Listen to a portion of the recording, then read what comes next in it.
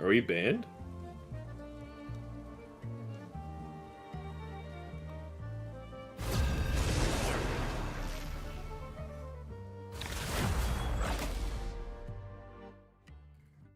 Rocco defense. I actually really like Deadpool on this You'll need map. a top-notch team to win this one. The higher the pressure, the more. Deadpool actually feels really, really good on this map. Really? Hmm? It's my Emma Frost map. I like playing her. I can go duelist if this other person wants to play tank.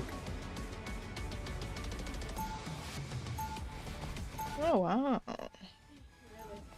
Alright, no one wants to fucking play.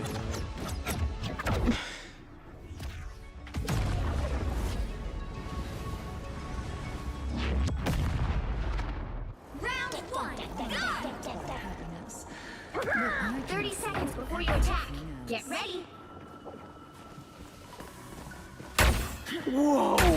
Look at you, little guy! Oh, you are even cuter than Rocket! And apparently just as feisty, too. Yikes. Ah shit. Oops, your tank will be a little late. The battle starts in 5, 4, 3. I love I see. playing Emma on here because she could be ducking and weaving between the tree. Oh, yeah, I just. Unicorn! I choose you! You can't handle the juice!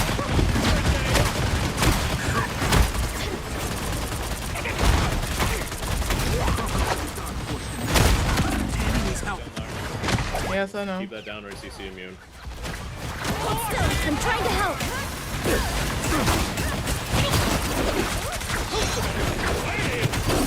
Ooh. Finger Punisher. No, I can't.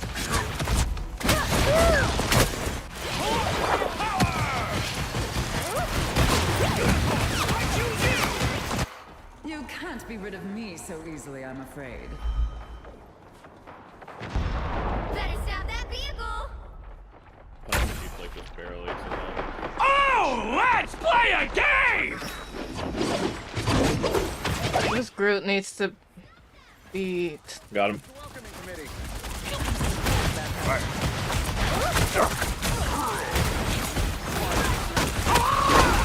Hold still, I'm trying to help.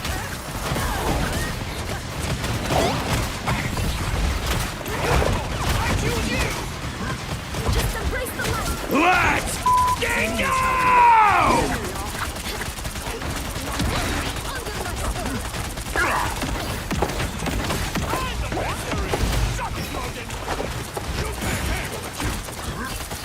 Pulse charge, fire!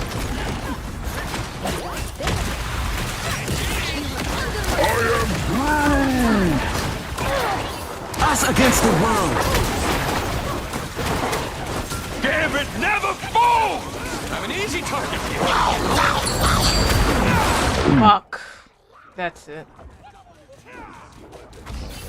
Wait, what's he doing? What is? Oh my.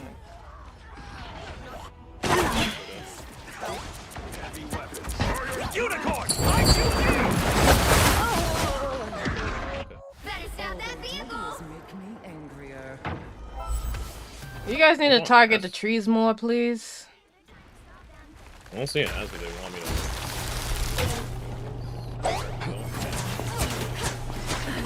That helps. Up under their noses. Ow.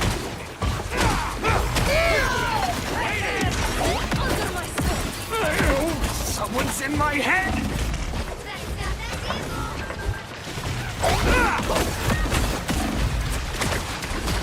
Oh my god. I have to switch. This is not working out. Let's get go! Can you tank? Stop them. What are you right now? Me? Yeah, you. I'm tankful. Better stop that vehicle. I can solo tank. I don't care. You can go Yeah, solo. I'm switching. Let's play a game! Go, Deadpool! Hello.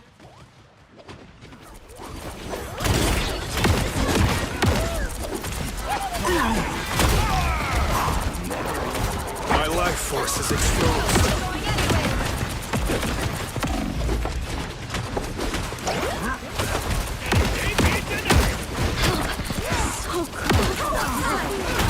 Us against the world!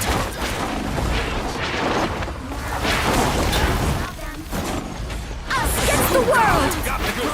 Right, we got like we don't got no healer. People so caught out. Come on, kill him.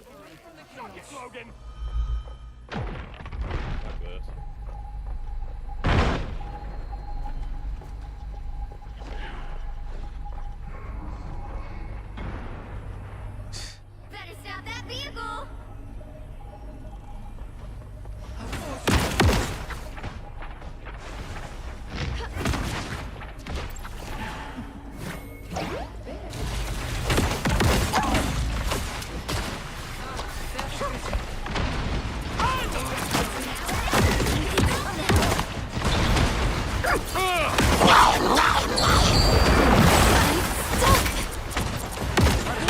The darkness.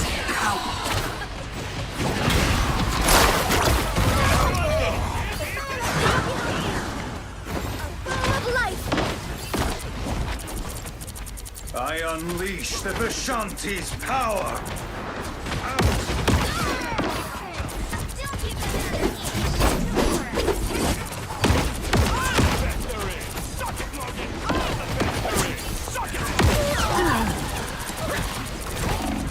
Pulse charge.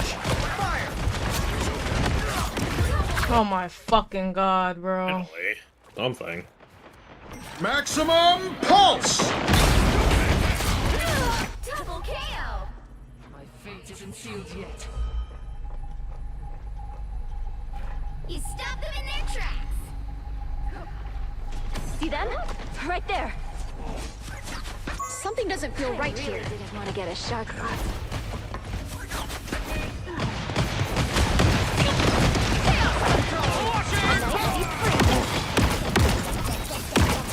Gambit never falls. My life force! The grand finale! Us against the world.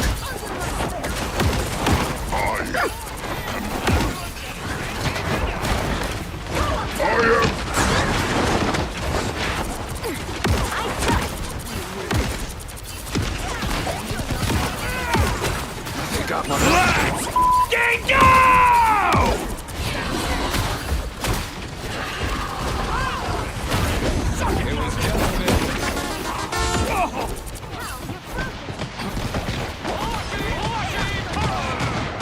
Looks like we've got ourselves a party.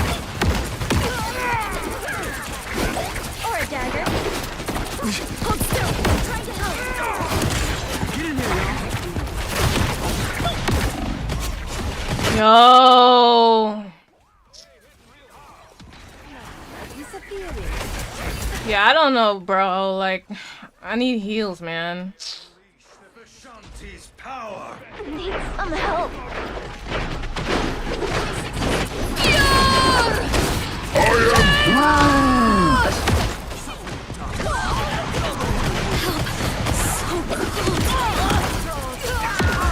I feel so exposed.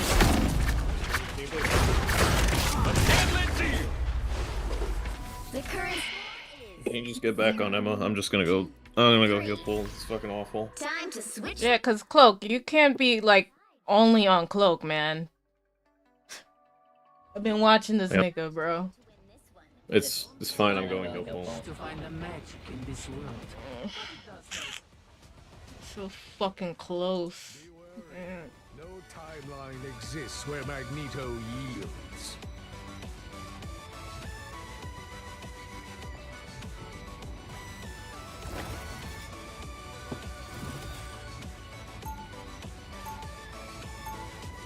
That's really my... Yeah, man.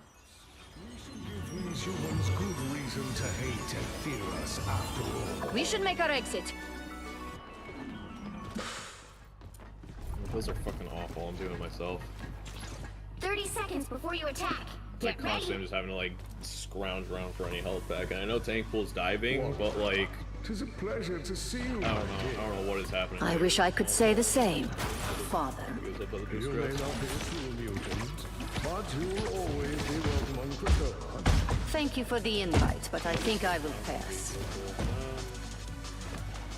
The battle starts in 5, 4, 3, 2, 1. Time for the fight.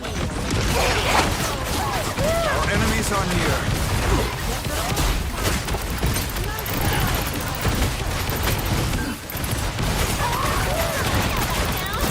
Lines in.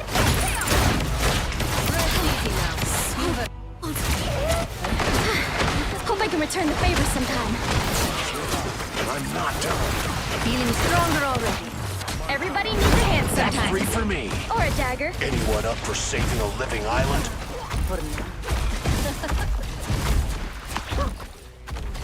I feel like, oh, you're Moon Knight? Yep. Good. I was about to say, I feel like Another if you one keep down. Moon Knight, you'd be Yep, good. that's their whole team. You're welcome, because gang. they're all like really close together. Yeah, good counter. Lead them to Khonshu!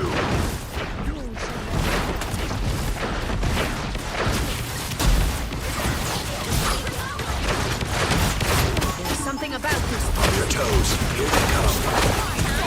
Found some sort of spider nest. Gross. It's spider time! Welcome to the Dark Force.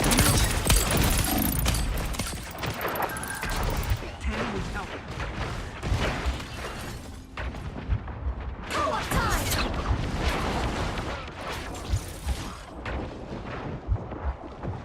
Let us hope this core unfolds. The eye is open.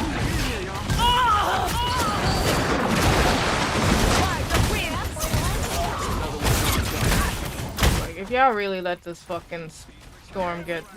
I unleash the Vishanti's power. The moon haunts you. Man. Out of position now. Get ready. By the eye, the moon haunts you. Oh, nice. Oh, wait, that was on my side.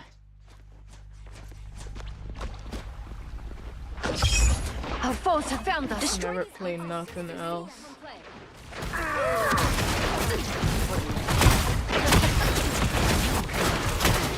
The perfect hit! So cold. Feel the wrath of the goddess!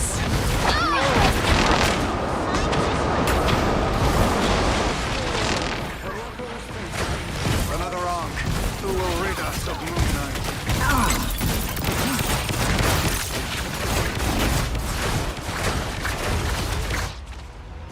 What the fuck is... Yeah, I don't know if I could do a tank, bro. That's 3! I'm switching. You can play Moon Knight. No. Only 60 seconds left. We must forge ahead if we wish to restore Araka.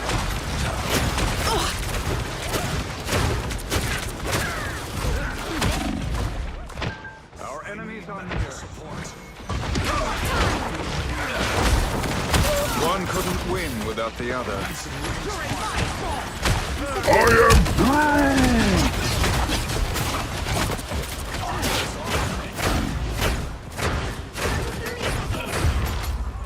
is gonna hurt. You can't let the mutants down. Why y'all letting the storm run free? I can't hit her as Moon Knight. I didn't put that on there, did I? This is gonna hurt.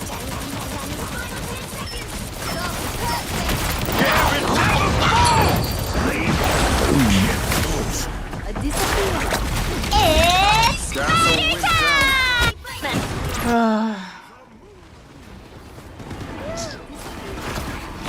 Judge! Get me out of this shit, bro. Final score 0, 2, 3.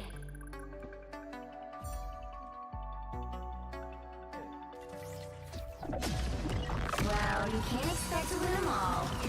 Low ass healing.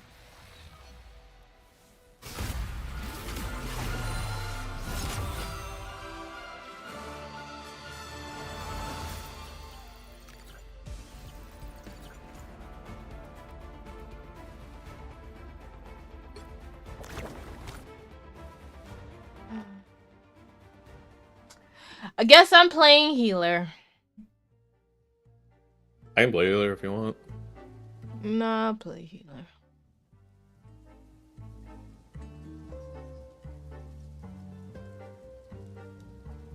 Oh, I really want these Pikachus.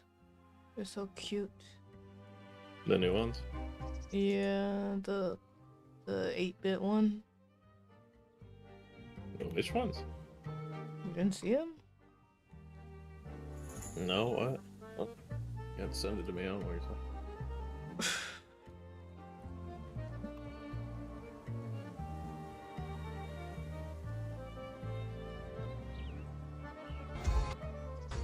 Oh, those. Man, that was back when he was fat. I miss fat Pikachu. The original Ozempic. You ready? Yeah. Already. Yep. Ozempic Chew just doesn't hit as hard. I need the classic back. Oh yeah. Oh my god, it did. The air in the mornings of field trips used to hit different. Yo, it was like a different type of air, bro. Oh man, I feel that one. You knew you weren't learning anything today. You were just walking around having fun. Yeah, bro. You know what was messed up? They actually did a field trip for one of the Rock Launchers game. They only let them stay for 2 periods, and then they left. And I'm like, what? Now we're gonna see the third? That's stupid. How long? They only see 2/3 of a hockey game, and then they go home. How late was the game? It was in the morning. It started at like 10. That's stupid. Like, it finished by lunchtime. I don't know. They could have stayed. I don't know why they didn't. They were like, no, go home. Alright, whatever. I'd be upset if I was a kid. I'm like, what do you mean we don't get to stay for the whole game? I want to see it. I want to see what happens. I think most kids were. Your hero or villain. I'm not judging. Oh yeah. I'm Luna Snow. I'm Luna Snow, like the moon shining behind the sound. Shut up. I shine in darkness. Beep, beep, beep, beep. Huh? No, Luna Snow when she's like, I'm Luna Snow. No, but this guy who wants to play Thor. Yeah. Damn, what happened to your Thor? Happened to my what? What happened to your Thor? Oh, I was playing. Orlitz was my life. But wouldn't it be fabulous to have an all-superhero band? Yeah, I used to be playing him like all the time. That's what I mean. Oh, you play him? I play right now. Close enough to hear me say this. I can't guarantee your safety. Sorry, I don't mean to geek out here, but Tiffy and I are huge Of the fans! iPad I'm reading this Been playing script Thor off. like. And it also means you're probably dead. No need. We usually just watch shows from the trees. A great view and free acorns. What are they talking about? For what, huh? 4, 3, 2, Monster Island 1. will be the next tourist hotspot. All you need to do is capture the mission area. Got it? What's up? Dr. Doom tore everything apart. I want to be a part of putting it back together. Doom. Wait, how do we know which Deadpool you are? Looks like we've got ourselves a party. Nice shit. It's Namor's disgusting pets. Oh no.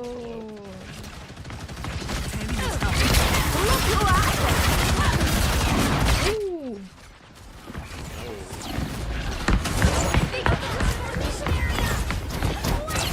I got it here. Your attacks are futile. Someone needs a snowball in the face. I kind of forgot I'm like doing support. I gotta be. Oh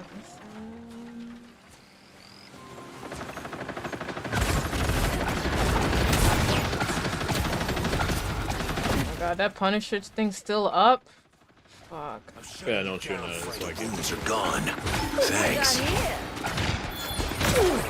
On your toes. Here they come. me up.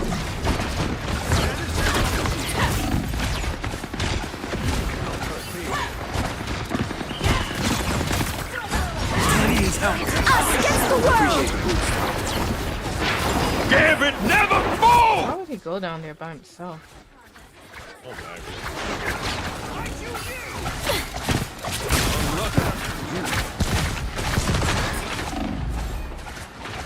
Tentacles aren't my thing, but you do you, Ooh, a touch of healing.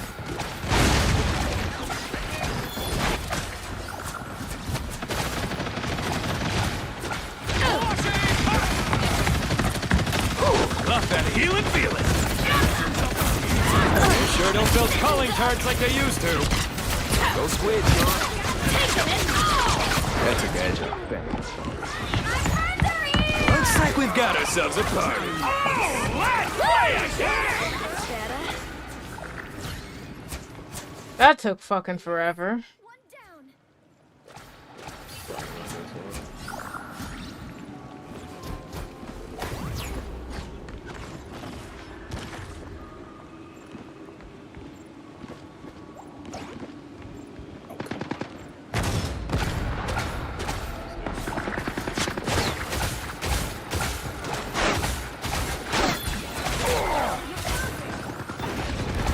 Look who I found! Hey, check this place out. Pick me up! Take everything! Please, we're hurt. That feels better. Damn, fucking bitch took my ulti.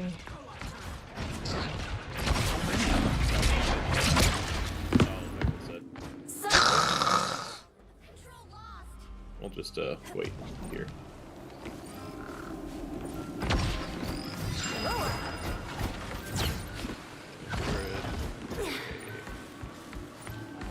Well, look who's up to no good.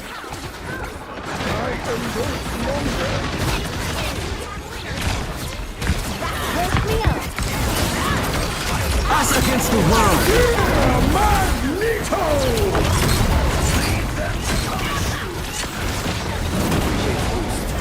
They got my number.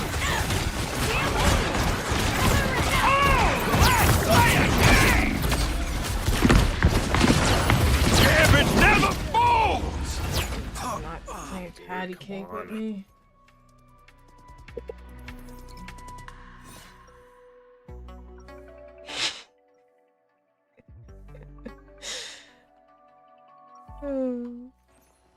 As bad as things get.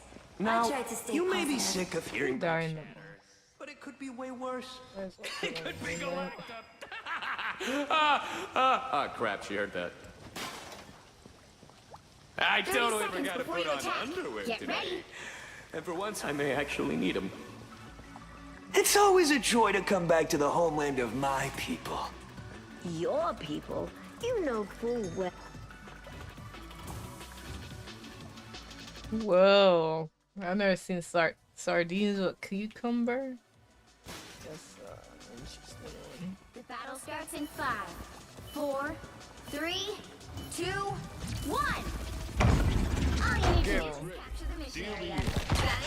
Get off this squirrel girl, bro. Honestly, I'd be surprised if good old put this on Doomy video. isn't behind us. Who are you? A tiny, whiny mess like this. Save it on me. I'm gonna be out of your sight line like all the time. I have spotted an enemy.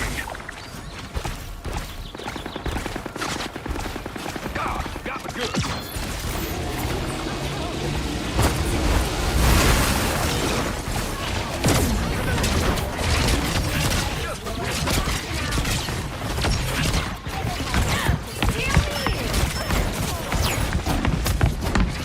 Right behind you.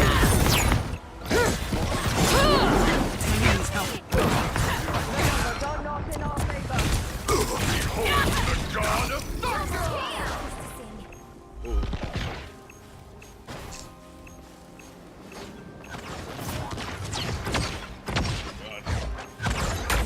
A helping hand! Timely aid! I feel renewed. Mission area is Magneto yours. himself.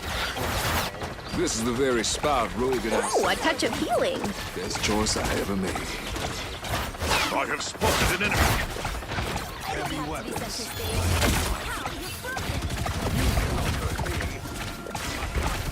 What foul creature has watched this place closely? Score one for the squirrels. I don't know why they still playing Squirrel Girl, bro. I am barely wounded.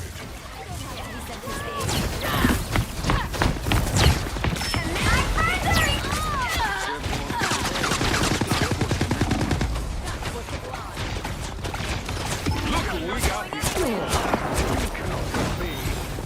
Eyes over here, s'il vous plaît. Battlefield ready again. Got me good. I am in your debt.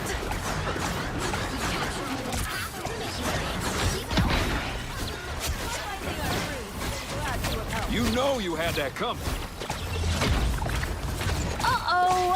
They don't look friendly. Ooh, a touch of I healing. have found one of them. More scum scraped off. Yo, them boots Waste mad ability. fucking heavy, bro. Watch this place closely.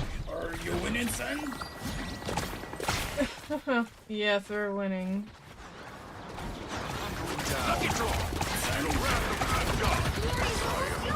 Woo! I can't fucking save you.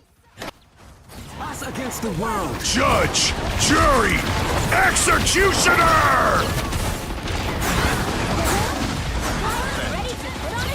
Winning! Hey! Yeah, Magneto! Bitch. Hey, hitting real hard. Yeah, I tried to save you, but... Oh, there we go. Oh, I'm fine. Hey, hitting real hard. Judge, jury, execution! Someone needs a snowball in the face. I don't have to be center stage. Control seized. Asgard is with you.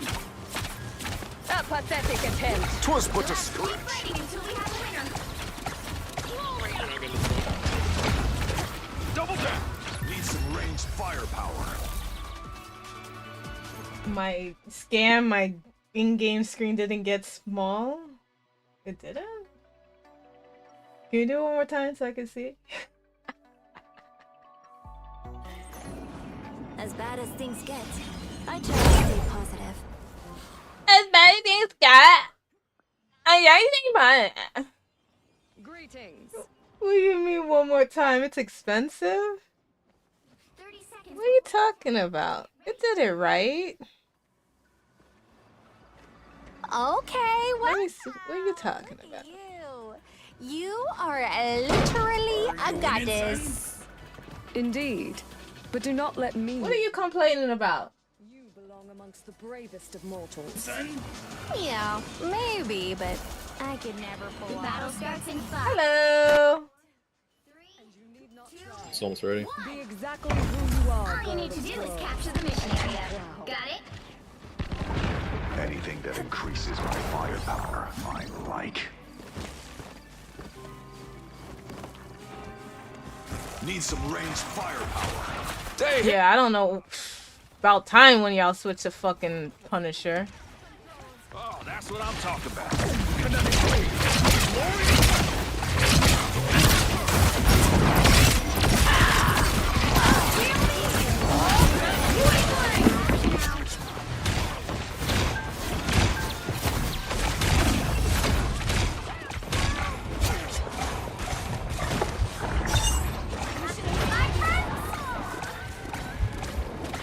A storm of ace. Mission area is yours. Raise a toast in celebration. I feel renewed.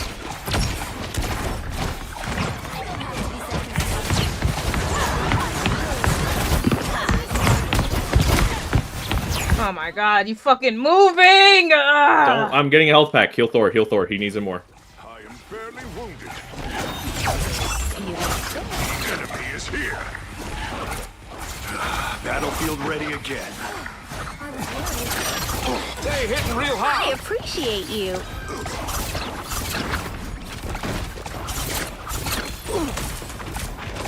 Gambit never falls. Ah, shit! I That's on me. I didn't realize she had it. I guess Ah!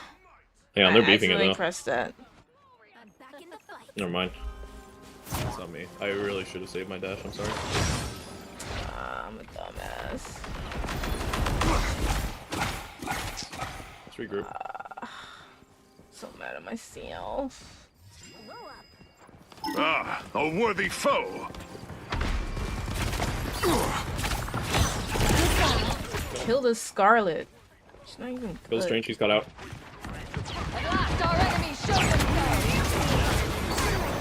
Twas but a scratch. They hitting real hard. Ooh, a touch of healing. Look over here. Be careful. They got the drum.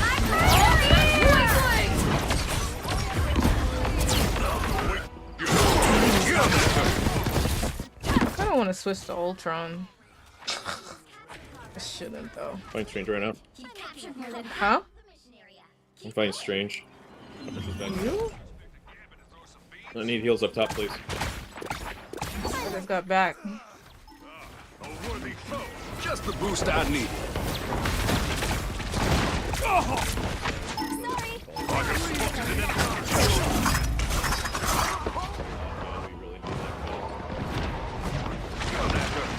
The moon haunts you.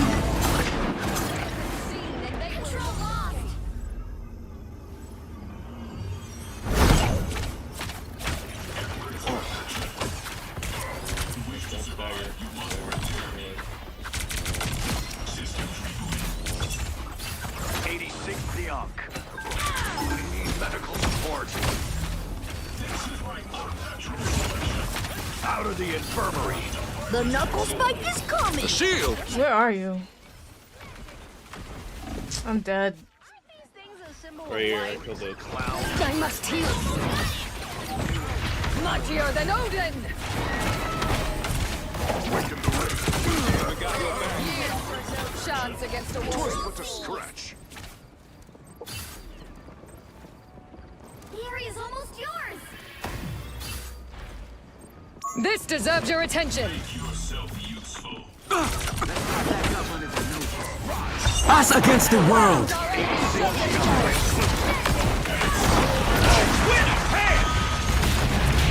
Careful, that's straight.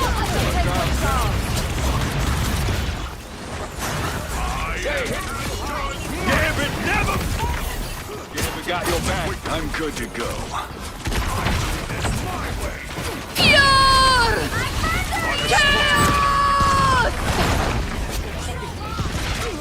My enemies try. That feels good.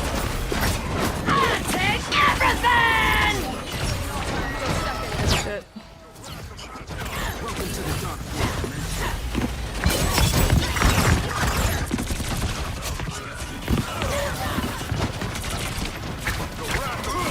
You say for me, we.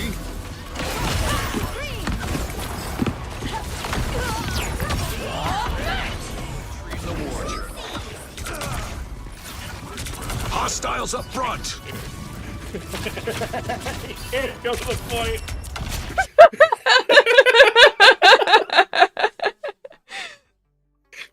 Stupid bitch. Woo, my balls. Just tied him up.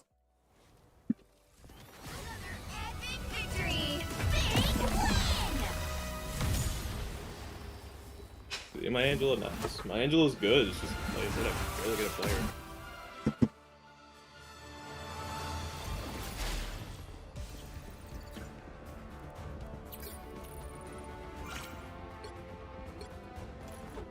I'm surprised they won that. Nah, I knew once we had the Thor and the Angel switch, and this guy knew how to play Thor, we were fine. Yeah, I was getting Magneto with those fucking snowballs, bro. I know he hated my ass.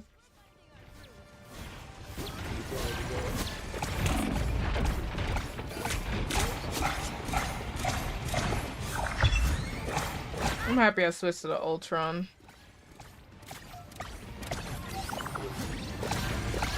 Like, I could find Scarlet Witch. I was like, yo, I need heals. Like, where are you? I'm finding Scarlet Witch. I'm like, I got her, heal me. It just pop out right out of nowhere, just kill her. I'm like, I'm trying to kill this bitch.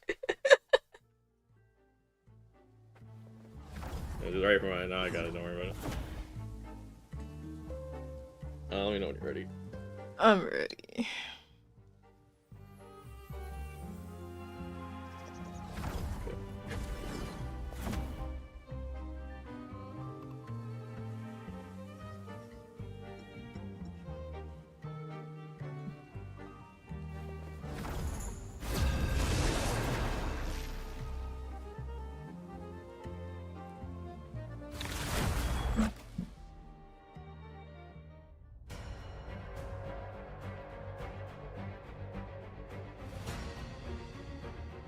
Yeah, I've yet to see this Luna Snow one. Pick your hero or villain. I'm not judging. No, I mean, I do like playing Ultron on this one. I am beyond my depth. You gonna Yeah, play just the pour on ones. everyone. Aw. I mean, all these tanks.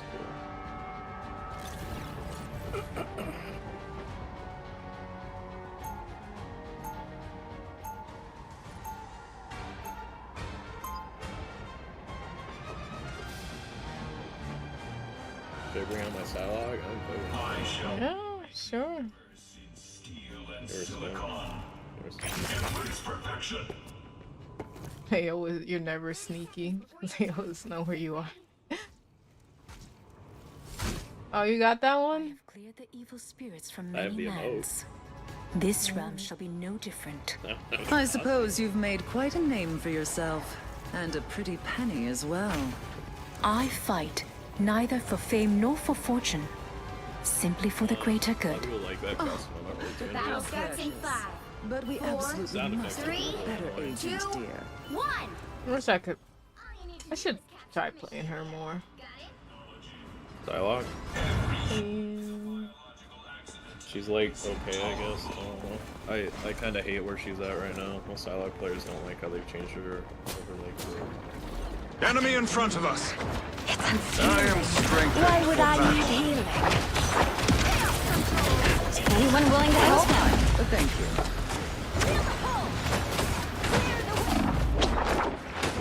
Looks like the mission area is yours to capture now.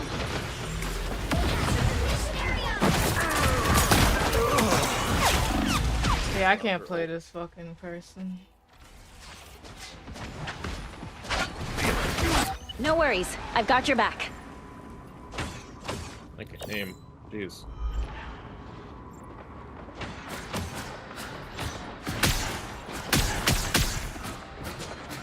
What a disgrace. Good medicine.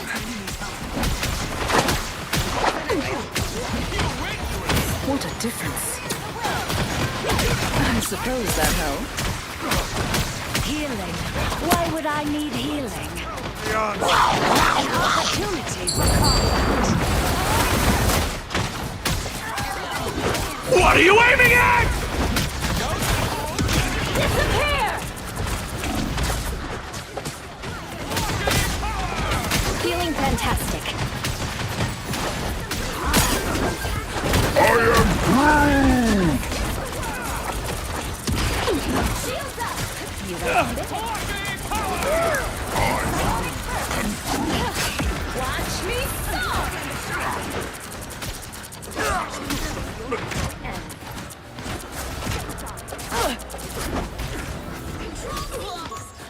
This place is worth a good look. There's somebody. They're sneaking behind. Don't mess with the amazing Spider-Man! I'm barely hard. What a difference.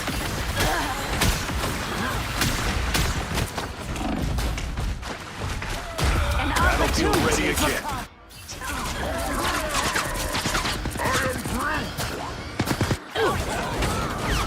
Away. Dagger's back. Shotgun, like the Jeff on the shoulder, please. Force burst. So hard trying to get these fucking trees. They're down there. They're down there. Disappear!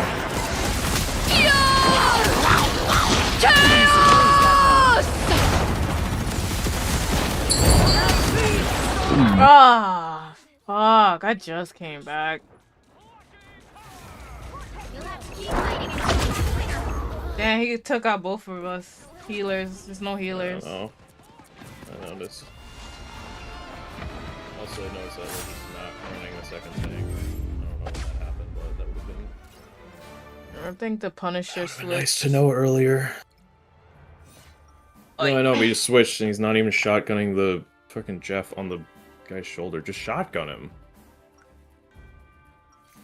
Hi, Nightcreed. Stop trying to like do the others, just shotgun him. It gets disturbed.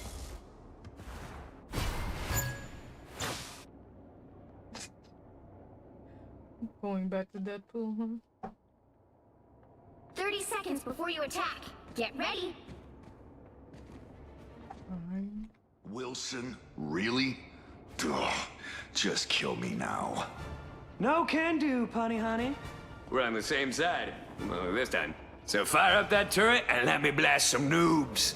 There's no chance I'm letting you put your filthy hands on my arsenal, Deadpool. You know, that's probably a good idea. Even I don't know where they've been. Alright, bro, can you just shotgun the Jeff on the shoulder? Because he's like the easiest kill and you're not even hitting him. Hydra, the only evil organization whose slogan begs you to cut their arms off. Switch it every game? Or is it just random?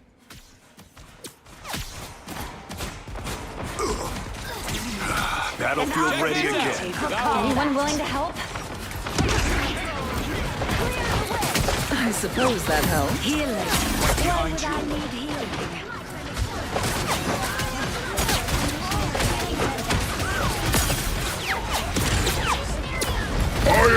Oh, fuck. Love that healing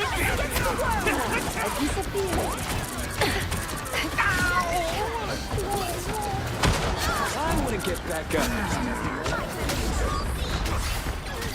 Run for the scrapbook.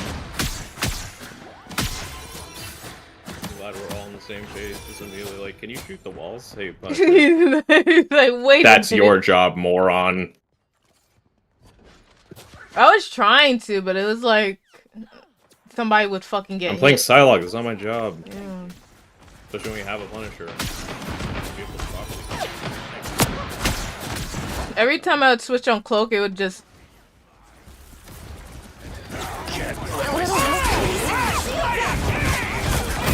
I am barely harmed.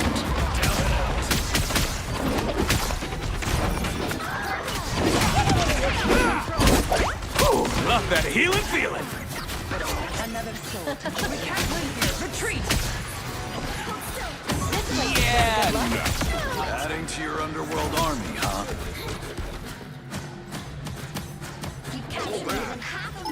Yeah. My bestest friend. Don't kill me. Find cover and get ready to defend. Shoot these unks whenever you find them. Healing. Why would I Feeling need fantastic. Battlefield ready again. I'm hit pretty bad.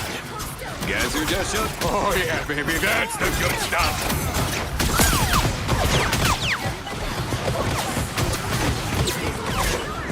Disappear! Can't believe I get bit.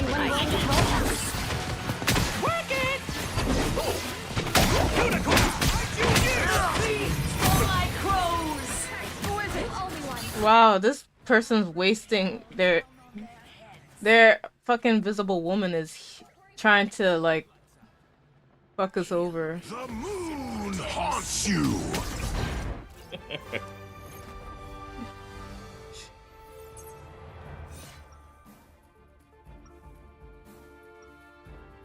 Excuse me. Light can heal and light can harm. Same with me.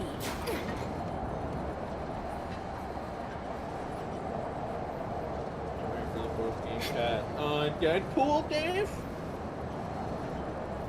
30 seconds. seconds before The Deadpool nurse can't come soon enough. For a guy with unlimited ammo, you sure are lacking in pouches, Frankie. I've got everything I need to get the job done. Really? Do you have an ice cream scoop? Assorted balloons? Action figures? I'm hunting criminals, Wade, not throwing a birthday party for a 6-year-old. I kind of wish I never made it out of Weapon. 2, 1. All you need to do is capture the mission area. Got it? Intruders detected. Anything that increases my firepower, I like. Reminder, Helen calls Deadpool strangely alluring. Oh my god. Kick ass guitar. Enemies. Perfect. Oh yeah, baby, that's the good stuff. That's much like healing. Why would I need healing?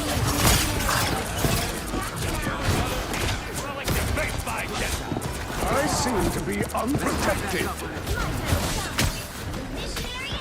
I suppose that helped. That's your job? Hey, you guys need to check out those group walls. That's your job. Us against the world!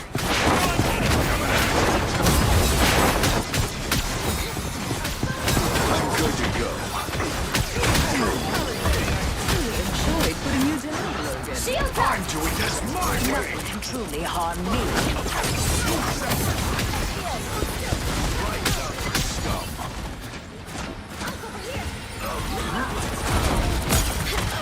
Heads up, hostiles. Play a game!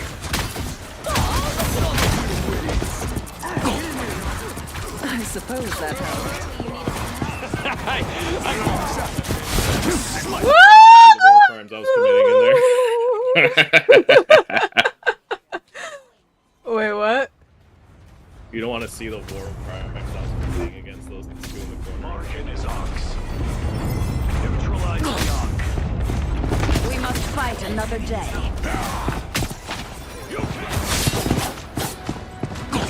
What am I? Invisible? Healing. Why would I need healing? Oh yeah, baby, that's the good stuff.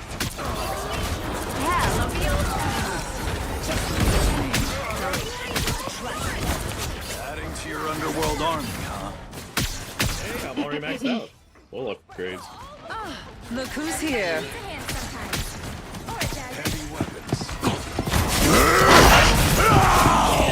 You'll want to Feeling protect your rear. Putting you down. I don't even know how I live. I suppose that helped. I'm just going in. No, I already got you.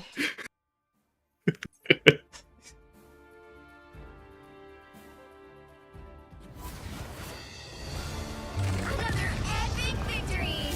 Big win!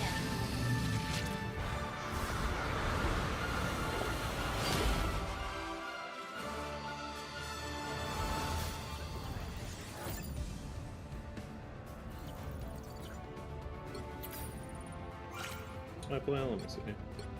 Oh, it's on Deadpool. What is this? Why is this my play?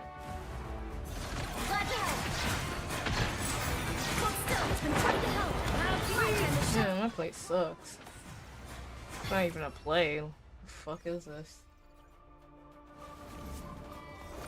It's not even getting damn. kills, it's getting assists.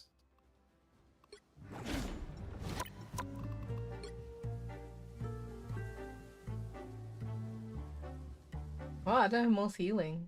Hey, me.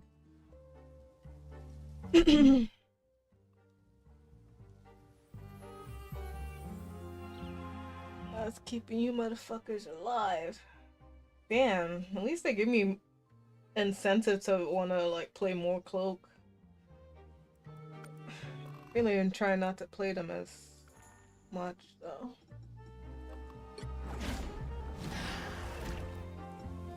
Cloak is good right now. Like, huh? Cloak and Dagger's good right now. They're always good.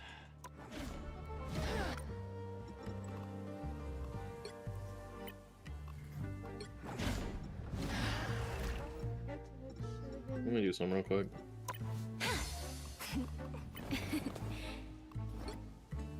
Lord.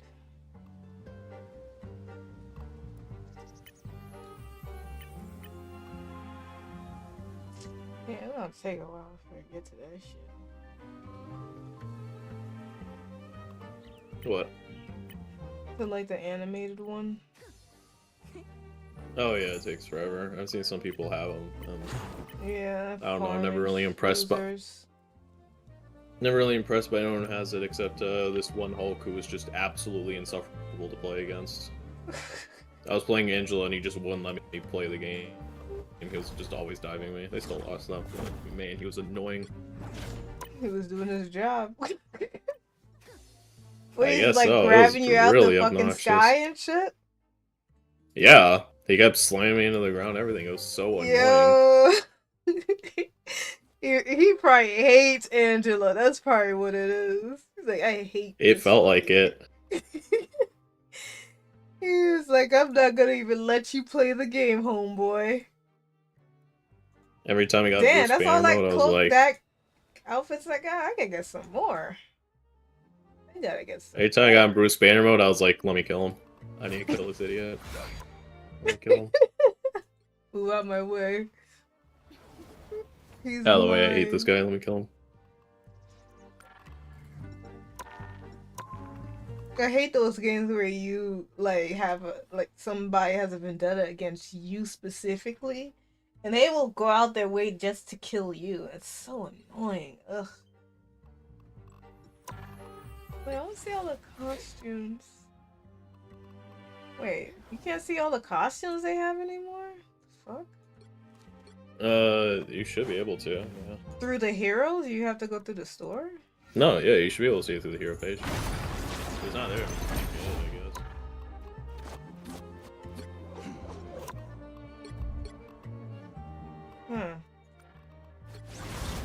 Damn, really? All the cloaks costumes are locked? Type costumes? See? Oh.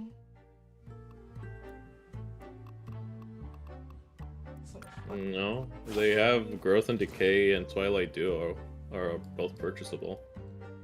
The only one that's not is the Season 2 Battle Pass one. You see my screen? I only got two. Yeah, I'll pull up your stream. These two. Second.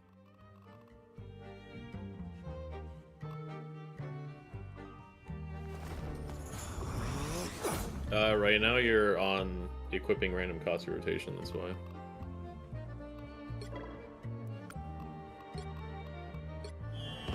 Like click off of that.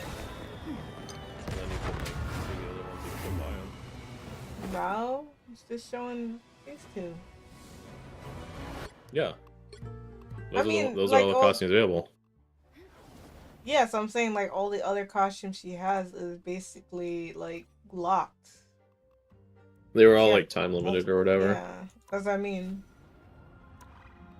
I'll put Damn, them back in. that's annoying. Fine. Anything in this shit I want. I don't want to see this.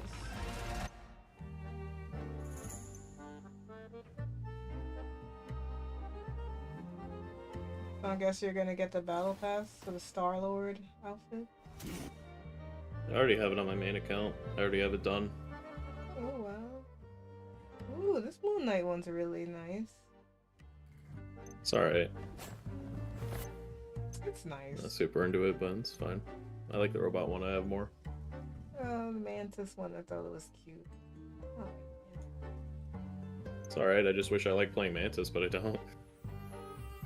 Mantis is alright, but she's like less.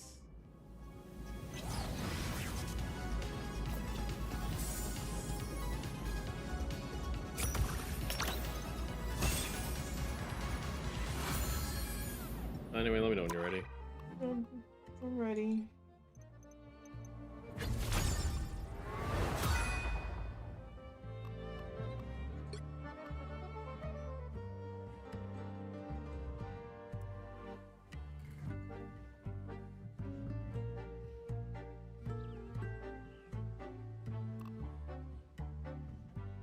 Also, did I tell you about the Team USA jerseys? No. I wanted to get one for Hillary Knight, and they already ran out of stock for this year's current Team USA jerseys because they thought Canada was going to win, so they just didn't stock them enough. Why would And to make it even worse, they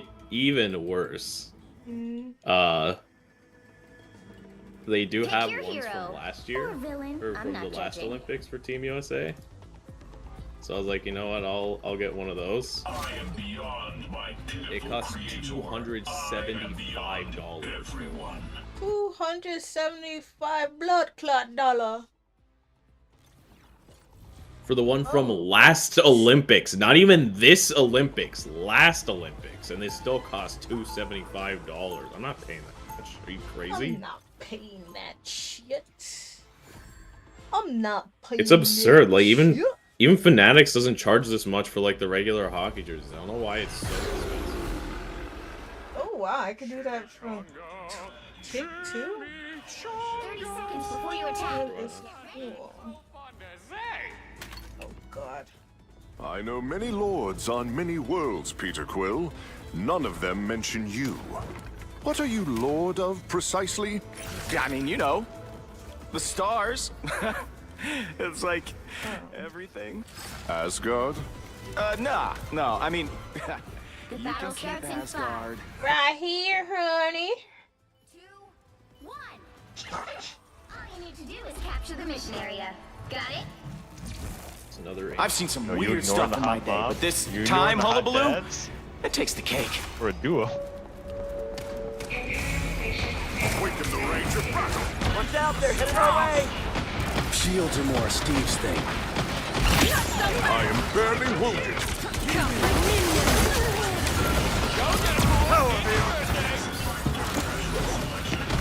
My health has returned. Yo, we can't win with one support. Wow, we have one support. And unseen. This really is ranked. You stood no chance against the warrior boy. Control seized. Where are you at? Dying. About time I got a shield. Twas but a scratch.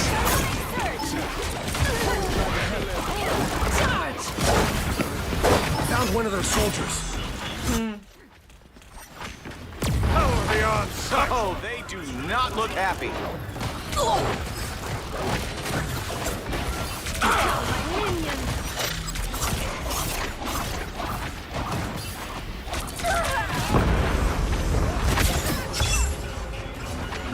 My healing factor can't keep up. Might as well just stick on Deadpool, bro. I am Asgard's might.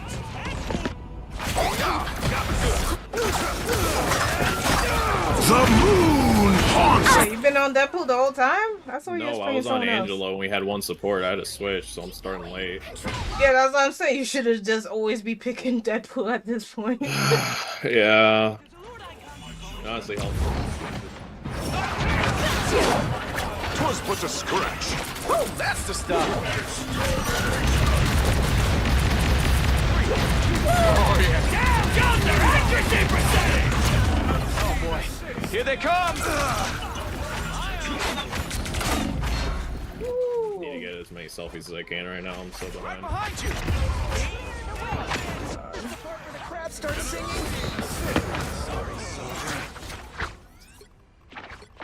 Healing factor can't keep up. How about an assist? Everyone's fine back here? Okay. I was pushing really forward with Thor, so I was looking behind me. I didn't know everyone was. Yeah, but...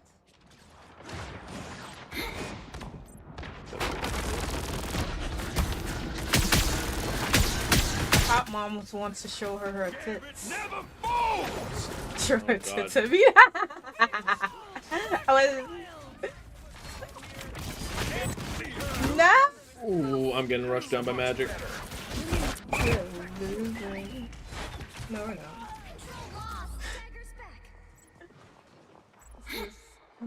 Fine, I made it out, but man, that was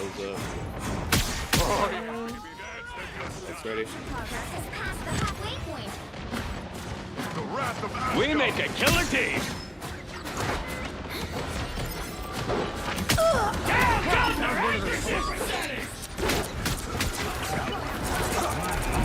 Do your... My healing factor can't keep up. I am barely wounded. All hail the new king of limbo. Everyone's getting DP'd. Starts to heal full immediately, Ace.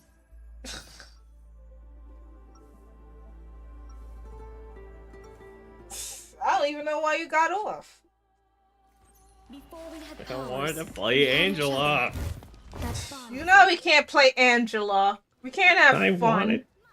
I wanted to play Angela. Well, we are trying to win. 30 seconds before you attack. Get ready. You lucked out, buddy. You've got the legendary Star-Lord on your side. Star-Lord, huh? Guess I can finally start calling myself Earth King, then. Hey, not cool. We're so lucky Okay, to I Marvel, 'cause earned that title. your ass ain't helping. And at least it sounds better than Deadpool. The battle starts in 5. of all the hot Chris's in the MCU. This is the one I ended up with. Really? All you need to do is capture the mission area. Got it? Let's end this quick. Got better places to be. They got me good. I can use a hand. I am barely wounded.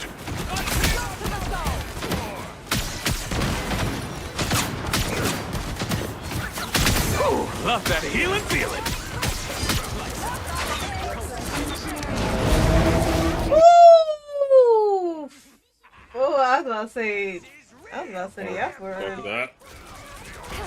I like you anyway, Namor. I was about to say the F word. I'm having fun. Control lost. That Namor. Completely bailed out by Gerard.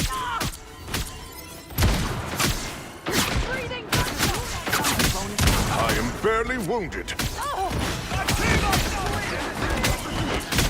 Oh yeah, baby, that's... Look at this jerk. We can take out Logan. Any much better. Our adversaries gather. Help! Much better. I'm hurting pretty bad over here.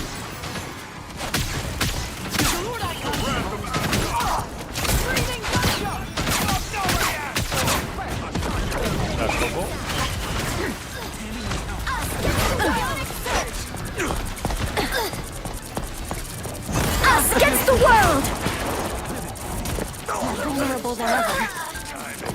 Release the Glontrons!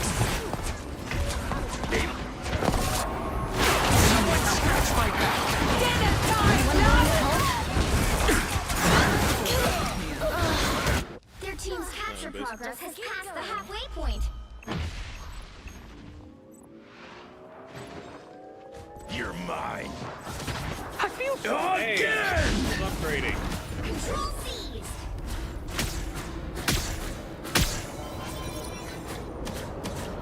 Again! Much better. Incoming. Stand with me. 'Twas but a scratch.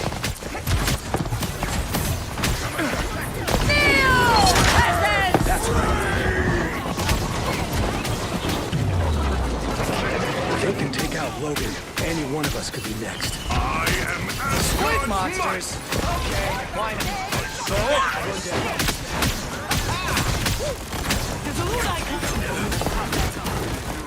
A team up nobody asked for.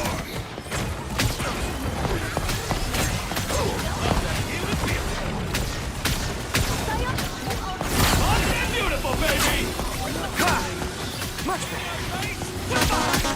They got me good. I can use a hand, and maybe a foot. Barely wounded. Another name off the old hand. Perfect. Found one of their soldiers. Wounds are gone. Thanks. On your toes. Here they come.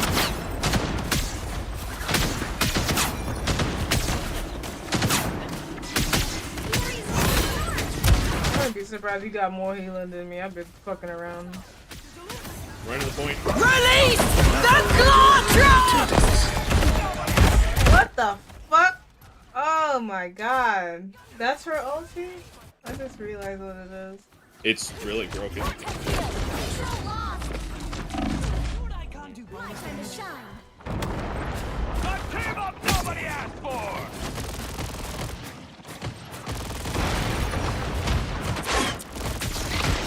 Woo, that's the stuff. Twas but a scratch. Oh yeah, baby. That's the good stuff. Disappear!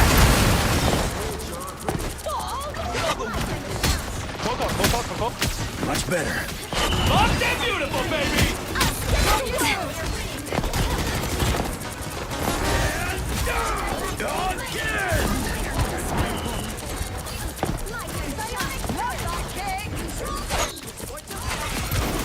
Suck it, Logan!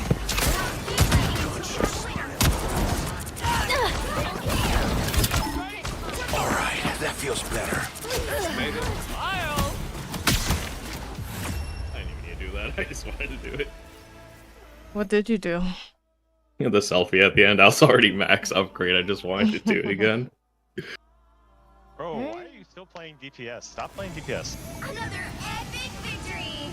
Big win. Right. Our duelist was fucking useless.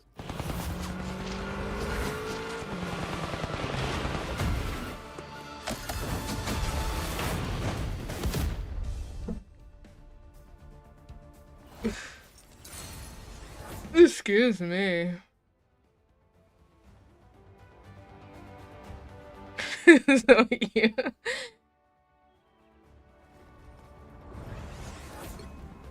That's too funny. Don't play do this? Nah. Laughing. He's right. I have more damage in final hits than he does, and I'm playing support. Get off, duelist. Like, genuinely, don't play duelist if you're gonna be this useless. We carried Wow, that game. you beat fucking me like one 5v6. fucking point by 5 points. Bastard. Like, come on, Chimo, bro, come on. I was like, it would be wild if you actually have more healing than me. I was kind of doing dumb shit at the beginning. Totally did. Kill pool is so good. Against the world. I thought the Deadpool tank was so funny. You got two people in basic unison. It was like, as Deadpool? You'll underrate him.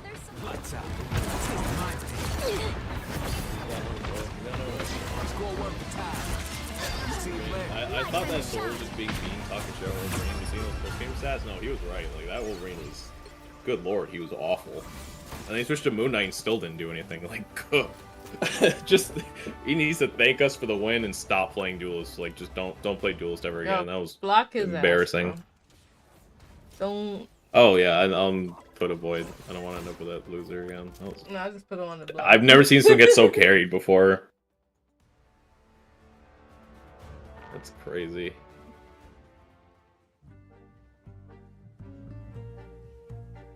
Actual just full-on trash can. The whole trash can. Oi, oi, oi.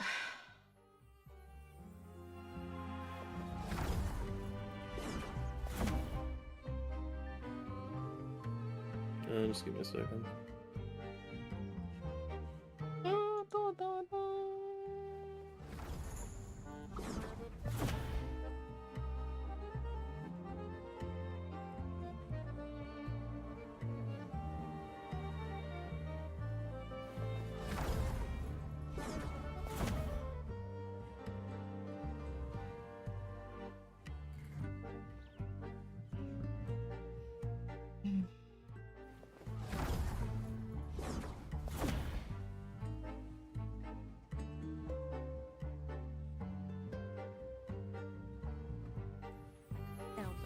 You're even able to... Did you know? Recording your own covers is actually pretty simple these days. Let's record in Reaper. Reaper is what's called a digital audio workspace, and it's free to download. You're even able to use it without a license, though I recommend getting one, honestly it's worth it. Once you've downloaded and installed Reaper, we're going to open it. It should look something like this. To start, we're going to type Control-T on our keyboard. This lets Reaper know which track you want to record on in case you're working with multiple tracks in the same project. Once you're armed to record, we're going to type in now Control-R, and boom, you're recording! And boom, you are recording.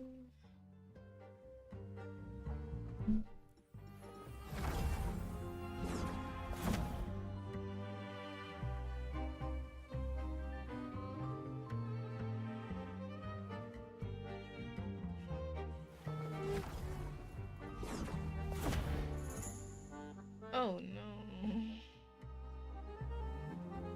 You ready? Hang on.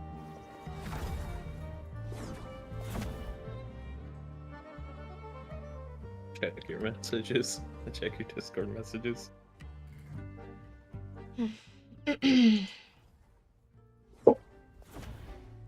Wow. Oh yeah, I saw the make Bussy uncomfortable. We're gonna do what? Wait, those are like people can put those in, or? Yes, that's his name, Bussy. No, I'm saying like the penetration one. What the hell is that? I don't get even it. know what that's referencing. Here's a good one. Oh my god. Alright, I'm ready.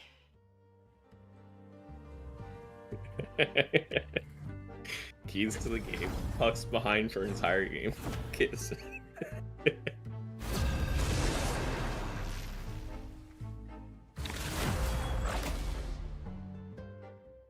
In space, nobody can. Ooh, I like that shirt.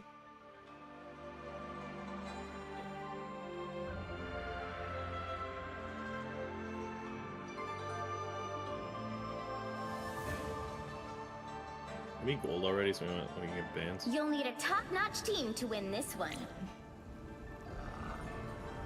Requesting Iron Man, I got you, homie. I am beyond my pitiful creator. I know he didn't mean everyone. I'm not actually playing Iron Man. Oh, well, I guess Yo. I'm playing Iron Man. Okay, I'm playing Iron Man. I The didn't wanna fuck, do bro? this, but okay. You keep your ass on Iron Man. It was a bit. I didn't want to do it. You could commit to the bit.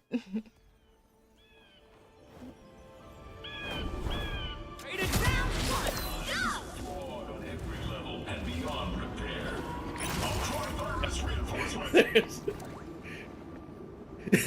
30 seconds a before lot you of attack. really good Get ones for ready. this hockey broadcast stuff. What have you There's a done to your picture armor, of Brad Stark? Martian in the Didn't know box. you could 1 make it minute any 32 uglier. for existing. If you wanna post, I gotta make you. What's it called? I was like, you can That's post why. them in the chat. I have it. Pittsburgh penalty. Too much, man. 3, 2, 1. You have to Keys stop to the them from game. securing the Pretend mission it's area. not the second half of back to back. Call me a raccoon. We're gonna have a problem. Oh yeah, baby, that's the Here good comes stuff. the horse. Good medicine.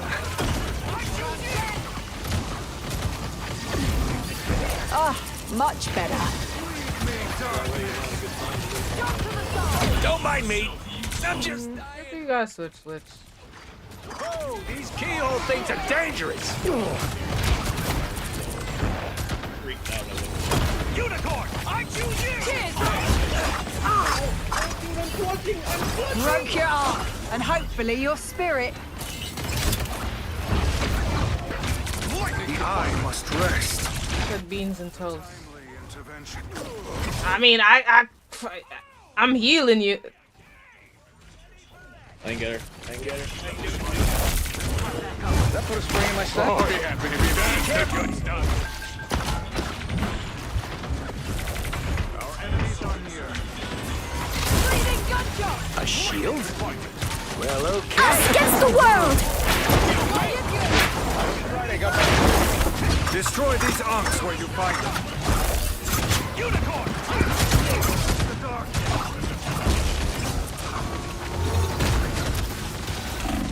I unleash the Vitante's power. Fucking idiot is not fucking healing and it's pissing me the fuck off. Get out of here. Get me out of here. I'm a coward. We must secure this area. Get out of here. What are y'all waiting for? Sorry, but no. That shouldn't have happened. Hey, I'm 4-0. It's not my fault. Get out of here. I'm innocent. From the brink, baby. Oh yeah, baby, that's the good Extra stuff. shielding. Yes, please. There you are, you cheeky gits.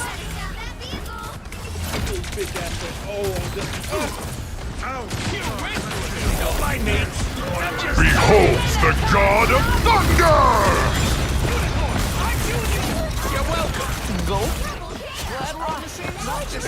Good medicine.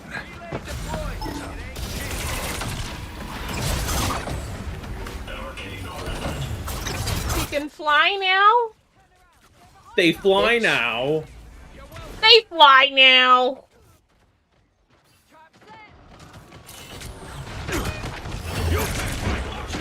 I'm gonna start calling people whores. That's better. Then run! Well, okay.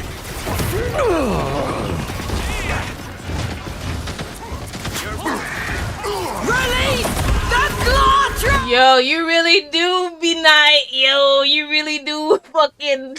By the time you see that shit, you're dead, bro. You I wasn't told you, it's lying. awful. Oh my god. Who you was hoping Ah, to just hit? taking blind shot gas. I thought he was gonna be here.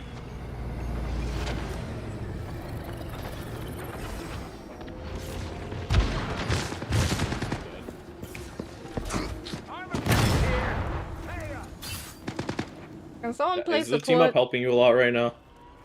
No, it's a switch. Okay. This will be- The wounds are gone. Thanks. End this vehicle's journey. Ah, much better. I'll patch you up.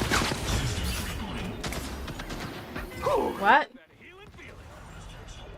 Judge! Jury! Executioner! Shot to the soul! There, ahead. I found them. There's still a chance to stop them.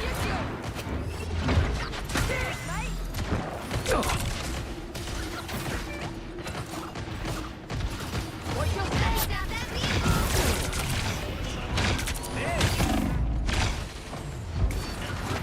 You're welcome. Alright, that feels better. Leave them to Thanks for the love, love. Dinner time, love! born again! Glad someone brought protection. Good medicine. Behold the god of thunder! Oh, let's play a game! You got the Elsa from Frozen. You're welcome. The light in the darkness. I finished the job for you! Looks like we've got ourselves a party. Get this vehicle! Ping the bad guy! Slow down! Kill this motherfucker! Kill him! Jason, kill him!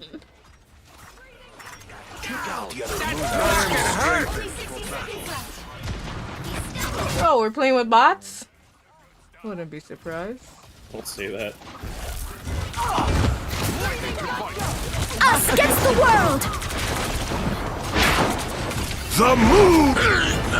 The moon! Release the Glot! I can't get it, sorry. Get out of here! Leave them to God! No! Well, Fucking helpful! You're ready for action! Good medicine. toes. Here they come. I unleash the Vishanti's power.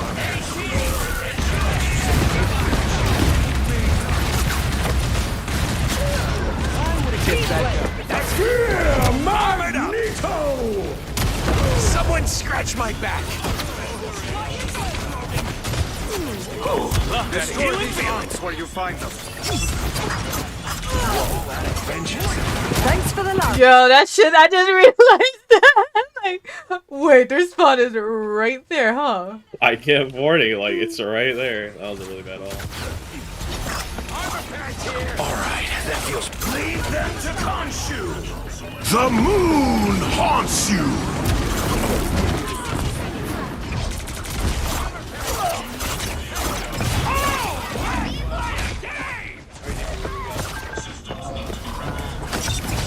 Whoa, these keyhole things are dangerous! On your toes. Here they come. Love that Us against the world! Behold the god of thunder!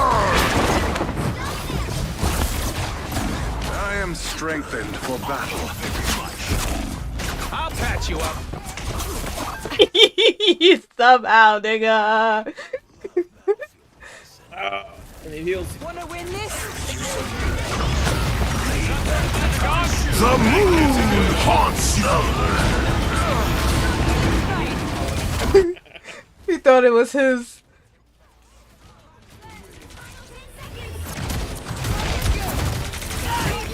That's me. Born again! I unleash the Vishanta. Hey, team! Enjoy the amplifier!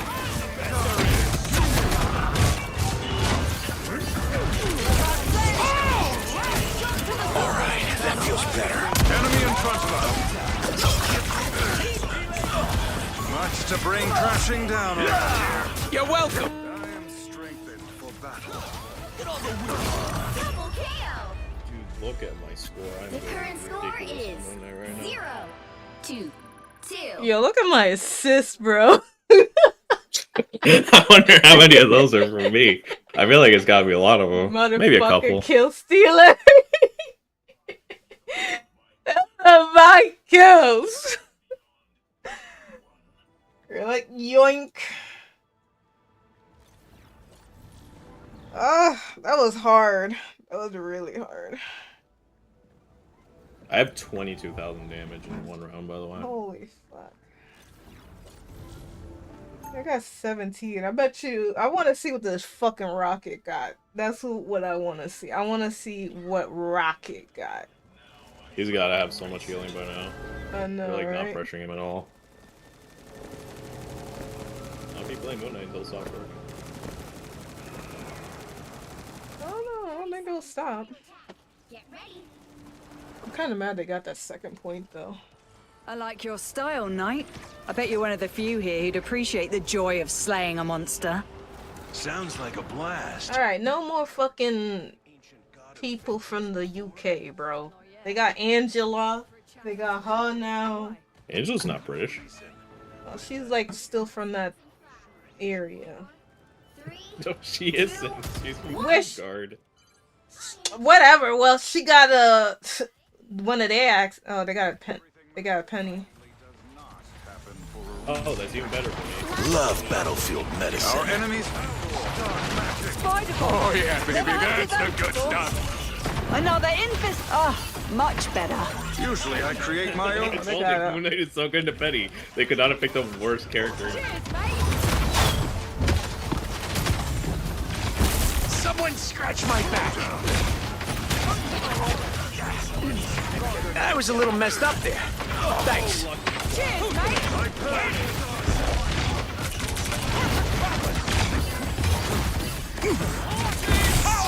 Hey, heads up! Portal!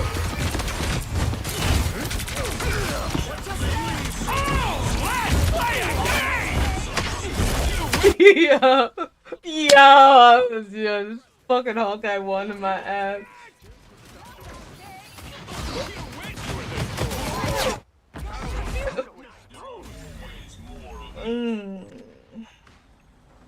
There you go. Personify. Yeah, the Moon Knight's so fucking cool. Hello, everyone. Hey, what's that? The old guy healer? Adam Snorlock. Yeah, Adam's Oh, triple support? That's even better for Moon Knight. That means I'm building my whole destination.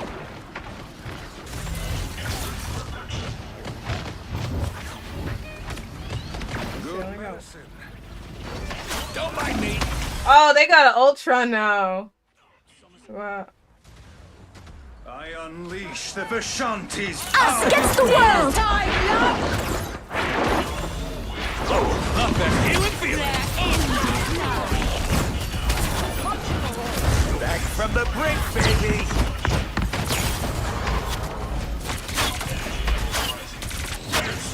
Thanks for the love, love. Man, I gotta bring another beacon.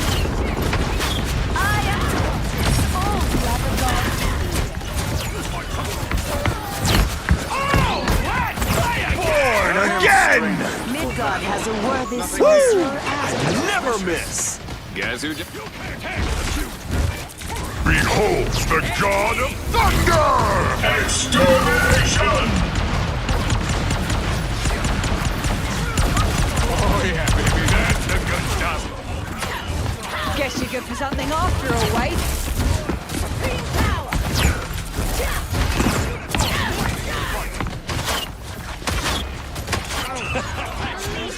Bitch. Cheers, mate! Glad we're on the same side this time, Elsa. I have tagged a foe. Hunt them. Hey, You sure we not playing against bots, bro? Why do you go pick Ultron now, bro? I'm just I'll take a scratch shield. my I'm back. barely harmed. Look out, behind us.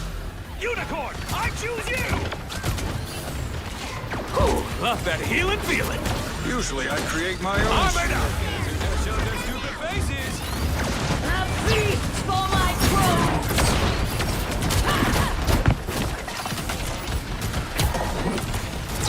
As expected. Cheers, mate! Attract the tryst. Got my sights on one. Guess you're good for something after all, wait. There you go. I got all. God is mine. I got all. This is right behind him. Shit. Guide this vehicle to its Thanks for the love, love. All the other That gods. headshot. Ooh. Nice. Ooh, love that. PBL.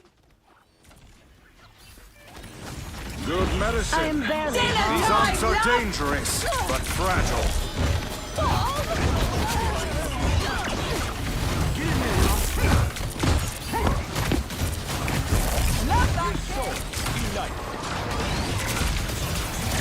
Let Moon Knight There you are, protect you his cheeky arms. gits. The moon haunts you! Someone scratch my back.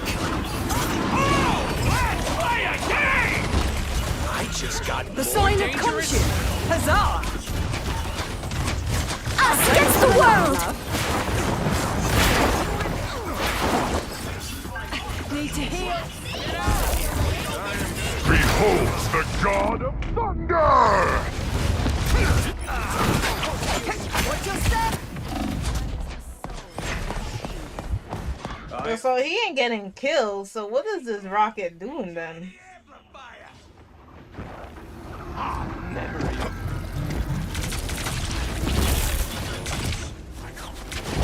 My power grows! Back from the brink. Yeah. Thanks for the love, love. I choose you. Our enemies are near. Oh yeah, baby, that's the good stuff. Extermination! Powerful yet.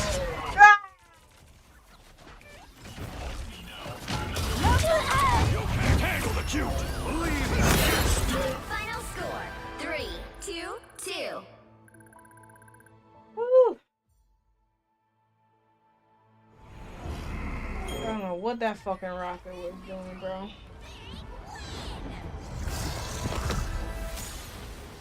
Damn, you actually got more heals than me. Told you.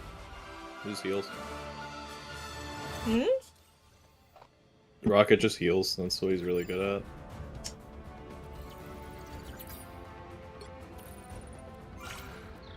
$53 and 4.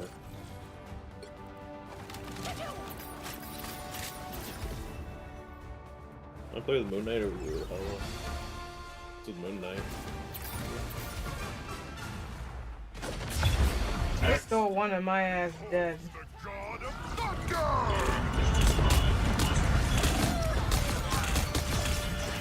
Oh yeah, that was a good one. Yeah, I got bad kills. Me too.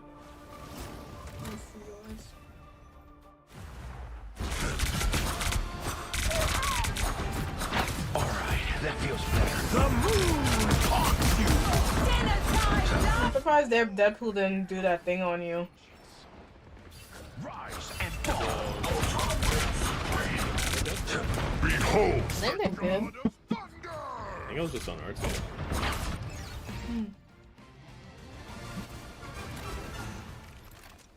No, that was just on our team. We had Deadpool. He was fine.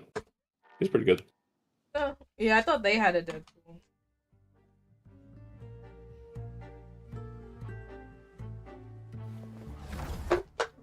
Ready whenever you are.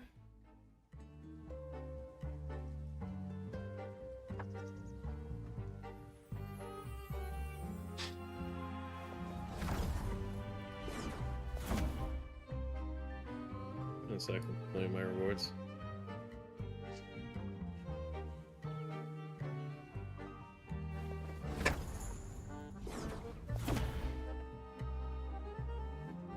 Aiden.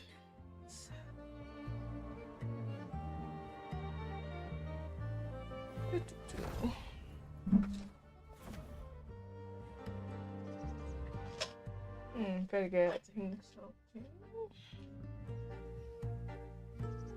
Ah, yes. The krill oil.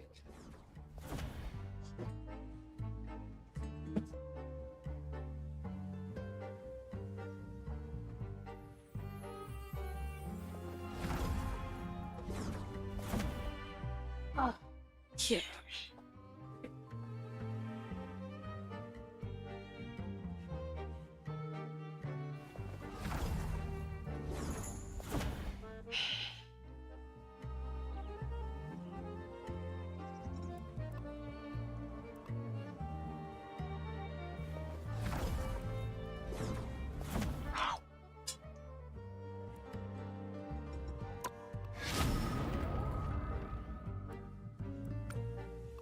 Wait, how many kills did I get in that last game? Damn, I got 29. Okay, let me get some water. I'll be right back.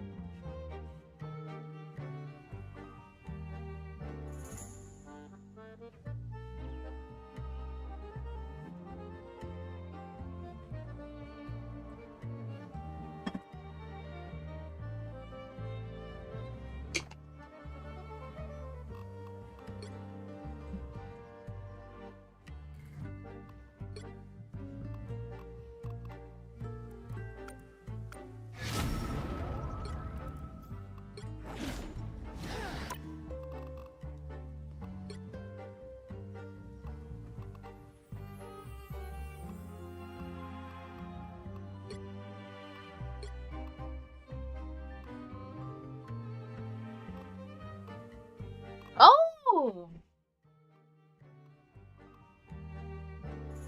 That, am I close to this or no?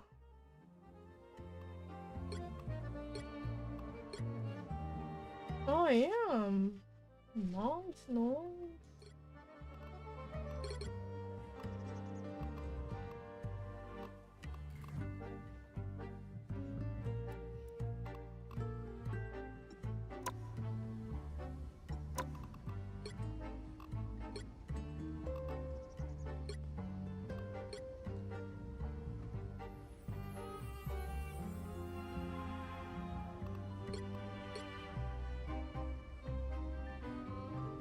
Look so naked.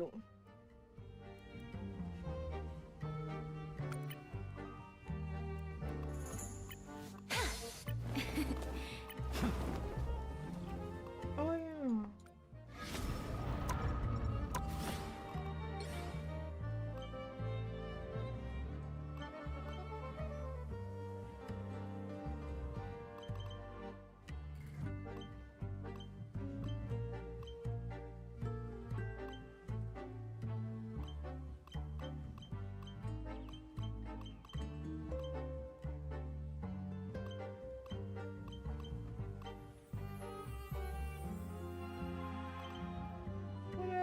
this.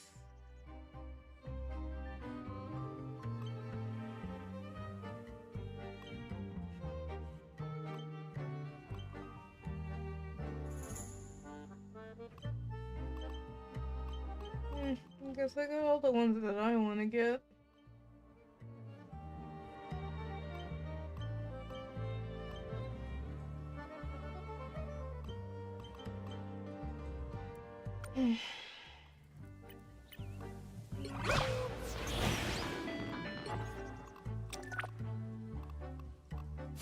Why do I have to clean these?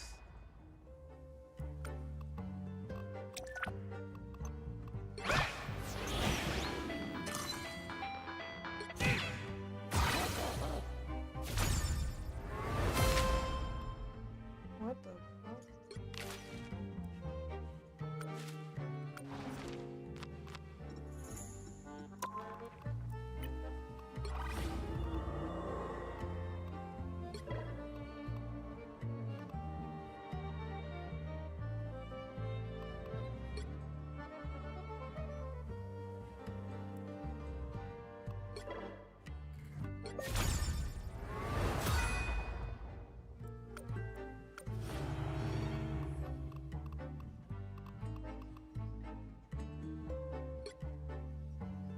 Oh, that's cool.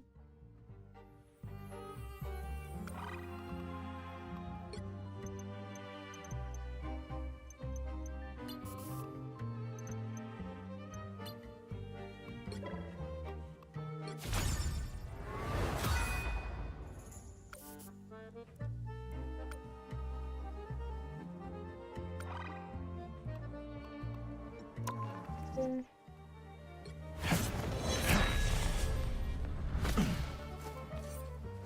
Okay, I'm back. You ready? Yep.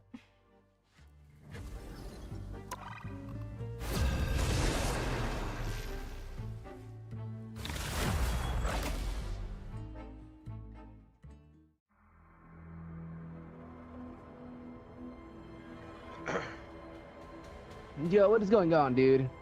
Are you guys ready to win? No, we're ready to lose. No, you're not ready to win. We are Cloak and Dagger. We are hope. Yo, Loki, and can I play the fear. Black Widow? I feel like I'm way better on the Widow. Come on, we're not playing for vibes, bro. Oh, we're not playing for vibes. What is that supposed to mean?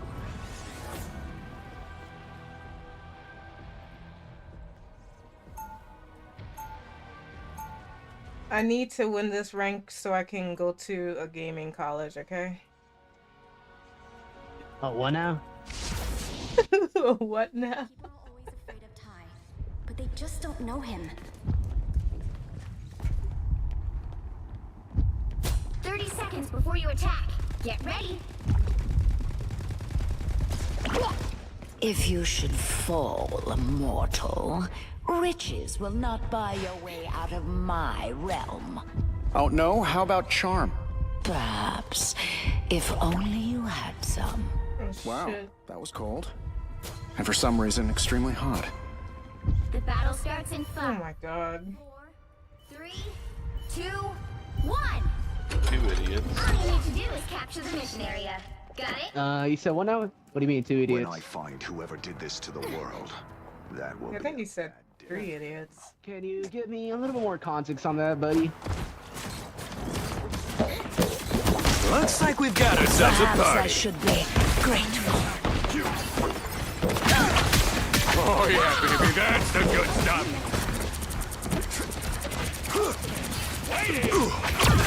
My bad. Yeah, yeah, that was a my bad, bro. I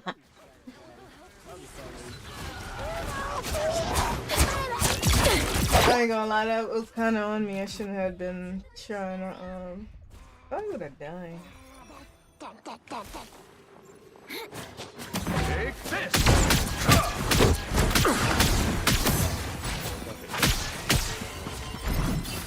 I am barely harmed.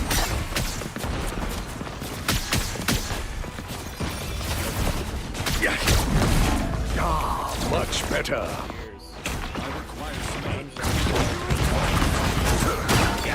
Yeah, he's like killing. I don't know what's going on. Yo, guys, what's going on in the back line? And what? Over, so no one's turning around. Lost that healing feeling. No worries, bro. Loki, I can't aim today. And I'm just My life force. I got you guys in the back line. Oh, we're gonna get it from.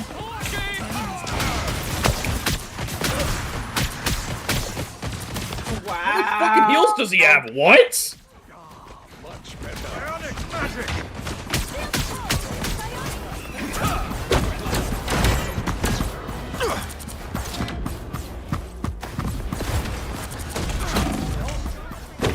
Born again! Yo, what the fuck is going on, bro?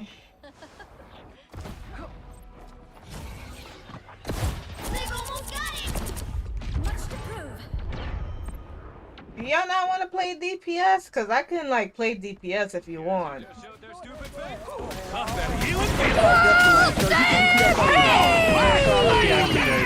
won't play DPS for now. We got that. Your attacks are futile. Much better. You dish it out. I can take it. Yeah, go ahead and DPS. Cause Loki, I don't know what's going on with DPS. Next game. Disappear! For sure. Loki, I don't know, man. It's just I just don't know what's going on. By the eye of Agamotto! I just absolutely like touched molested right there. What was I supposed to do there, man?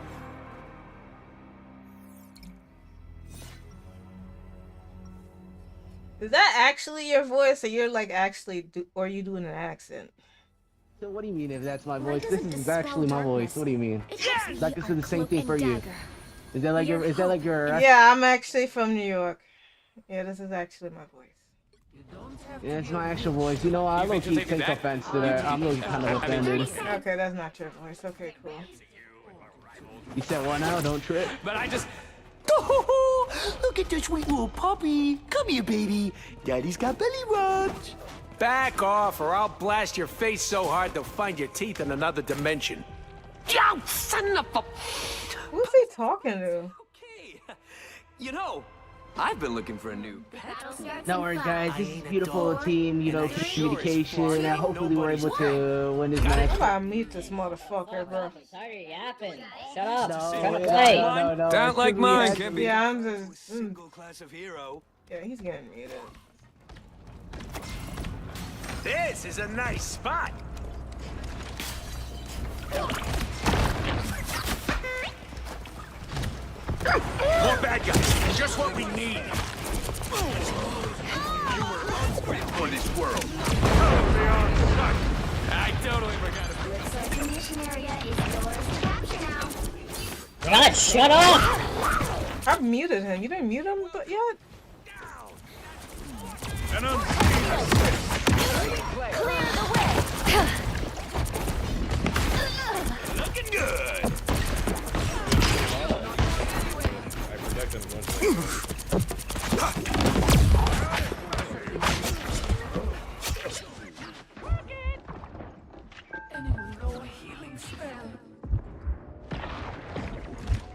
You're ready for action. The mission area is yours. Killer Punisher, what are we doing? He's Check right this out, here. 'cause Fucking I get won't. him. Where the fuck are they? Enjoy the air. Magic.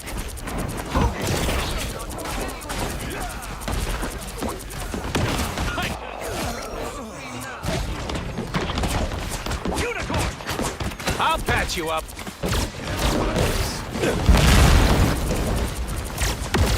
Everyone getting deep. Tandy needs help.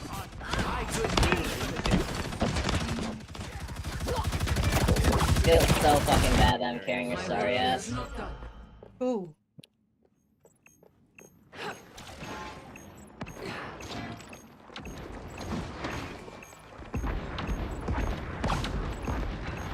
I'm doing this my way.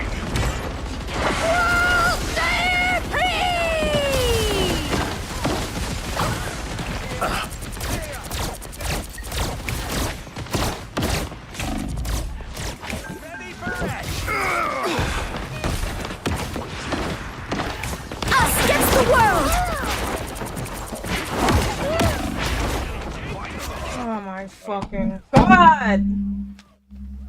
I got him. But we have to back off because we lost My work here is not done. You can't handle the cube! By the eye of Agamotto! Power beyond sight!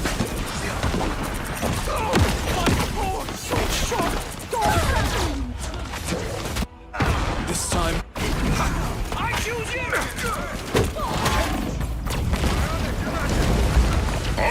My work here is not done.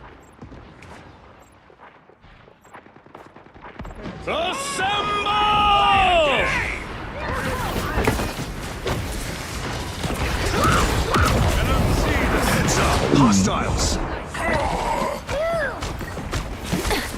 I'll patch you up. Hey, Dee! Enjoy the amplifier!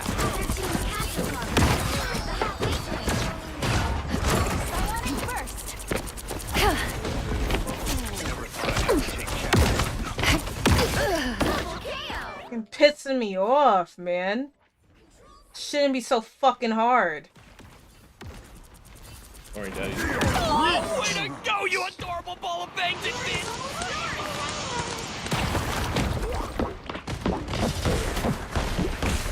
I'll patch you up.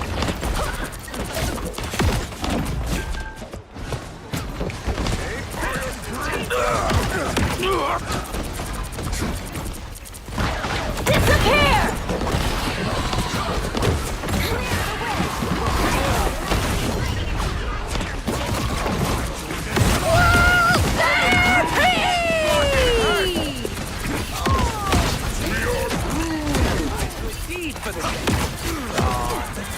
Born again!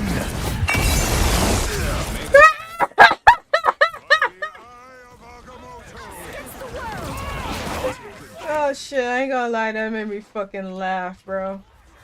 Oh, that was too fucking funny. Hang on. Oh fuck. Help my fucking ult. Excuse me. I'm coming. Help my ult. I'm the best there is! I'll patch you up.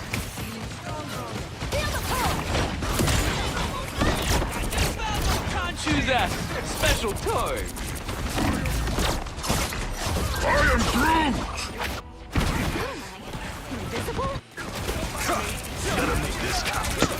Stronger together. I am Groot! My fate isn't sealed yet. Get out of here. Let me drop down. We'll have to keep fighting until we have a winner. Power beyond sight. Suck it, Logan.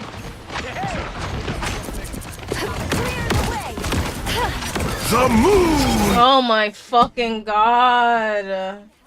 And this Rocket's not even putting down his be right back, is he? Born again! I'm opening a portal. I'm doing this my way. Hurry up, hurry up!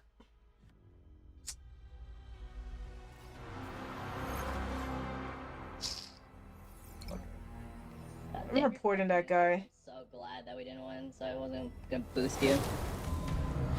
Well, you can't expect to win them all.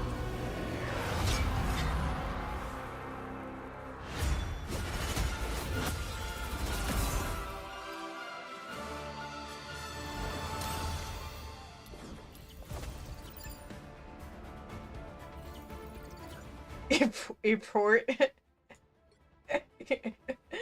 Report this. I'm reporting his ass, bro. Voice chat abuse. Damn, I can't say hate speech.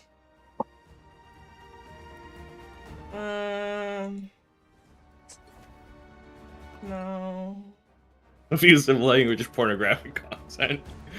You think so? No. That's what I put. I don't care. This is my spare shit. Wait, I feel Adam like had a couple did they good get rid revives. of- I was fine in the well, whole game. Huh? So that Adam got some good revives at the end, but man, I was just dueling him the whole game. He was losing most of them. He had most deaths on the enemy team, but... Bro, no, I was dying to him. Dying to this motherfucker, bro. Dude, these heals are fucking atrocious. Holy shit. 9 and 6k heals. Like... The fact I only died once with that amount of healing is kind of absurd. Like, man.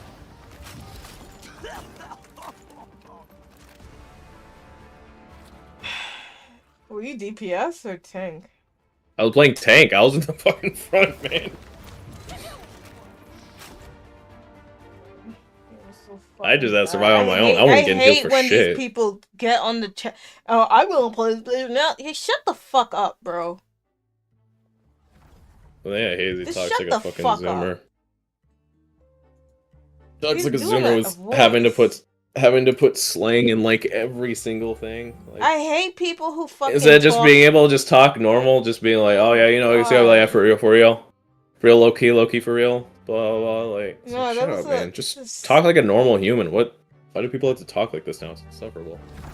Oh my god, it's so annoying.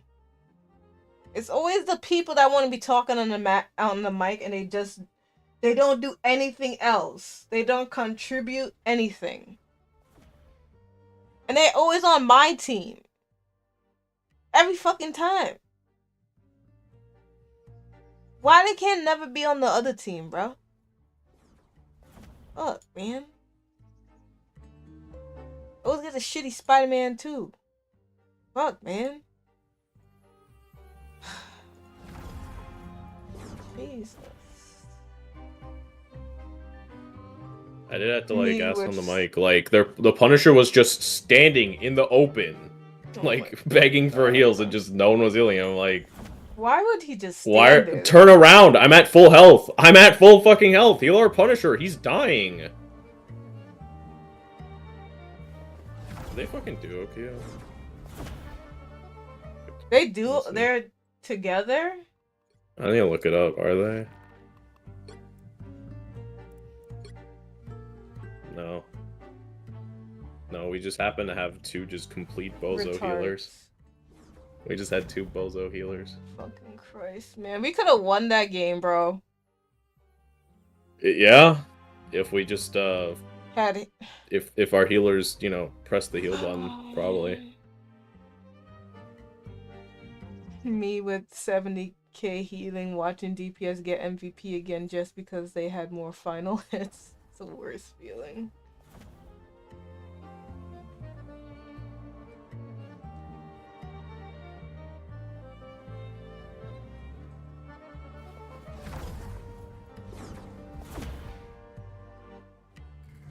The fact we brought it that close with like basically no healing is kind of absurd.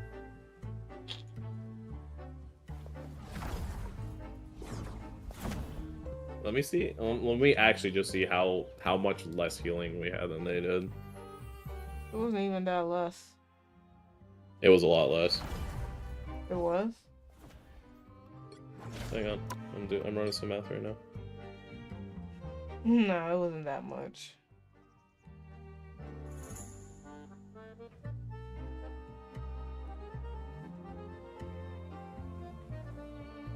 I'm not even gonna include, you know what, I'll include my healing, why not? I'll put it in even though I'm not healing anyone, it's just healing myself. But I'll pad out the numbers even more.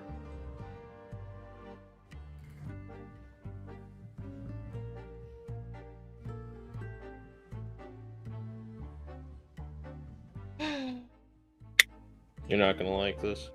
What?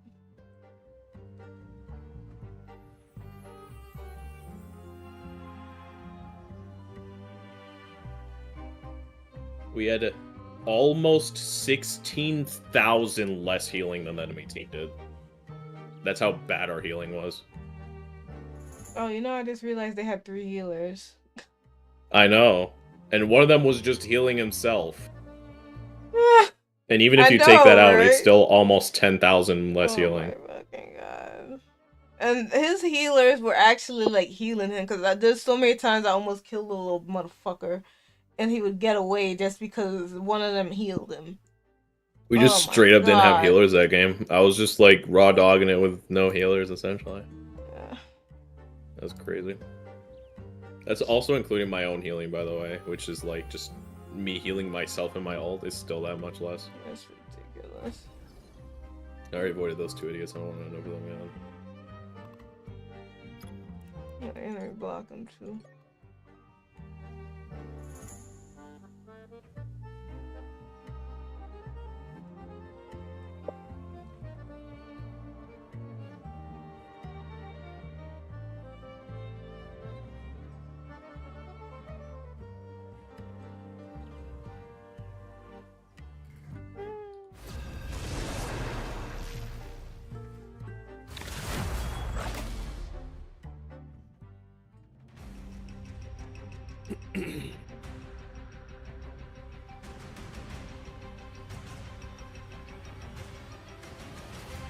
Oh man.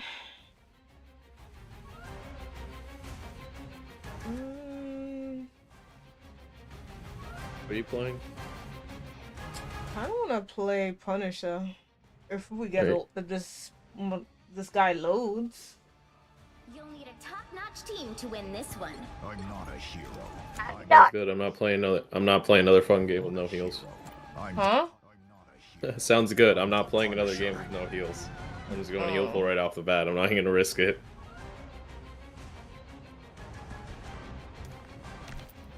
Excuse me.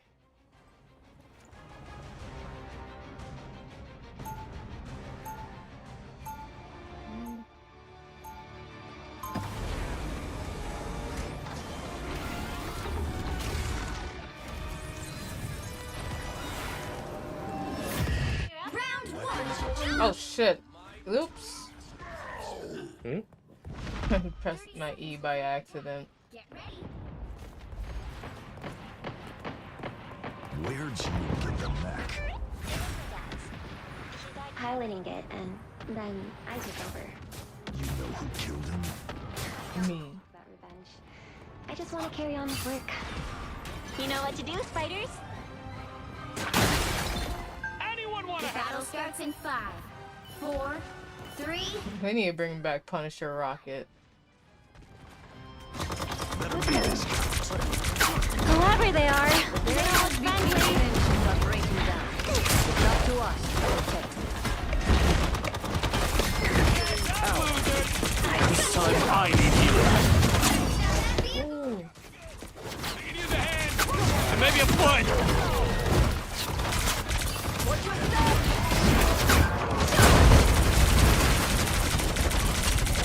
Clear the way!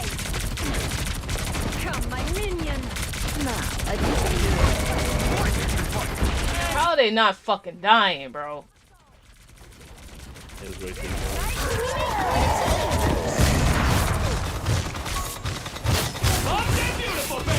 disappear!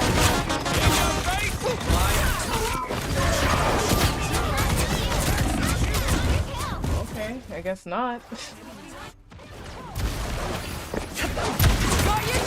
Us against the world! I'm not done yet.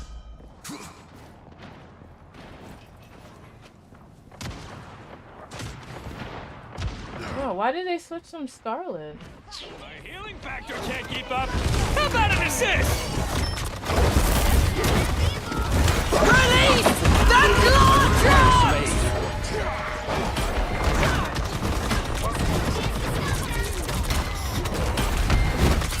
Such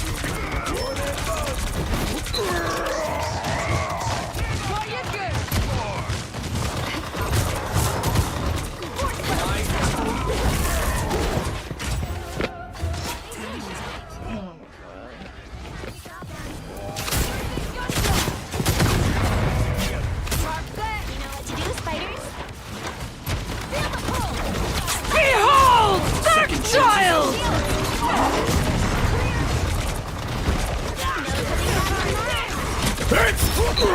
Ooh, nice. Magic's still behind us. We got ourselves I'm trying to kill her, damn. No, I was just worrying to make sure you knew she was multiple. No, trying Appia. to hit the bitch the entire time. I don't want my bestest friend to get caught. I thought that was Logan. This time I need healing. They got me good. Behold the god of thunder!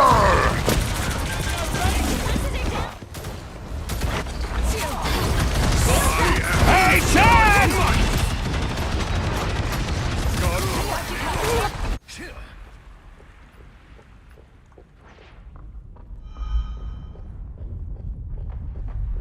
The cosmos heals you. The team up nobody asked for!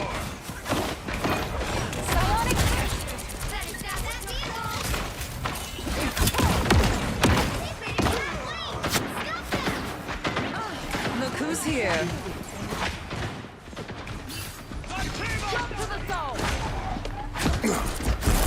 My power grows!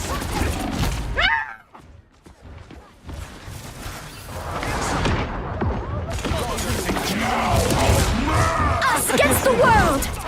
I require some aid. Release the Glotron!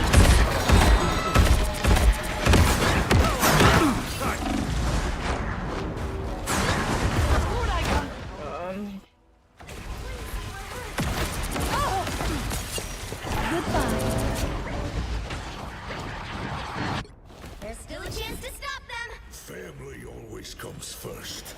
Bitch. Even when it's Johnny. By the eye of Agamotto! Can't control myself! Breathing gunshot! It doesn't hurt much. Slow down! I got you! Down! That block behind! Behind!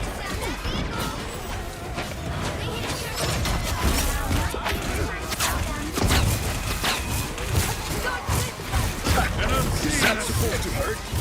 My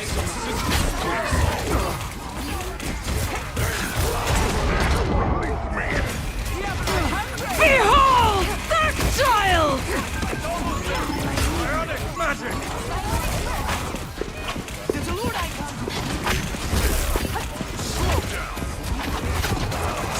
Us against the world. I'll patch you up. Down goes the Behold the god of thunder! Boom! No skill shot! I was stuck. Oh, that's the one they turned into a meme. Yeah, I know. Huddle up, Stop team! scrolling and start moving, okay?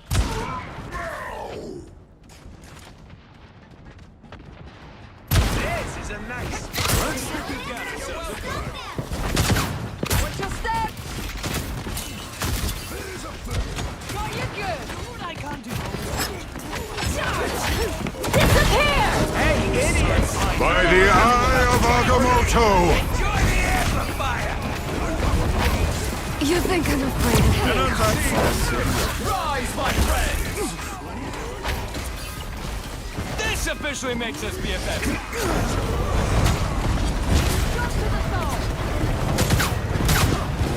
Second chance is over. You're welcome. Hurting me will not be easy. Oh, hey! Come on over, Daddy D.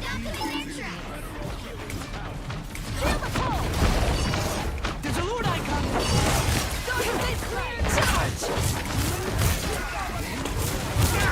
My healing factor can't keep up. Is that supposed to hurt? Cover your spandex clad butts. Soft and beautiful, baby. Ooh, that tickles. Do it again. Release the Glotron! An unseen assist. Make a killer team.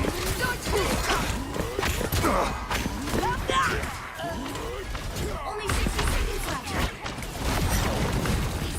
An unseen assist.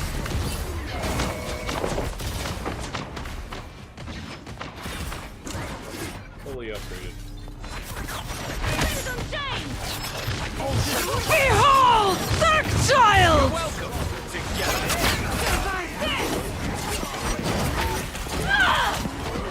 Never stop! An unseen assist! To the soul! They're up against it! You gotta hold on!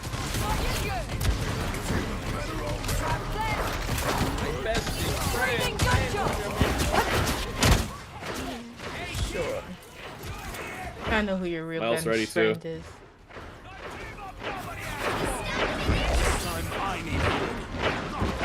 Someone scratch my back! Us against the world!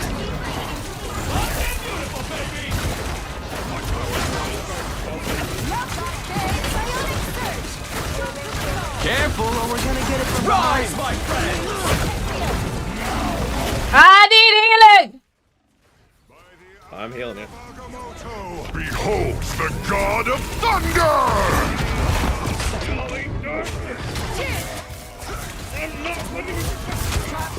Release the Glortrox!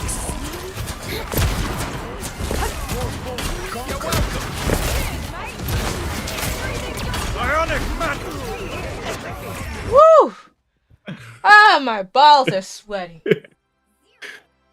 Oh, that was hard. Woo! Just seeing you get pounded by 4 ults, I'm just like, live! I'm shooting you so much! Don't die on me! Don't shoot that. Oh my god. They're just hitting me and hitting me and hitting me. Oh. Oh. Oh my god. Whew. That was a lot. Alright, I'm healing you. You're fine. You're not dying on me. Die on me, damn you.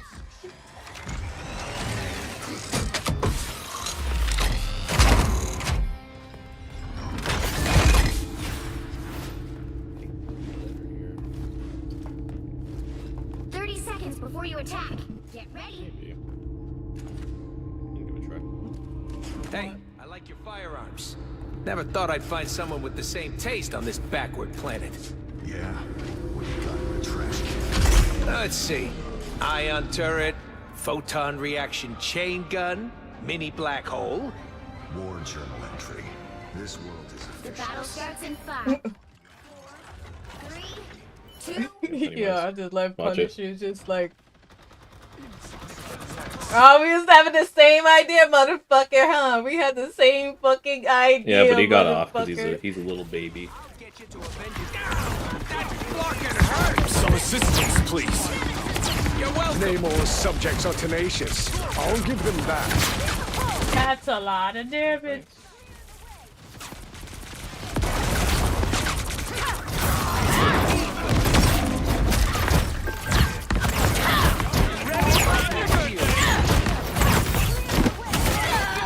Bitch.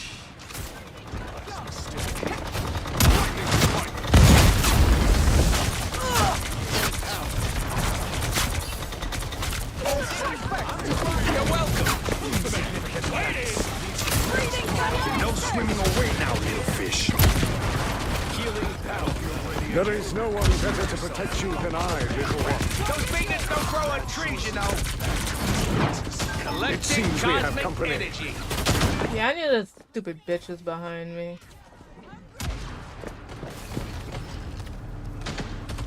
This site could suffer great damage. Breathing gunshot! Some assistance, please. Vehicle reached the checkpoint.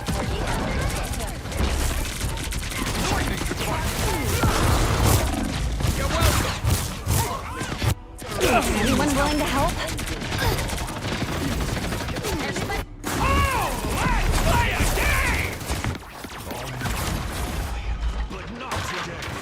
Armor pack the Humans and their weapons of war.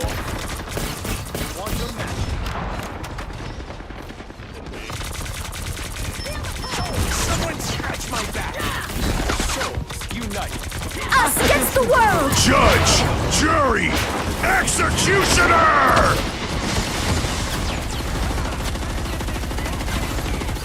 More bad guys. lost it. Yeah, he saw me.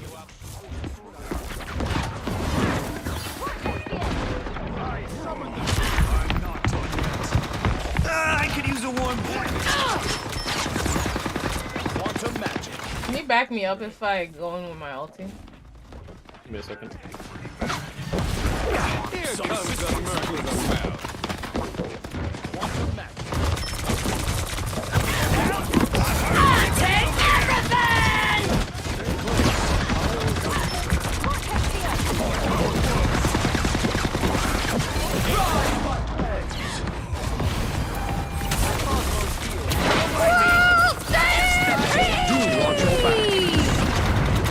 You're welcome. Team up, nobody else. Second chance is over. I see you. Oh my god.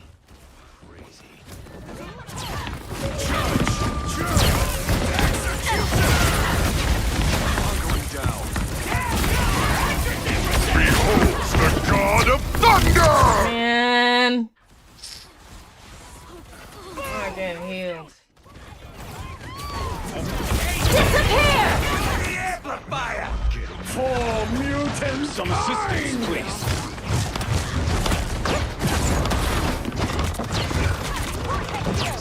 Us against the world! You're welcome. Out! I'm hurting pretty bad over here.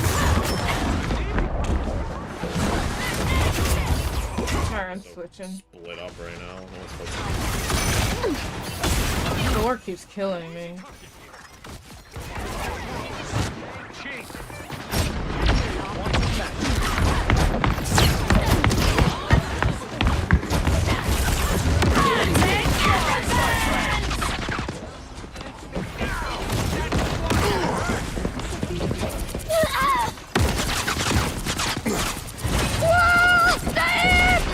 Second chance. I'll patch you up. We are so screwed. You can't hurt me. We gotta get to that tower. Oh my god.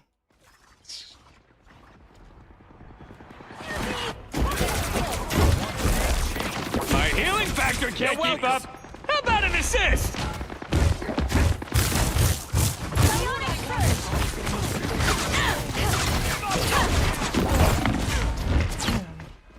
I thought y'all was still alive. No, just wait. Just regroup. Everyone just keeps trickling in 1v1. Pick me! Pick Squirrel Girl! That's me! Pick me! Pick me! Little construct. We will fight for you. Soft and beautiful, baby. You are not Where do you alone. think you're going? There's a loot icon. Disappear! Judge, jury, executioner!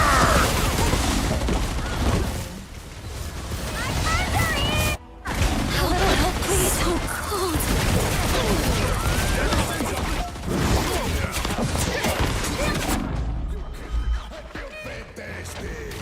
I can't heal anymore.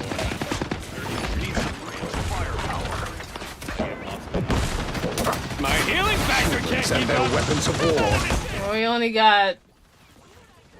Yeah, we're not gonna make it. Is that supposed to hurt? They're still their stupid faces. There is no other better to protect you than I, little one. Us against the world. Fragile.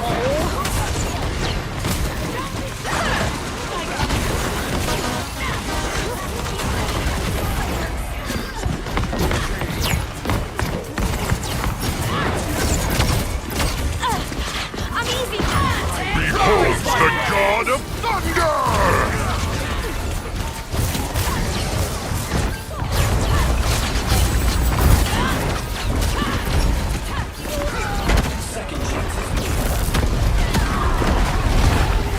We stop for no one.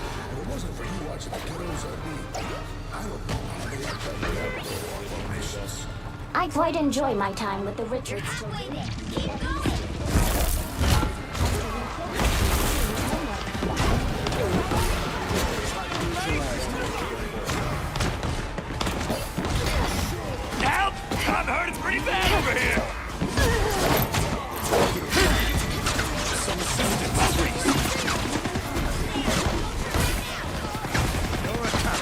useless.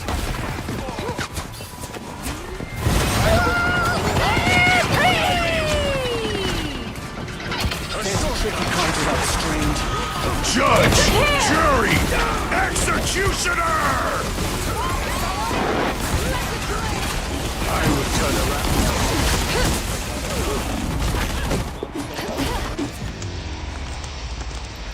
Final score.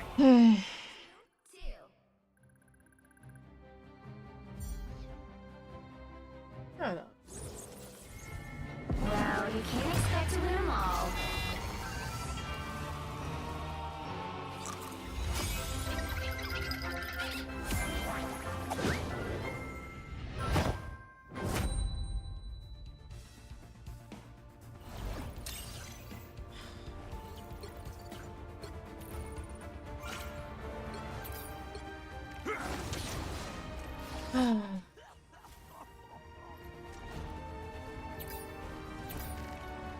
It's right at the end. I needed to not mess up the ult. When he uses his sword ult, it heals for a lot in AoE. Basically like a support, like invincible ult, but for Deadpool's sword ult, when he uses it, it basically heals like a Luna Snow ult almost, but you need to complete the challenges to get increased healing. Yeah, I didn't complete the challenges. The challenges are like hit a certain number of things. I don't know how. I thought I hit it, but I guess. The moment I saw it, I was like, oh, it's over. I messed up.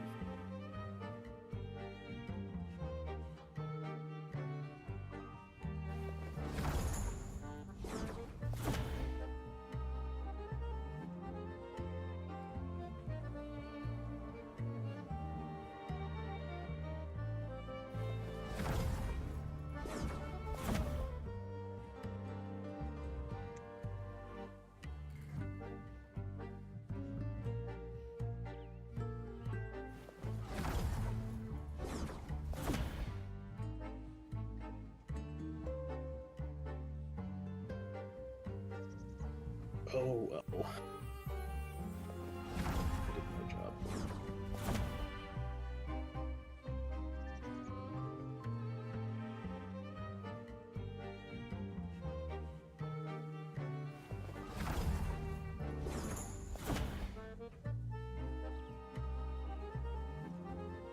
Let's take a breather and we can queue up again.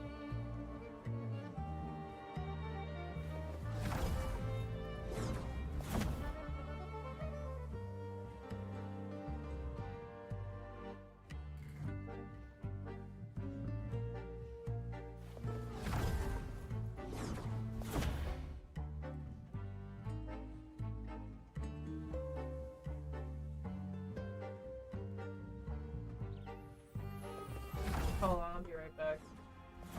Mm-hmm.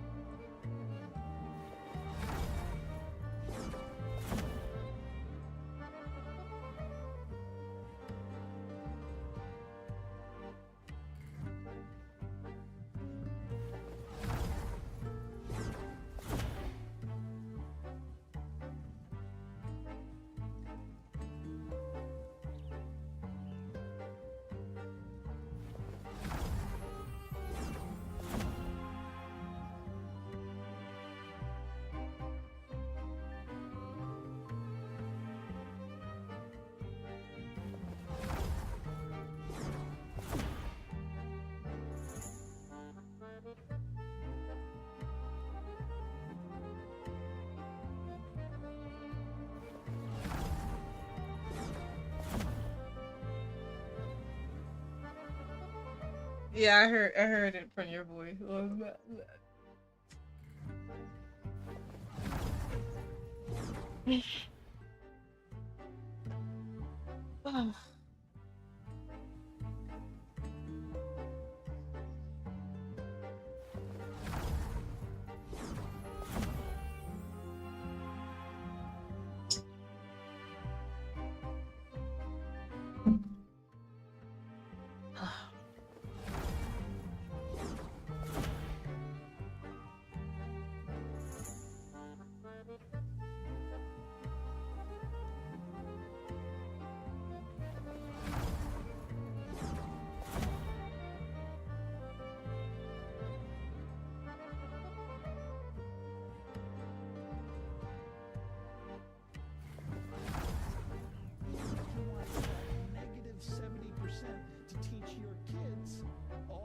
You ready? Yeah. You ready? Yeah. Alright.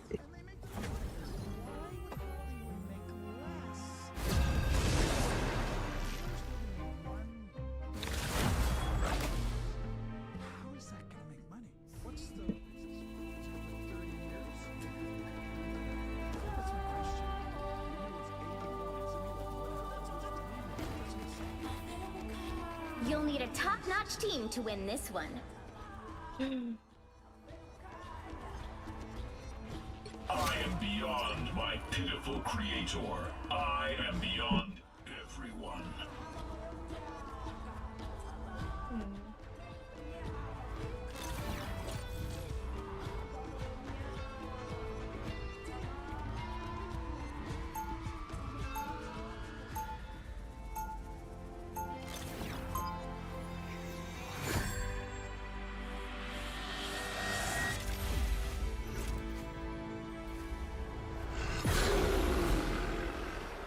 Round one, go! Flawed on every level and beyond. 30 seconds before you attack. Get ready.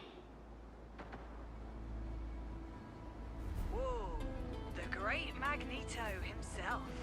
I've had quite a few humans offer me big bucks to hunt you down, chum. I am not surprised. There are many who view mutants as monstrosities. Not me. I tend to stick to the real. The battle starts in 5, 4, 3, 2, 1. You have to stop them from securing the mission area. Tell me you're dying now. Heads up! Enemy in our sights. Battlefield ready again. They got me good! I can use a hand! And maybe a foot! Thanks for the love. Powering up. I feel like myself again. Cheers, mate! You don't even have to hit the gym! Heads up, losers! Hey, Ted! Someone clip this! Behind us. I mean, fucking beefed it. You've got a lock on them.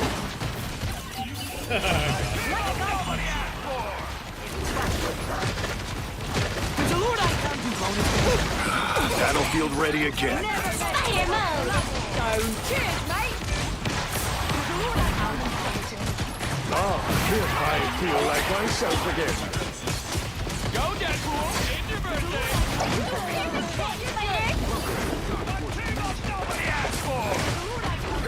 Gulp. Glad we're on the same side this time, Elsa. Spider-Man's. They got me good! I can use a hand! Much better. Maybe a foot!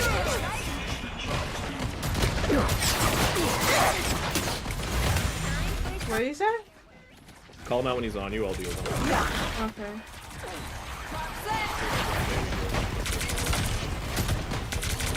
Us against the world. Let's run like it. Used to comics, but these seem different.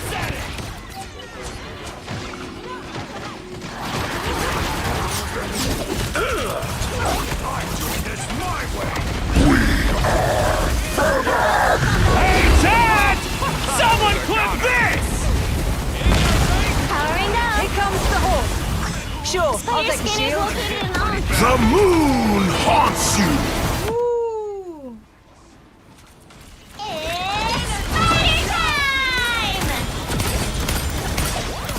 Enemy in our sights. Yeah. I thought it was the other elf for a second. Like, what the fuck is that? For mutants kind. I don't know why he was all the way up there. It's fine with Fire mode.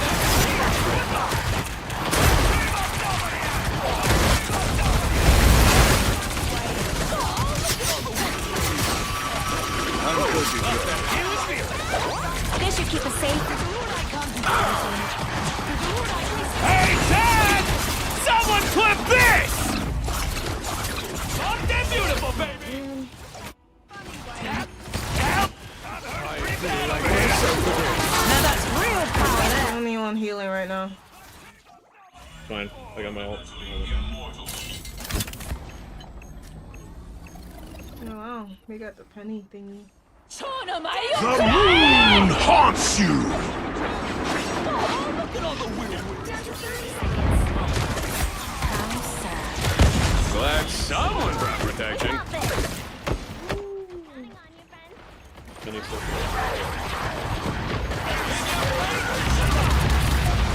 Systems restored.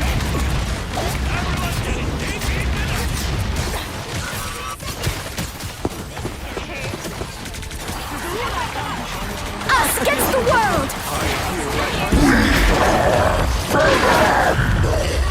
Hey, Ted! Someone clip this!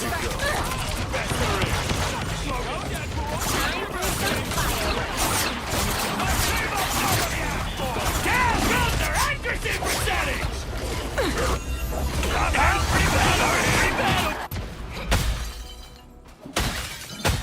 You need to stop that vehicle in its tracks. Whatever, that's fine. Just barely got the point, so we're not gonna have a whole lot of time for this. Yo, I have ult. Just make sure I don't die when I pop it. I'll try to go in with you so I can damage this here. This should keep us safe. Battlefield ready again. Oh. The moon haunts you! A shame! I wanted to keep that on as a trophy.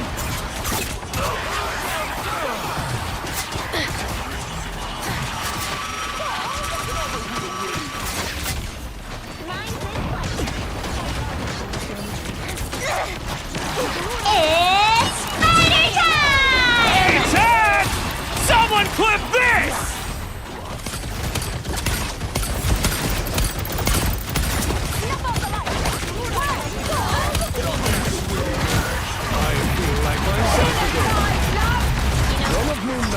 Thanks for the love. Whatever that off was, it's gone now. Us against the world! Powering up. Battlefield ready again. I can use a hand! And maybe a foot! You made your last mistake. You just put the Nito in! Another infestation ended courtesy of Elder Bloodstone. You know what to do, spiders? Oh, hey! A shield. How quaint. Moon Knight's up.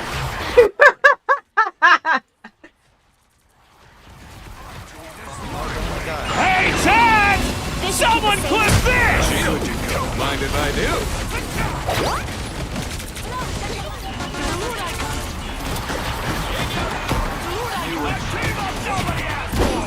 Moon Knight has set a trap. The moon haunts you! Sure, I'll take a shield.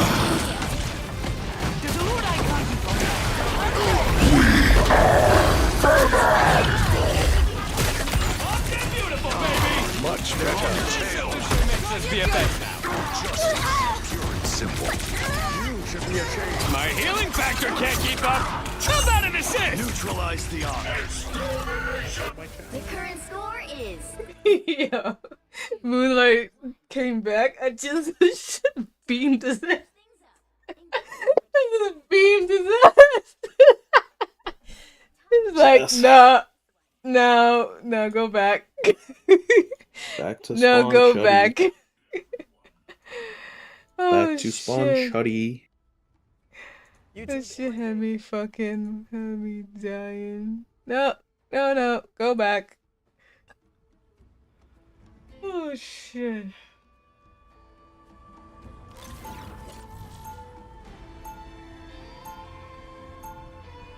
round 2. Go! Oh fucking brother. Not the Spider-Man's not bad.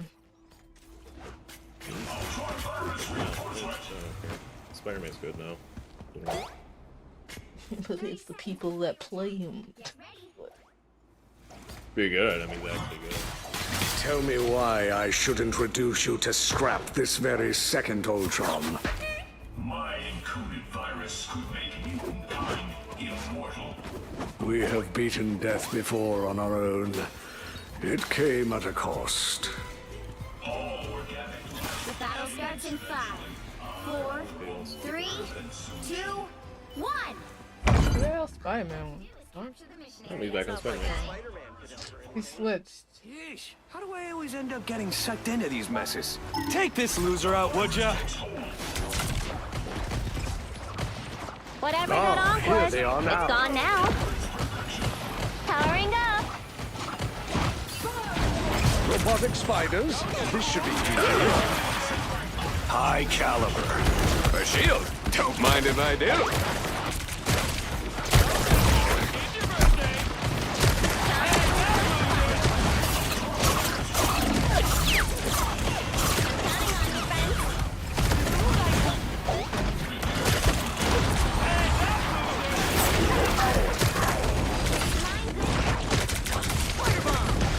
My healing factor can't keep up.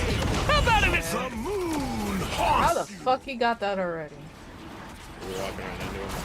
Moon Knight's honk is no longer a Locked and beautiful, baby! I feel like myself again. Systems restoring. Hit them a little bit. Love that feeling. You are nothing! Hey, Chad! Someone clip this!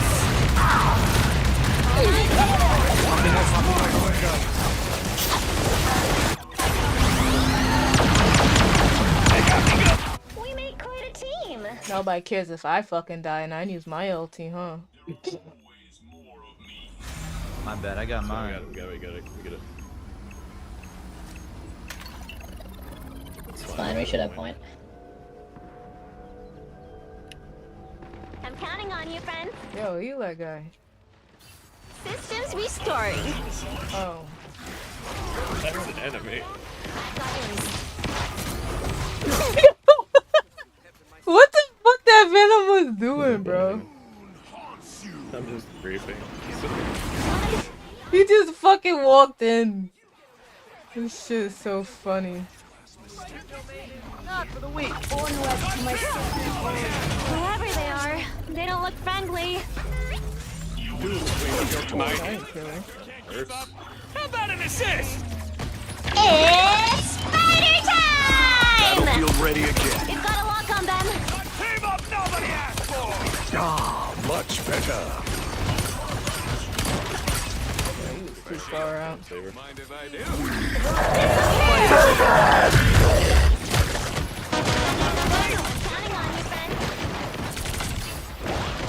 Spider-Man miniature metal spiders. Interesting. For mutant kind. Hey, Chad! Someone clip this! Ow! What a I'm good to go. Another bump in the Move swiftly. Escort to Wakanda T'Challa is waiting on commence. us. Must be cleansed of this corruption. Watch out, they're headed our way. What's up? Very much. Take back your honk, Khonshu. the moon haunts you. Thanks to me.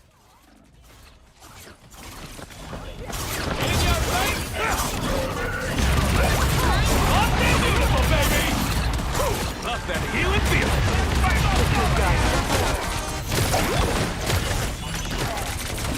You wish you were this cool.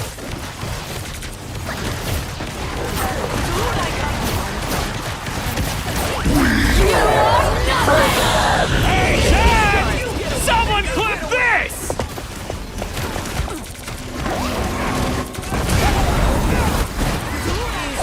Her and Spider.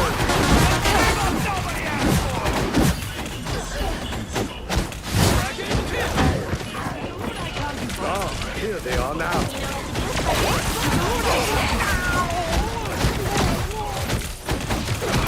Yo, this Fucking hates me right now. He fucking hates me right now. How much I'm keeping you alive. It's spider time! Almost have what again?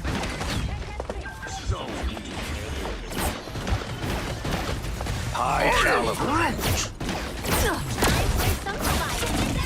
Ah, fuck. I was upgrading. Damn it. Disappear!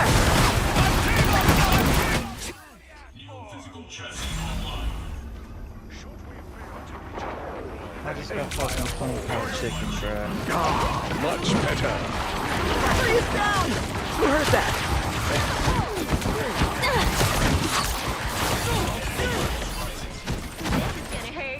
Stop staggering and regroup.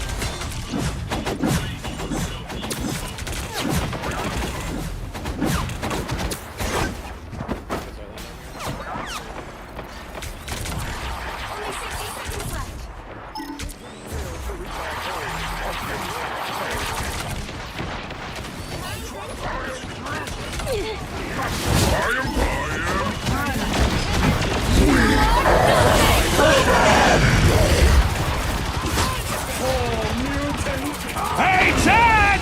Someone clip this! Oh yeah, baby, that's the good stuff. Oh man.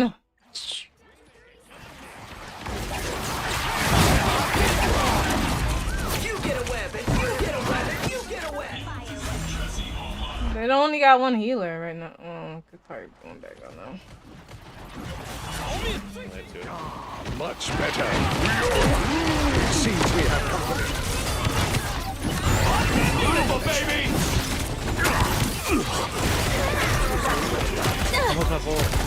All into Jolly. Let's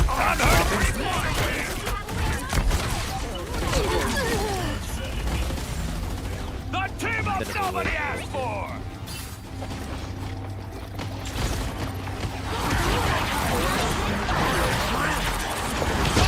Oh, these fucking troops and not fucking helping. 2, 1.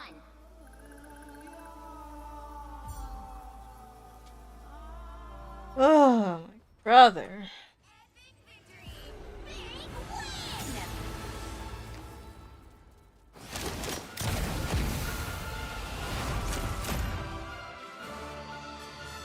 Really? Hey, I finally got the thingy.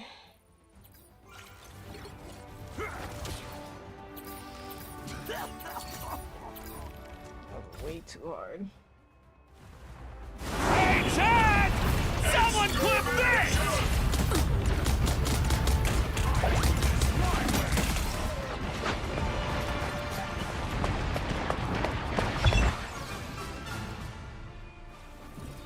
It'd be so annoying. I'd kill the stupid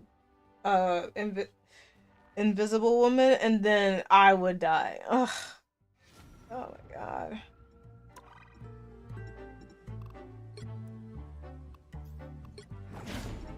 Oh my god.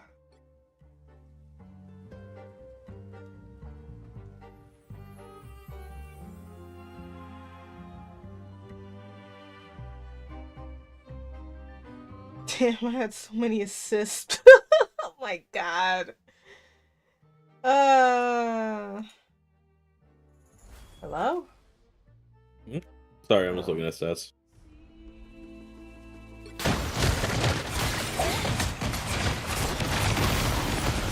Looks like my healing factor can't keep up. How about an assist?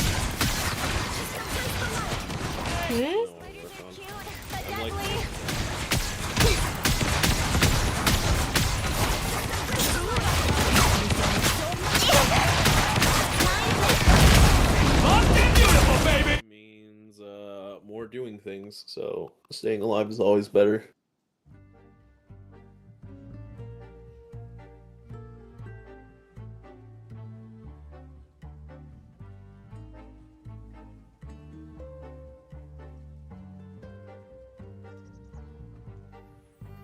Give me a minute, I need to see a little bit of breather.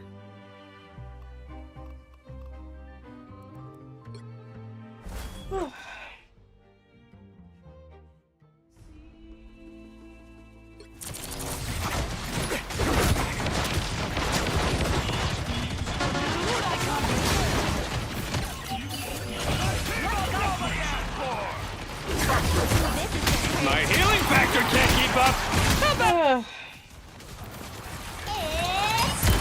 time!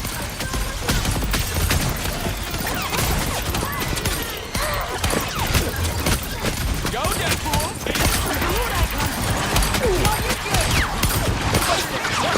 Careful!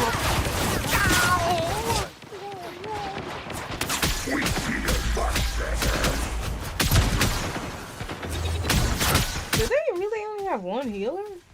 I guess Deadpool was healing. Systems restoring.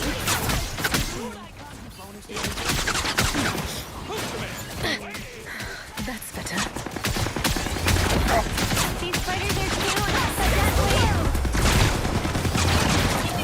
Boom! No skill shot! I guess I can still never tell when he's healer or whatever he is. Judge, jury, executioner! Bumped and beautiful, baby! Really low. I can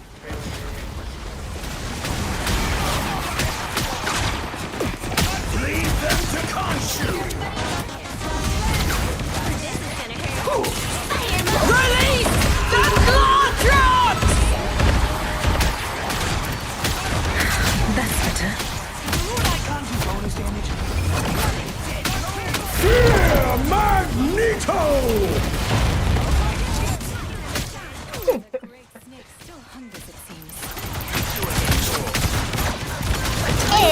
It's spider time!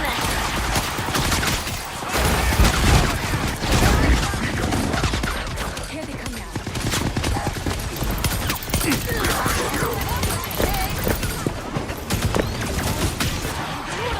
Hey, Ted! Someone clip this! Hey, Ted! Someone clip this!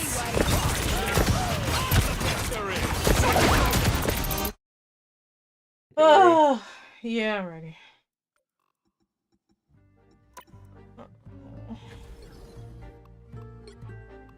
Oh, this is red. I like that.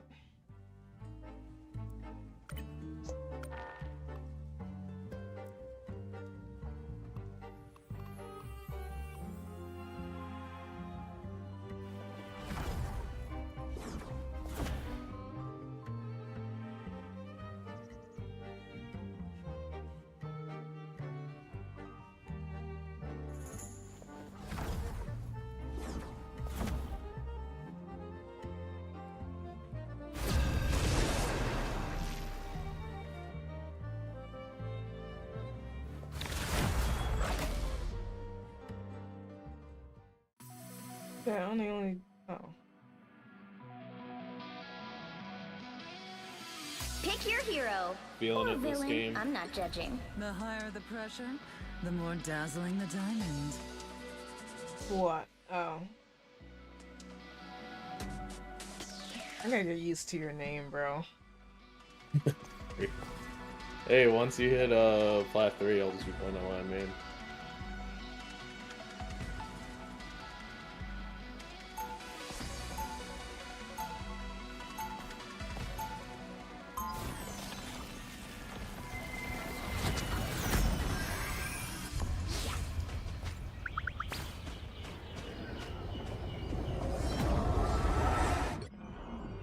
I proudly wear the 30 seconds before you attack.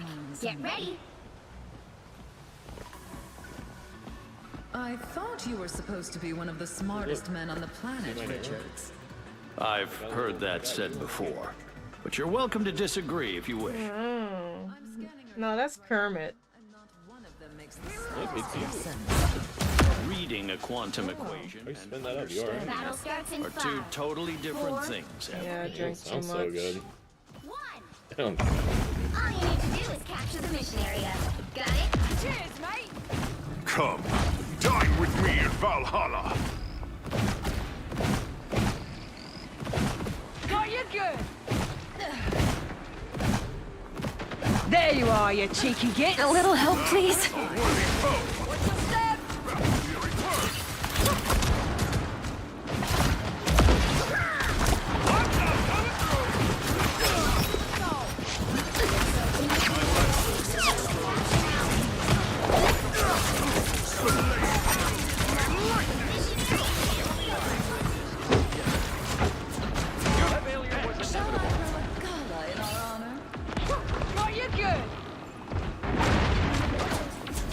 there was an Invisible Woman Twitch thingy? I know, Must that's have been yeah. mad old. That was a while ago. Yeah, this person He's has still it. around That's here. I pretty don't know where he cool. is, but I hear him. Breathing gunshot! I want your soul! Keep your ass cursed! Charge! Asgard is with you. You have my thanks. My life force is Anyone willing to help?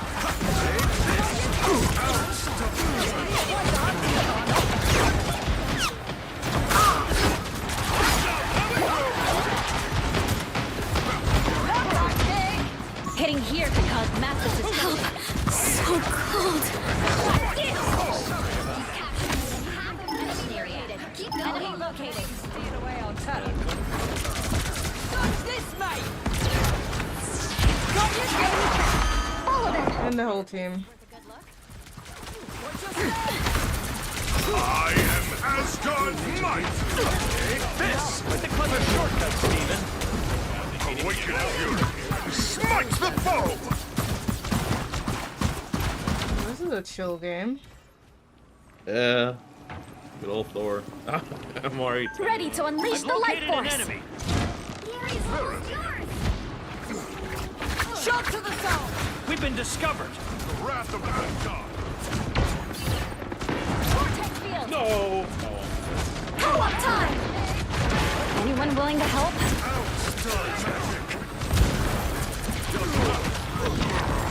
Is that all you got? Losing is not unacceptable.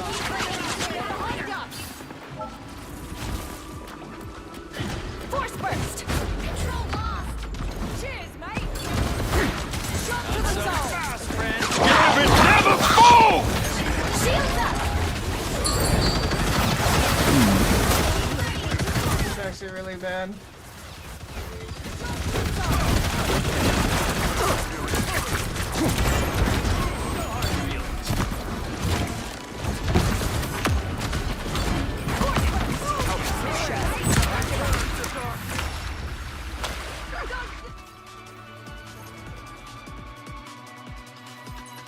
I had a feeling about this one. I had a feeling this was a Thor game. Yeah, so. Unlike some X-Men, I don't care who hates and fears me. That. What was that? I don't know. But I like it. 30 seconds before you attack.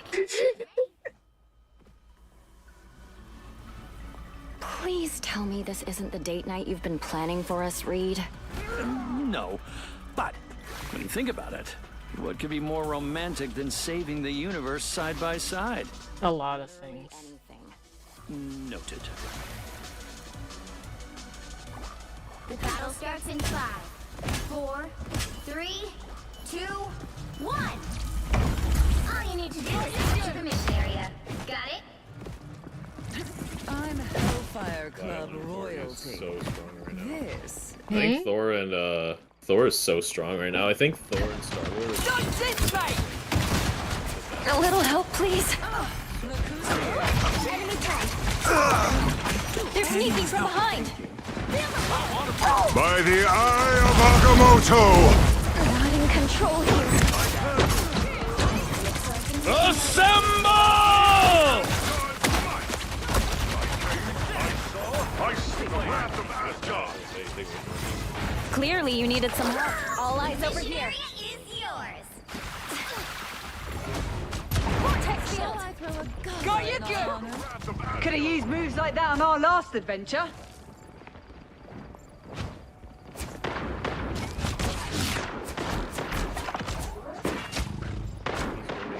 Breathing gunshot!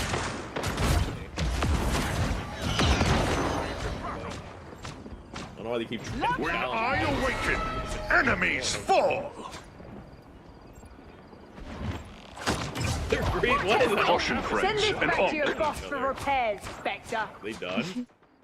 I think they're done.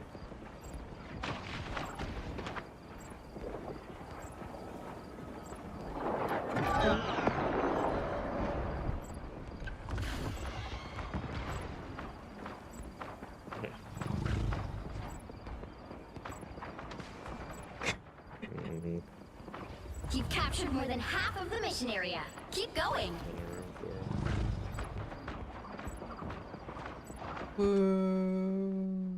Kill this guy. Dinner time, love! Kill this guy. Vortex field. Glad to help. You never fail to impress me, Reed.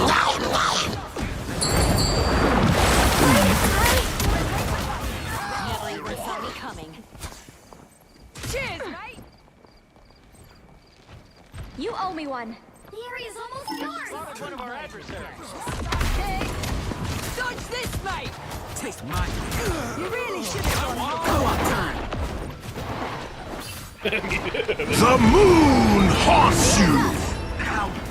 Welcome to the Dark Force. Another epic victory. Poor guys. I don't know what I got one kill the whole game.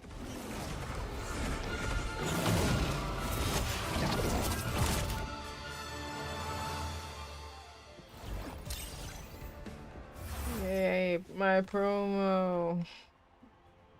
Finally, I should be able to play on my main now. Yay, my promo.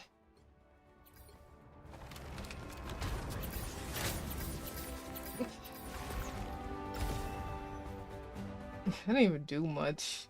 I didn't even get to do anything.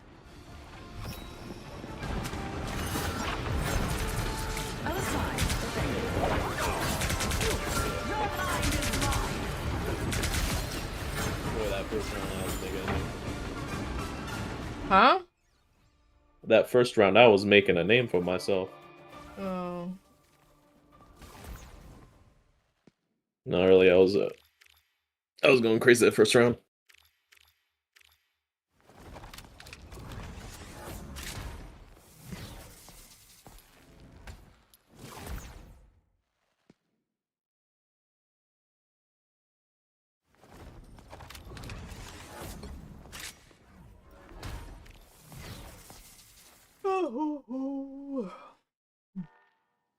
Alright, time to play Fortnite.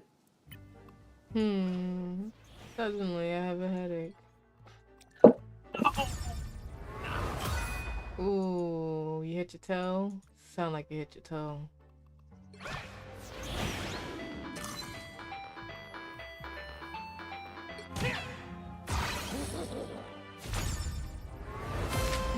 Yeah, what is this stupid shit I'm getting?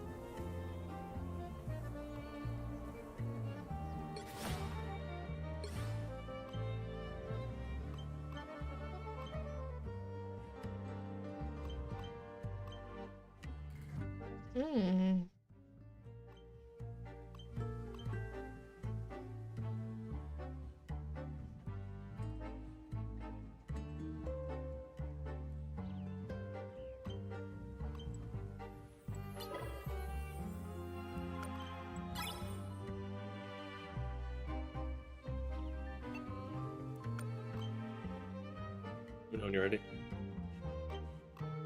Did I join your lobby? Yeah. Yeah, I'm you're ready. I forgot that I joined.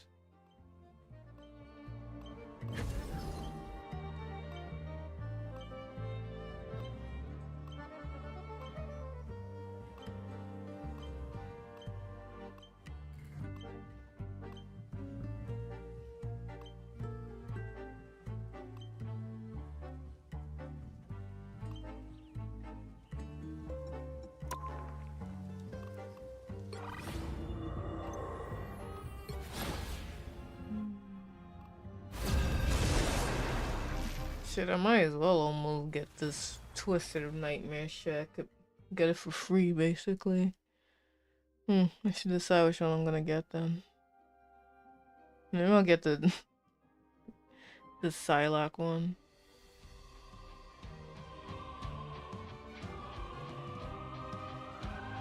Damn, it's so crazy. I thought this would have been our first gold match.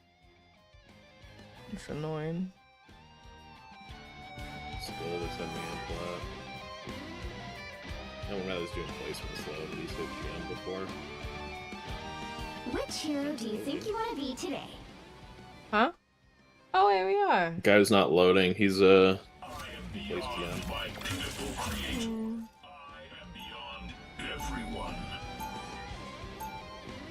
Now, who am I gonna banish from this match?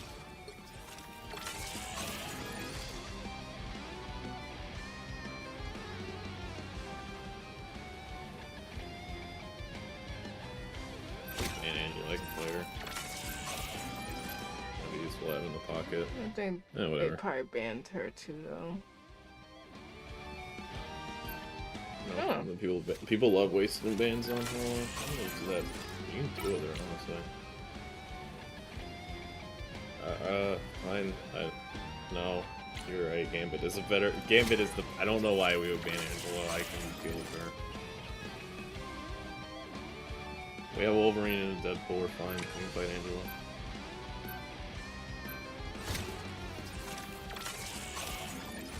Imagine it's Angela on their side.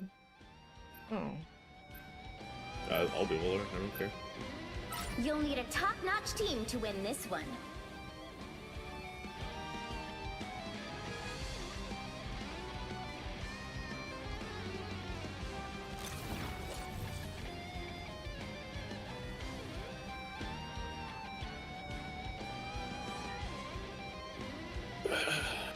I need to get the Star-Lord mindset and playing tank and support so much.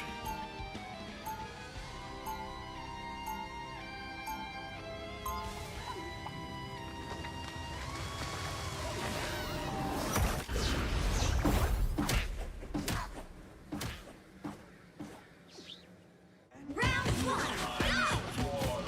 go! 30 seconds before you attack. Get ready.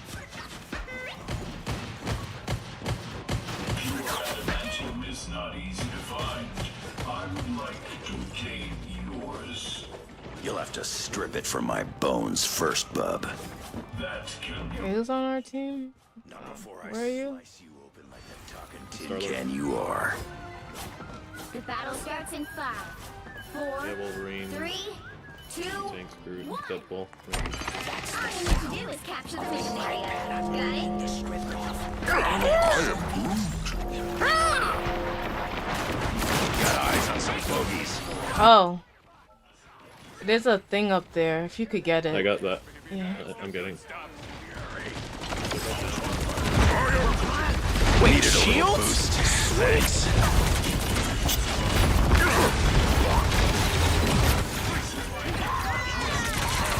Oh my god! 4? Oh, way to go, you adorable ball of bangs and fins! You did the dance thingy and yeah. I'll go get it. But I've got a serious. Aww. They're not gonna have time. Vehicle to its destination. I really wish that I was as adored by the heroes of Midgard as you are, little one. Whew, love that healing feeling! That's the stuff! Behind us. Sorry, I can't help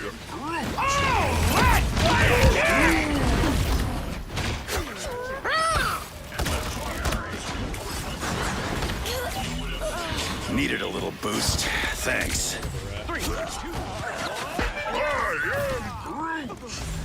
Totally. Y'all stay up. You move forward. Make sure everyone's healed. I prefer the tiny Why? I need to cover him. He's trying to sneak.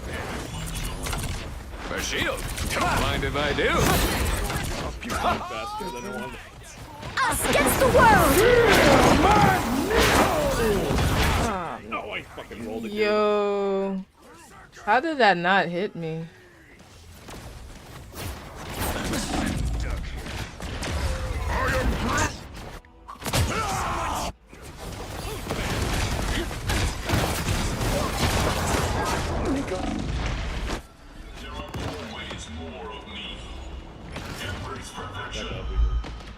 Yeah, whatever we just did there, let's not do that shit again.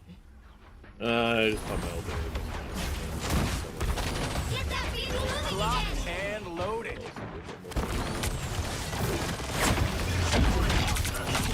Your attack's on me. Get up now, this is you and feel it.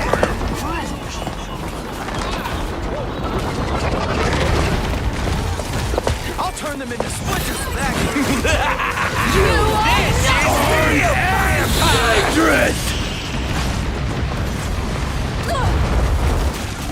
Damn, that was a fucking waste. Even better than my mutant. Hope I make the cut!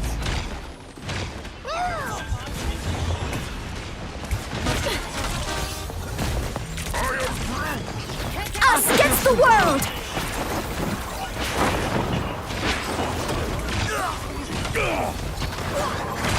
I am Groot!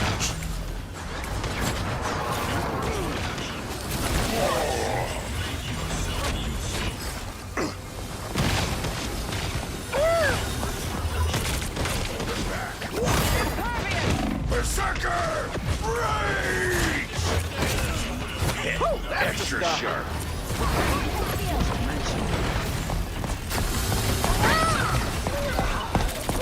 I shut down Rocket's beacon. Alright! Oh yeah, baby, that's the good stuff. Honestly, I've wanted to do that for ages. This mutant carves his own path, old man. Almost there. Don't turn back now.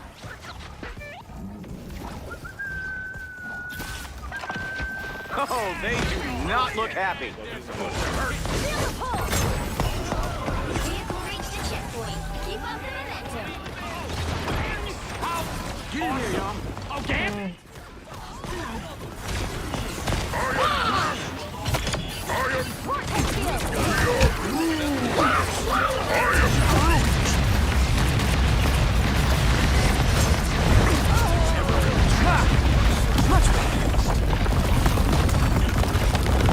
I totally rock that. Watching, you see me just body blocking the Magneto so he can go. Nah, I'm so busy trying to make sure everyone's healing. I don't have time to even look at stuff like I was that. like, I was just right in front of him. Don't mind if I do. Like, touching his fucking limb. I'm like, no, you're not getting my death. Using a wall.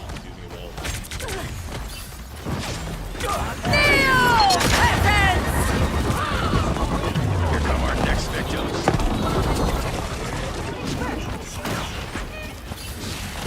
I am Groot! Armed and dangerous! Hope I make my cut! This is real firepower!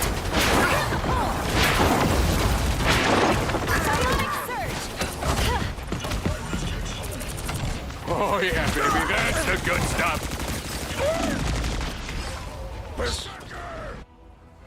Darkness.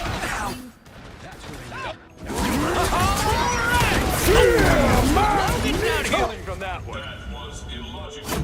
Recalculating.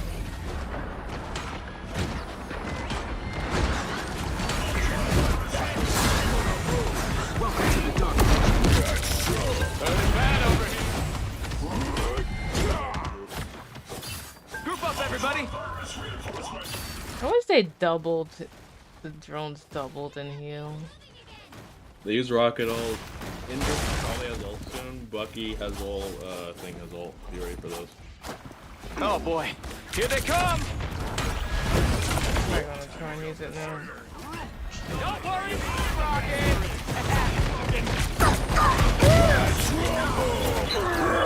Love that healing feeling.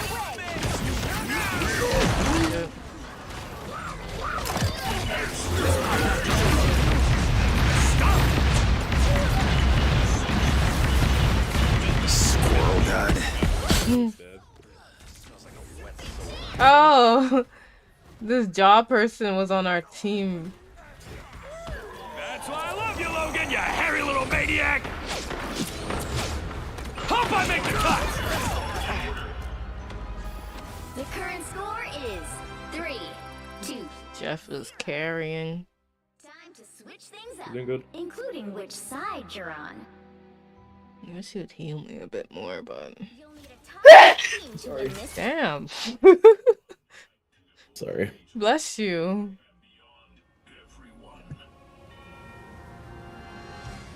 It was like a whole scream.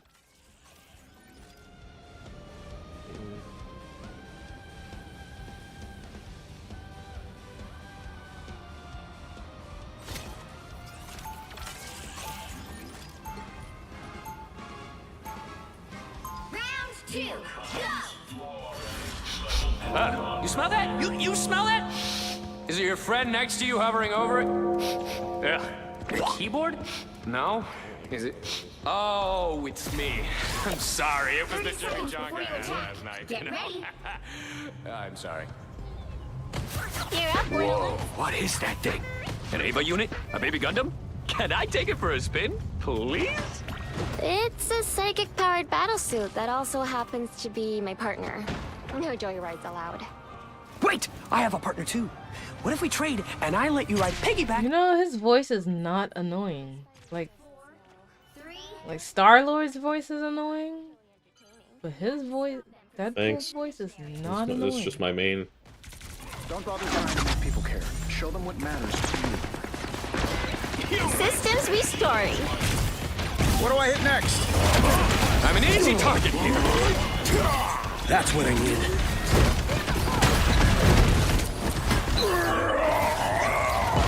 Oh shit, we got a Iron Man. There's another one down.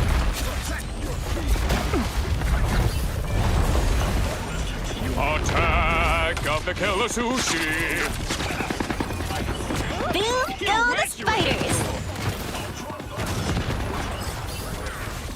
Oh fuck. Systems restoring.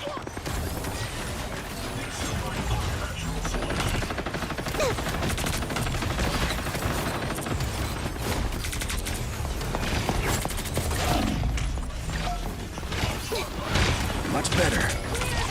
Ah, that's better. Here comes trouble. Us against the world! Pulse charge! Feel it, feel it! Hang with the pulse cannon!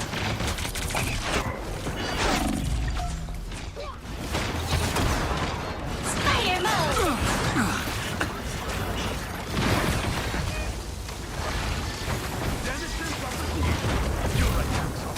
We've got to fuck. We need you! Who's the man? Systems restoring. Attack of the Killer Sushi! Thanks, Namor. Ah, fucking.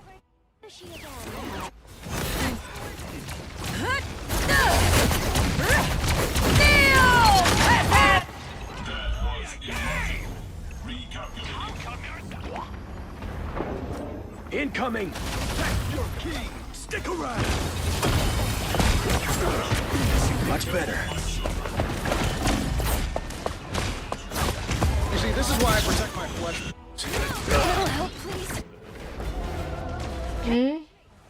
That's it, it's good. Yeah, you got really low.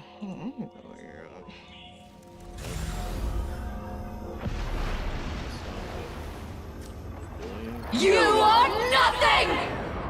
Us against the world!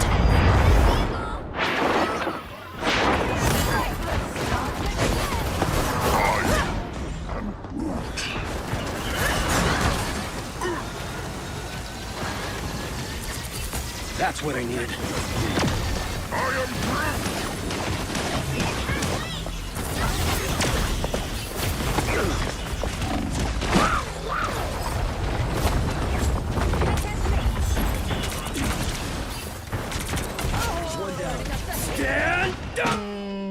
That's next week.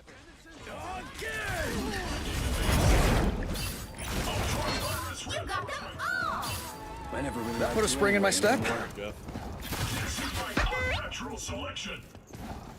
Otherwise, I hope my brood baby didn't eat all of the pudding while Daddy was off fighting. Pulse charge, fire! That was a waste. Time to hit him hard. Glad someone brought protection. Okay, who ordered the calamari?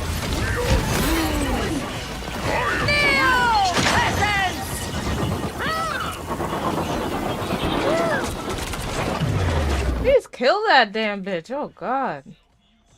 The cloak and dagger, I'm trying. No, Emma. Almost did not get saved. Thanks.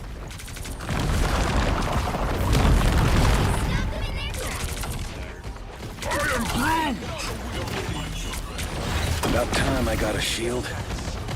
Us against the world! Oh yeah, give me that's the good stuff. Crisis averted. I am Groot! Fear Magneto! Disappear! Hope I make the cut!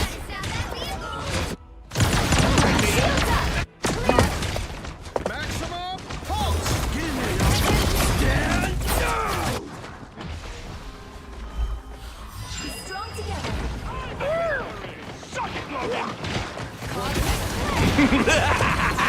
This is real firepower! You are nothing!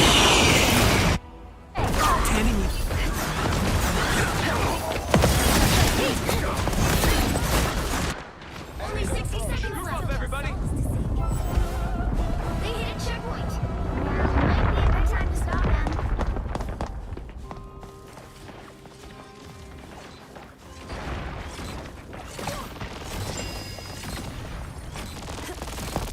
Fear thyself. Better stop that vehicle. That's the stuff.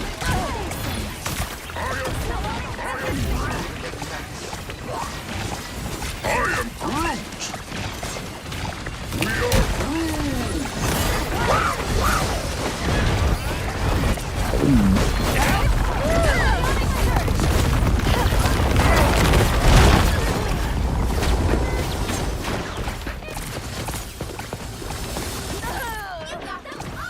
That put a spring in my step. Thanks! Be strong together. I am Groot!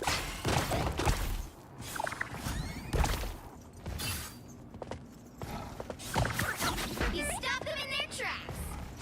Guess who just showed their stupid faces? Ooh, up that healing feeling. Us against the world!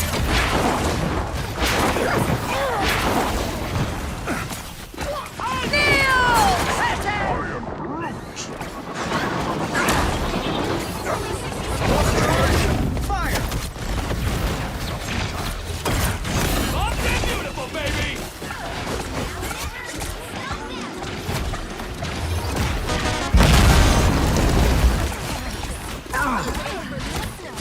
They got me good! I can use a hand! Maybe a foot! This is real firepower!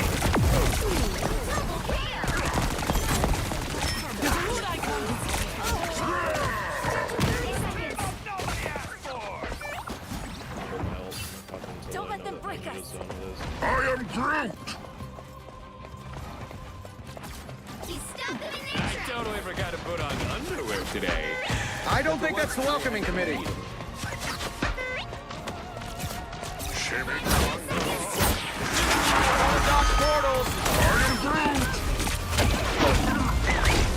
Ah, shit. What's that? Power beyond sight! I'm back in the fight. Up and beautiful, baby! You are nothing! Everyone's getting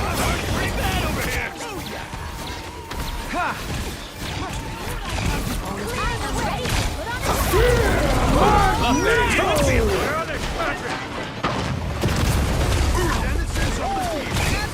my greatest hits!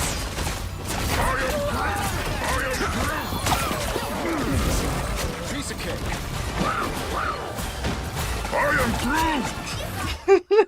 Look at they switch to Luna Snow. That was a really good Jeff. He was killing it this game. Every ult, he had like 4 kills.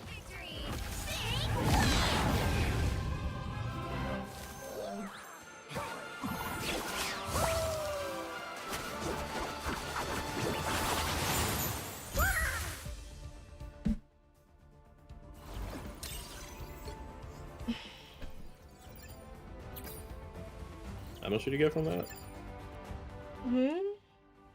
How many points did you get from that? 35. You got way more than I did. I only got 24 from that. That's weird.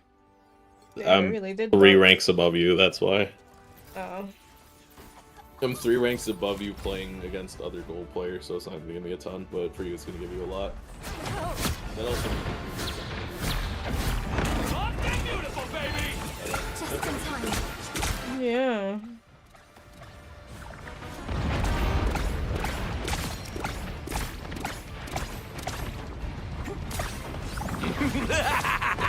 This is real firepower! Magnetism can't handle a deep freeze.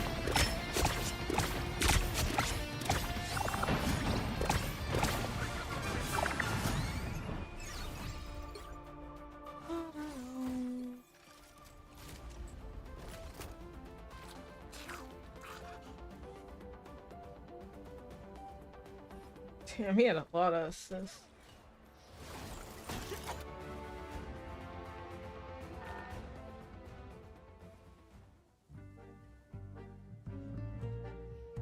Oh.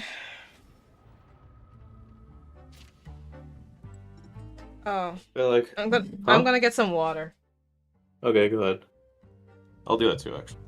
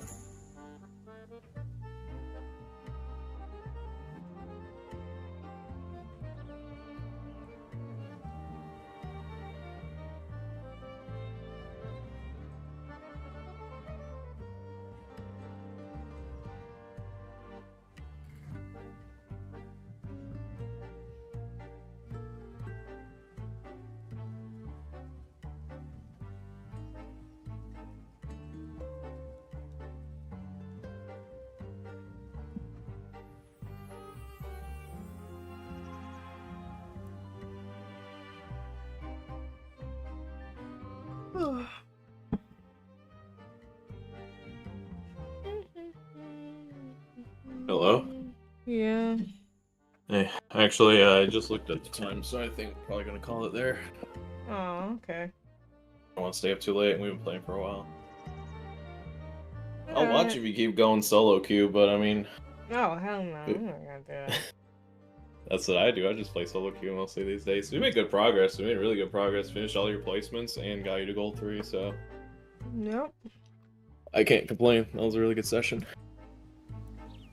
Also gonna say for that last match, I like how we put the Magneto in like the worst spot, the worst point possible, because you ulted as Luna, and then he ulted, and then I ulted as Star-Lord. So like, what do you do in that situation? Do you hold it to absorb the Star-Lord ult, or do you just throw it at Luna and let Star-Lord ult your team? And the worst part, I wasn't shooting. I was just floating in the air. So he had like every choice he made was just there was no right choice. Every answer was wrong. That's the exact moment I was waiting for. And then after his ult ended, I just killed like both the supports. Yeah, we did pretty good. High five. Hell yeah. I love Star-Lord. Happy birthday! How? Wait. I forgot I put this in. Happy birthday! Happy birthday!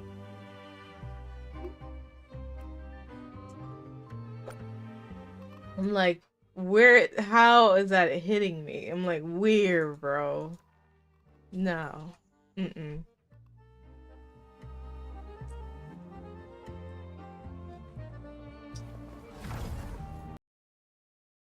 Hmm.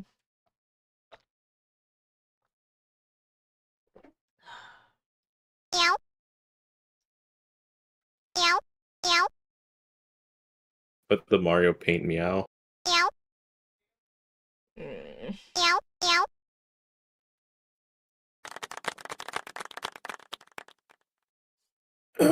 How's it? So Yeah, that's pretty good. it was nice playing heal pool, and knowing I had a tank I could like, you know, just heal and they'll do stuff.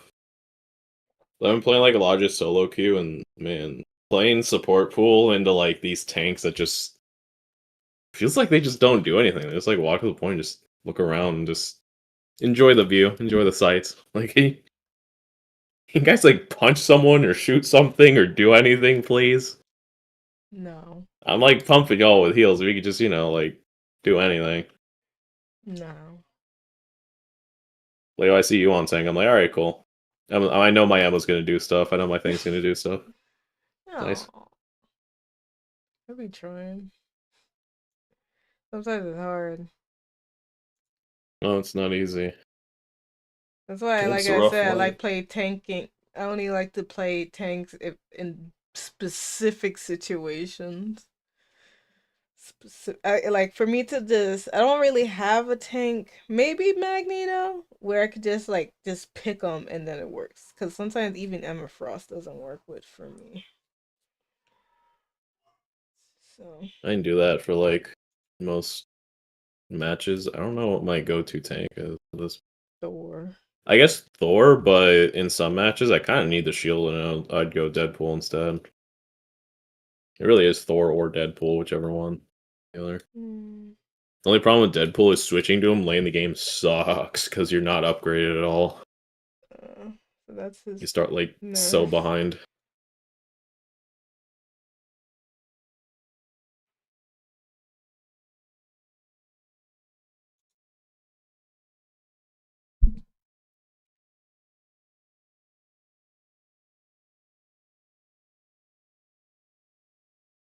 I still don't know which. You know what? Hang on, maybe you can help me pick.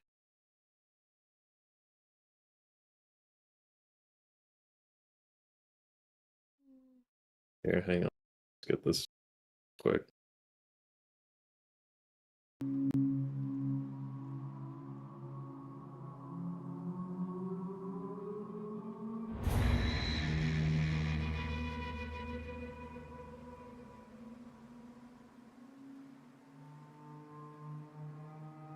Where's the...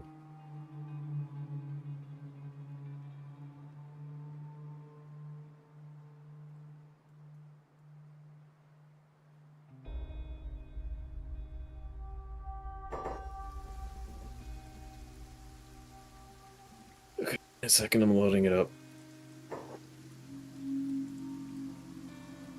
Oh am I?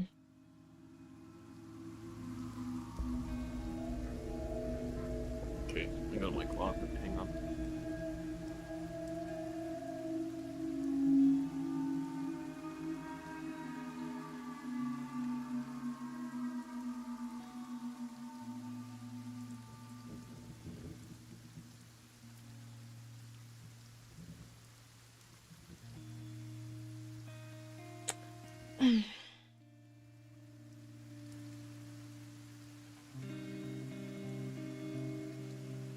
Alright, so I'm going to the game on Sunday. And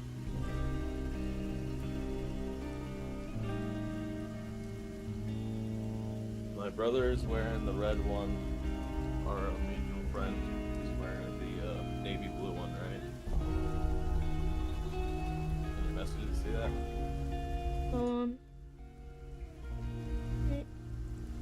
Which one is he wearing? So my brother's wearing the red one, and my other friend, our mutual friend, is wearing the navy. Okay. I only have the red one, and I don't want to wear it because, you know, we're twins, and it's going to be confusing. Oh, please. One of you got long hair, and the other one ain't got long hair. You're fine. But, yeah, I mean, I don't want to wear it again, though. You don't So, want to. You just don't here. want to wear it because your brother's wearing it. Just say that. Yeah, And call genuinely, it yeah. a day. Alright, you have the camera on, right? You can see the camera on Discord? Yeah. Okay. So, should I wear this one? Oh Yeah, my wear God, that light's one. horrible. Hang on. The light's so bad. Or the flashbang. I can see. It's fine. Okay. Should I wear this one? That's like the navy with the red? Yes. Or, hang on, there's another one. I'm Or just still gonna say yes. this. I know this game was gonna crash. And this one has this on the sleeve. You know what? Wear that one just to keep the whole idea of not wearing red. Yeah, just wear that one. This one. Yeah, wear that one. Okay. I haven't been able to decide. I need someone else to pick for me. I didn't even think you own a webcam. Of course I have a webcam. How else do they make They made you use a webcam? it was around like COVID time, like That's a little bit after COVID, so I would always block mine. I mean it was for the interview, but then we also had For the we did interview. team meeting.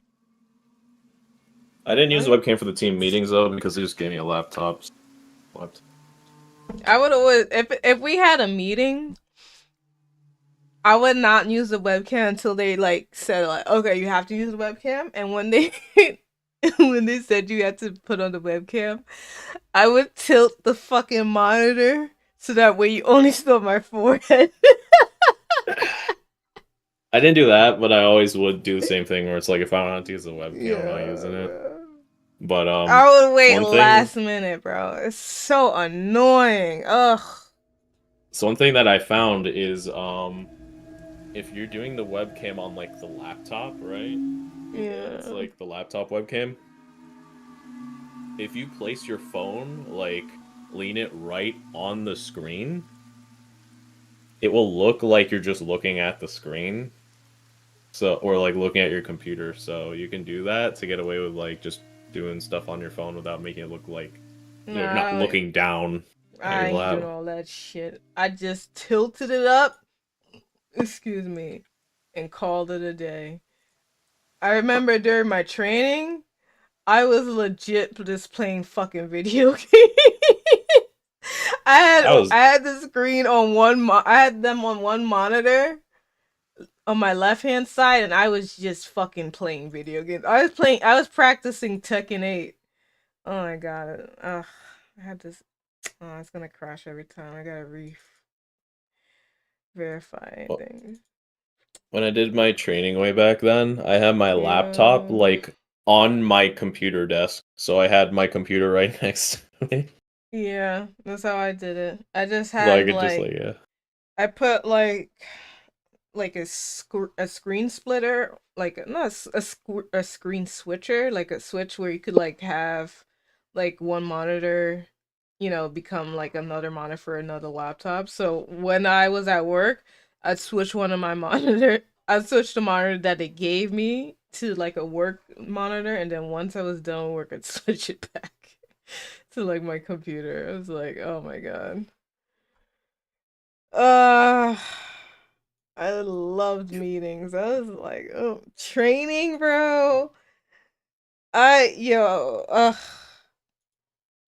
just, when I tell you for my whole training, I spent it just playing video games, learning about stocks, and just watching YouTube. It was not even a joke, bro. I miss that shit. I miss that shit. I want coach. That's the best one's always coaching. The coaching days are the best. 'Cause you don't have to do any work. You just tell people what to do. Yeah. Oh, they always wanted me to coach, but I was like, I don't feel like it's like extra work for like with more headaches. I'm like, no. I don't want people atting me in the chat, bro. Leave me alone. I just want to do my job and go home. Fuck that. Because everyone was like, oh yeah, volunteer. If you volunteer, you'll you know, they'll like, you know, you're more likely to get promoted. Everyone I know is not at that job anymore. So Classic. they would always tell me like, Frog, you should you should train people. You should do it. Do it, bro. They're gonna like wanna, you know, put you in that position forever. I'm like, how stupid are you? I remember like the one time I got to actually coach. It was like right when we were just about done. Like we were pretty much at the point where it's like, all right, cool. I can just send you off, and you're gonna work from here on out. You won't need me anymore. And then like, it was a week. I was like, they haven't been in the office. Are they okay? What happened to them? They're just like, they're not coming. Like I was told by a supervisor, like they're not coming back anymore. And I was like, it's always wild when like the whole fucking like the new class just like no, the whole class, bro. I was customer support, man. No one wanted to be in that. This one was easy though. This was funding. Funding was actually like fun. It was not bad at all. Like all you had to do was just look at contracts, make sure that the dealers didn't mess.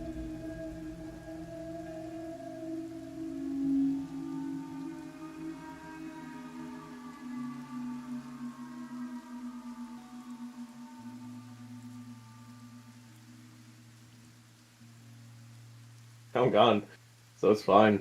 It was just funding, like that's all it was. It was just like I said, you just look at contracts, and if there's any problems, you just talk to dealers. I'm not gonna say where it is. I'm just gonna say like what the job entails, because that's like there's like so many car companies that applies to. Yeah.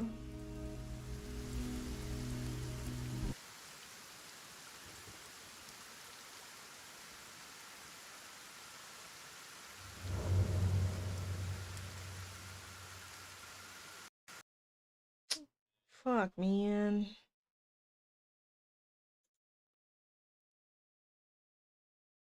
I loved when they put their fucking. I loved when it was put in like that, like story. Like, I don't give a fuck. Don't tell me. I don't care. I hated those. Yeah.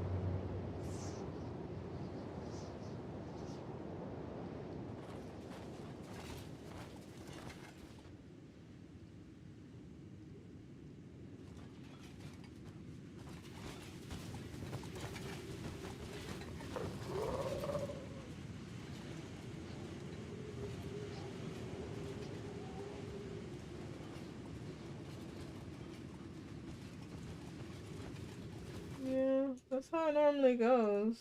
I feel like, honestly, like it got worse. Like with my team, they're like, okay. And then like, and every team they did afterwards, no. No. They just all fucking was like, no. I get it if it's a really bad position or it's an annoying one like customer service. Because customer service turnover is really bad. Like you could expect pretty much in the group whenever you're like for that last job, if you're in customer service, if you're in a group of like I don't know, 7, 8 people, you would have maybe like 2 or 3 that actually finish it and are on the phones. It's very few. Most of them just fail. Yeah. Like my Because they see team, like how much you have to know and how overwhelming the whole thing is, and then they get a lot of they start talking to other people and hear about how little support you get. So like, yeah, I'm.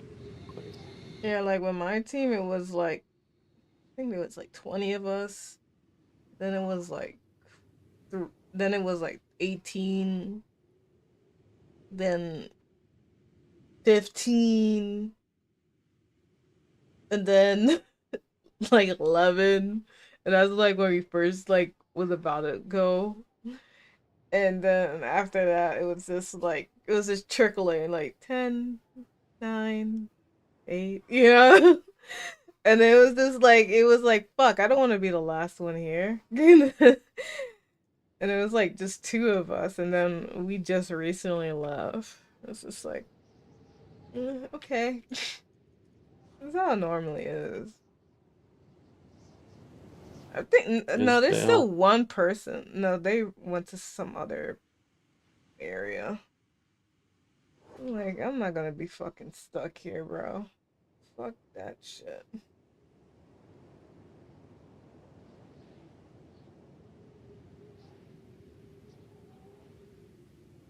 The hell is this about?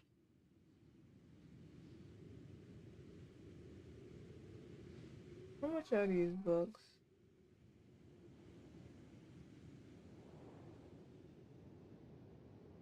You just giving the book away?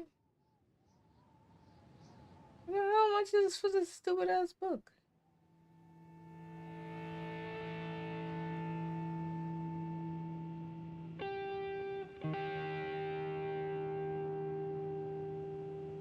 I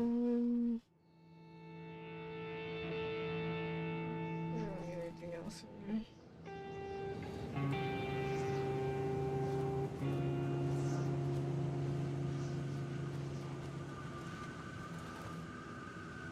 What if somebody else was carrying somebody?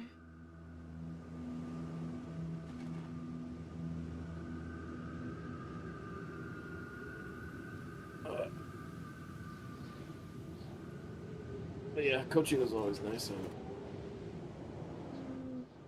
The nice thing about coaching for me was always, like I said, we're at a lake. You never really had to do much. You could just like, Who's these people? all you had to do is just be like, alright, do this, alright, do this. Encourage them. Yeah. I just always saw that shit as extra work. It was like, fuck this shit, I'm not doing it. You're better than me. It's easy. I didn't say it's not easy, but I can't deal with the headache sometimes. Who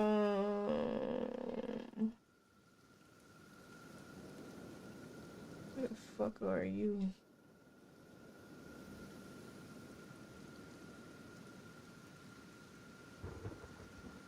The hell did I have you getting? Where are you headed? Oh, you were headed there.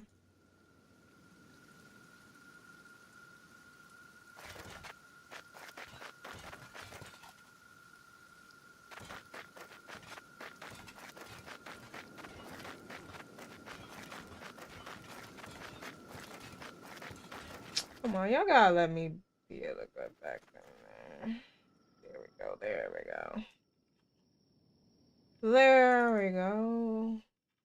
Us peace. Is it gonna load?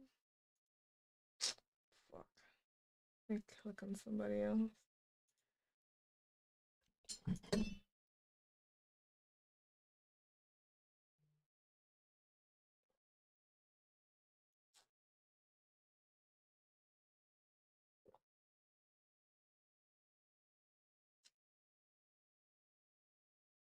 Which side?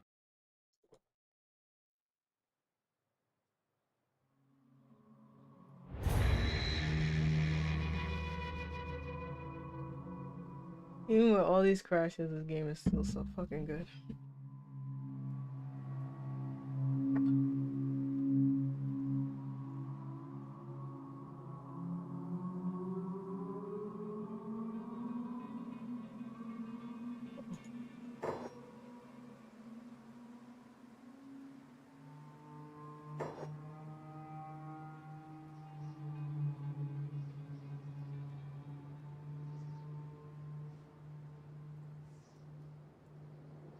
Oh.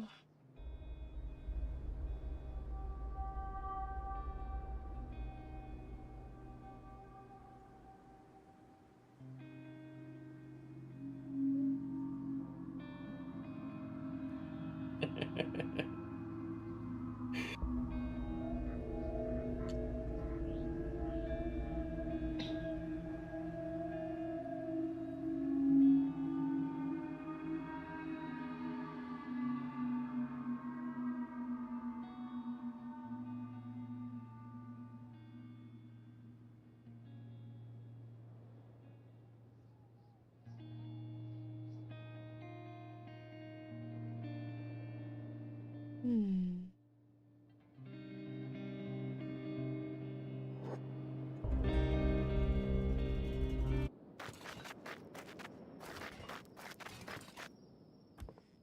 Okay.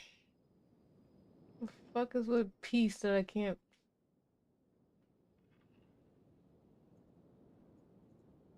God, I hate when that happens. What can I research?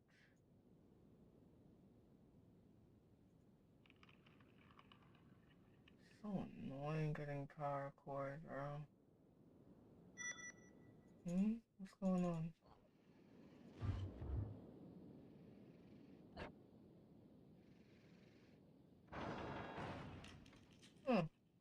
What are you guys still doing outside?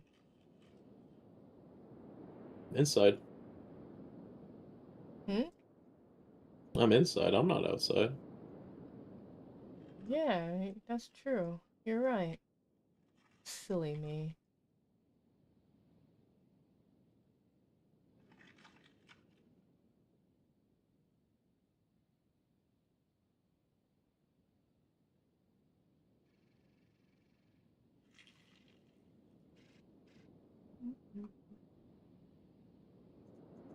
Get your little butts inside. Where the fuck is Beep? Why is Beep out there? Oh my god, Beep. Who the hell are these people? Oh my god, the fucking rebel farmers. You're just looking to get your ass kicked, bro. Oh, and he's hungry. Damn.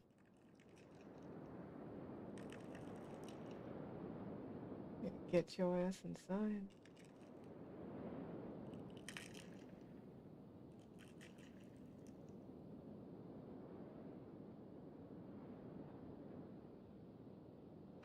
Damn, so I gotta fight some more rebel farmers. God Christ. God almighty. I don't remember this door being open.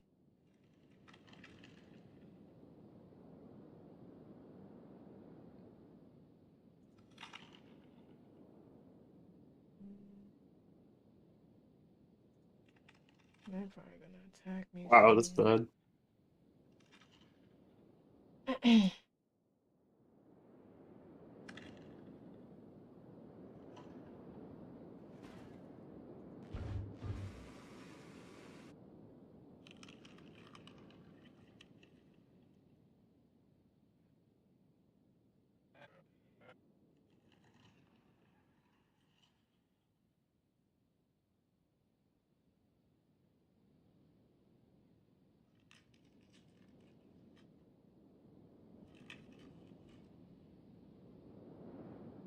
Huh.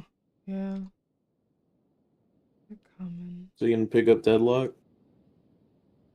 I was looking at it. I don't think I will.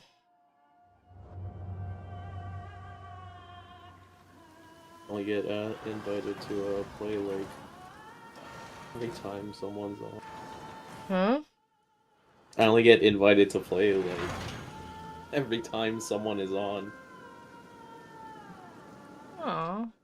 You keep You got inviting to- me. Like I'm not playing. Stop asking.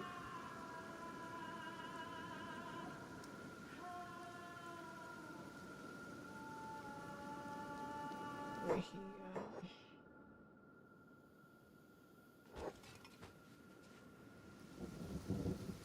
Thanks.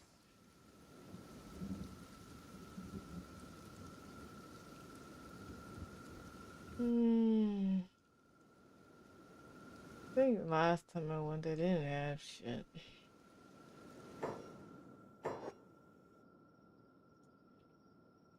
Where's the tech hunters? You know what? Send your little ass over there. Tech hunters, tech hunters.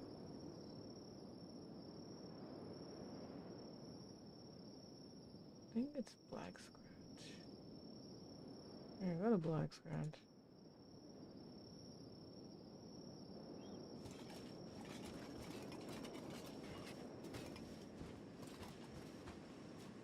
Surprised he's not like getting food.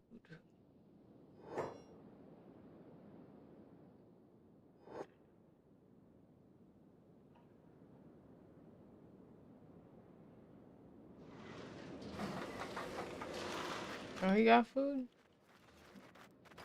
What? Huh? No, I'm playing a game. Oh, sorry. Um,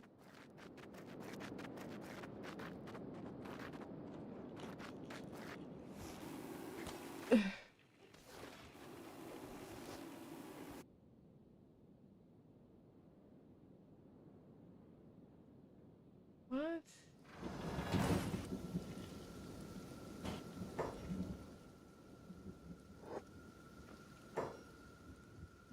Nice.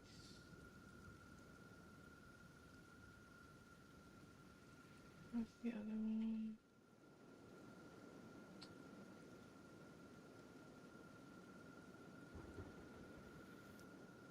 Shall kill one.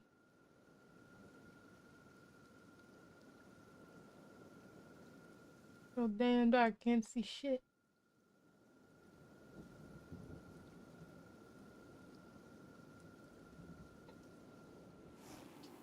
What? Ooh.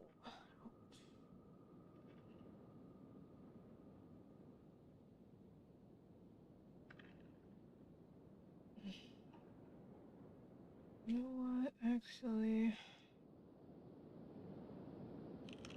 Ooh, what the hell? No! Oh my god, just when the game was fucking loading. Why is it doing that?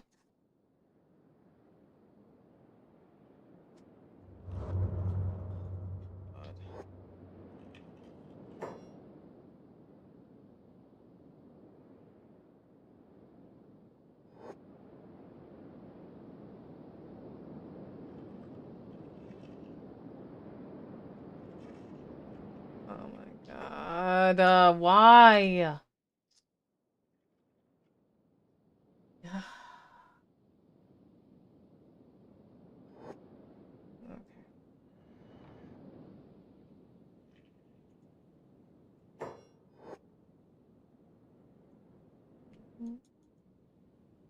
Oh my god. Let's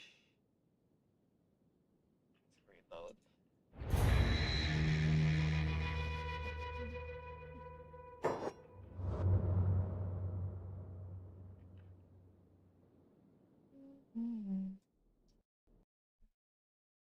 Yeah, just crash.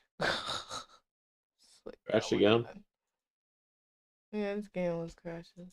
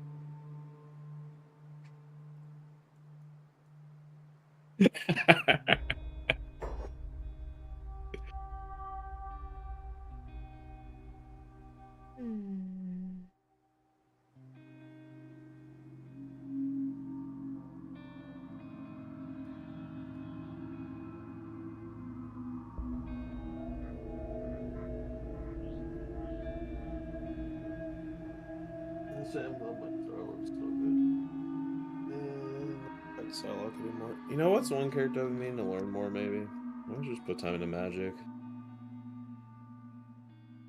I mean, the best time to do is when I'm playing, so at least I could heal you properly. I mean, it's just the problem that I'm looking at it with the way they've been balancing the game is they keep gutting the most interesting parts of the kits, and it's really annoying. Like, you know, Rocket's wall run thing that he can do. You know, that's as slow as just his regular ground movement now, right? Oh, that sucks. There's no speed boost on it because they buffed the time on his revive station, and everyone was like, why? The movement was the fun part. The revive station was like the least interesting part of his kit. I would rather just that be nerfed than have the movement come back.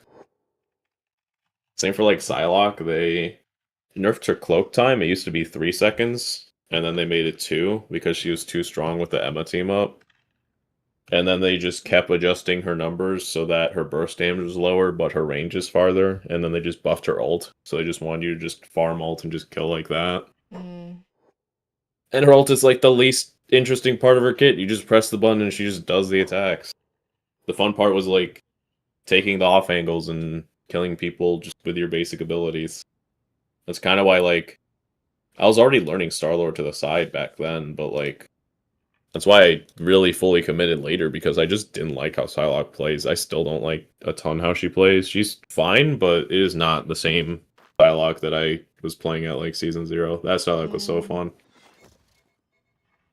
And now with Star-Lord, just keep getting buffs and getting so overtuned at this point. He genuinely is overpowered. He does need nerfs. I'm like worried at this point that he's going to be next, and I really worry that they're just going to be like, all right, well, we have to nerf his movement, right? We can't nerf his damage result charge. I don't know. Magic's been the only one that actually got better about that, because like they made a change later where if you use her right click, like the projectile, it pierces through enemies, and if depending on how many enemies you hit, it reduces the cooldown of when you can use your portals.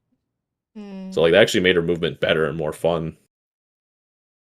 But like, man, Star-Lord, I feel like I'm really worried they're just going to try to make him like another poke character and just gut his movement. I hope not, but I'm worried about it. That's why I'm like, maybe I should have a magic ready just in case. Why did they switch this? Or is this game just bugging? I'm assuming the game's just bugging. Maybe. Also, I'm sending you this message just as a reminder. Don't forget. What message? Oh, nice. Yeah, it's still active for a bit. Just don't forget. Oh, yeah. I wonder if I could watch my own stream if I get the drops. That'd be cool.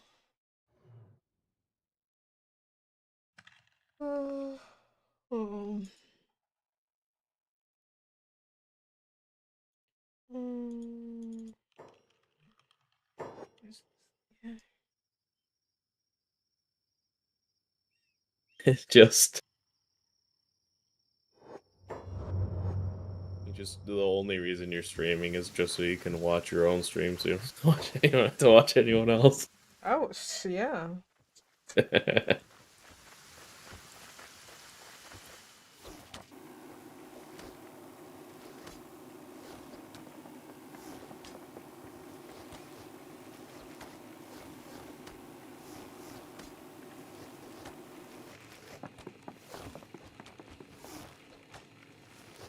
Yeah, I don't know. Magic's...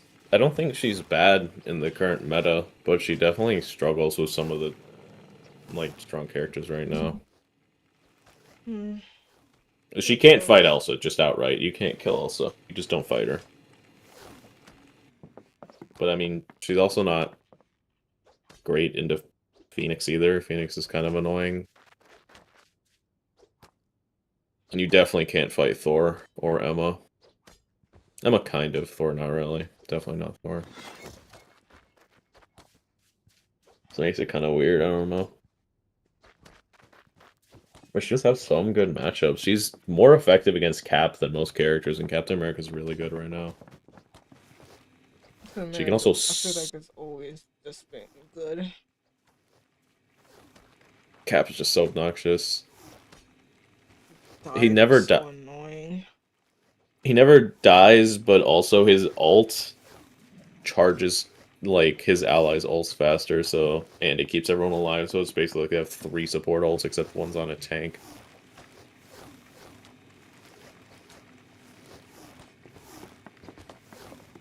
Oh, you know what character is like miserable to play against as Magic? Thing.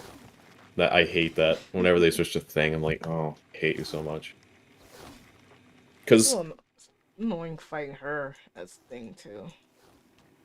What you have to remember is that when you do the dash knockup thing, you know the dash knockup ability, that disables the dash and the portals. You can't portal either. You just have to like sit there and hope that you don't die in that time because you just can't move. Good. I hate it. I love it. I don't know, maybe. There's a lot of one-trick magics, and they still get results. It's just, they put in a lot of time in the character to know how to, like, navigate around stuff, but... Maybe. I might go back to her. Yeah, I mean, that guy was playing her pretty good, I think. Yeah, he did good. I don't know. I mean, I have the most fun with Star-Lord right now, still, but I'm just worried for the future, or anything else. If he stays the same, I don't care. I'm just maining him, bro. Put time into magic again. I definitely have my support lock now, though. Like, before, it was Ultron, I guess, but it was wishy-washy, because, like, you can't run him... He wasn't great unless you ran him triple support, and blah, blah, blah. And I have Pocket Luna now, it's like, nah. If I play support, my favorite one's Deadpool. It's not even close. Support Deadpool's so fun. He's my favorite one. And for tank, it's still Thor. Thor's my favorite. I like how they were like... Tank Deadpool? It's like, it's both of them. Just solo tank with Deadpool? I hate when you are with people who just like... It's almost like they can't think outside a fucking box or some shit. It's just like, you can't be this ridiculous. We don't got roll queue, so you can be creative, and that's the whole point. We got to be creative there, and it did work for a bit.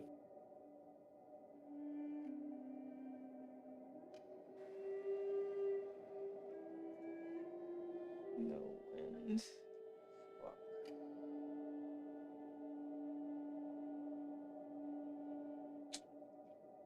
No wins.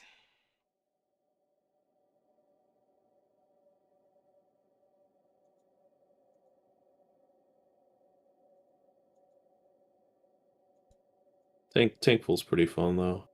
I don't know if he's my second favorite, though. It's really tough to say because, like, I know I didn't get to play her much, but that one game as Angela was really fun. And I remembered how much I really liked playing Angela. Yeah, that one wasn't so bad for me either. It's just, man, Angela's so, like, evil. You feel, like, so evil playing her. Because you just, like, fly around, and people are just trying to play the game, and then suddenly you just pop up, hit someone, and then just shove them into the air and just kill them before they can even do anything. You're like this evil little assassin just flying around. And they try to kill you, and you just get away every time. I still think she's really good, but she does have counters. Thing and Thor do pretty well against her. Wolverine as well. Maybe it's her. I don't know. You can be pretty creative with her, but tank pool's really fun. Like actually playing him now, he's a lot more fun and better than I gave him credit for. I don't know. It had to be one of them. I think that's my 3 main tank rotation though, but I don't know which second favorite is. Second favorite duelist is. I think at this point it probably is Magic. Honestly, I think I have more fun playing Magic than I do Psylocke. It supports Ultron. I still like playing Ultron.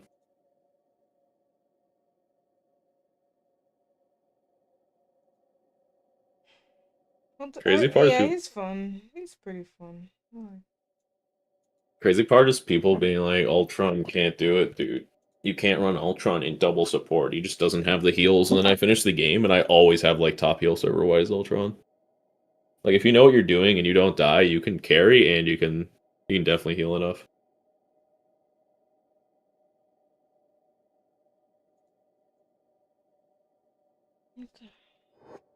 We'll see.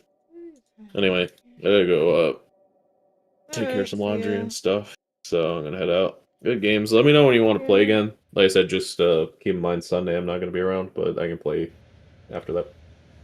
Sure. Alright, take care. You too. Bye. Be well. Bye.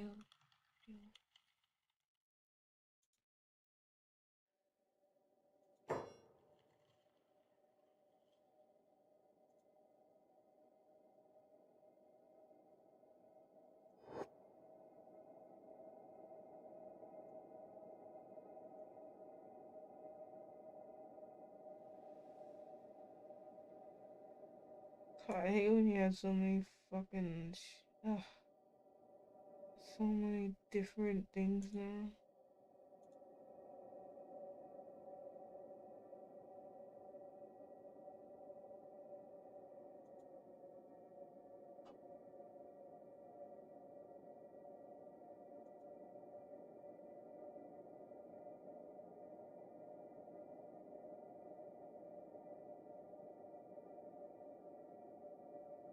Biofuel.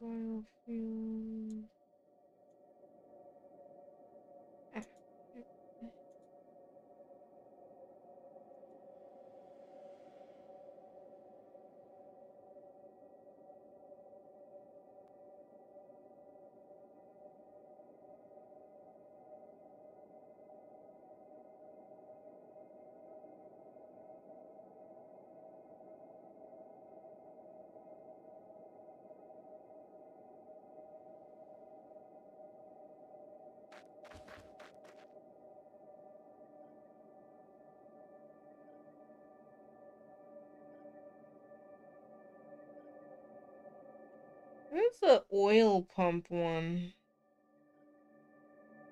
I'm trying to look for that.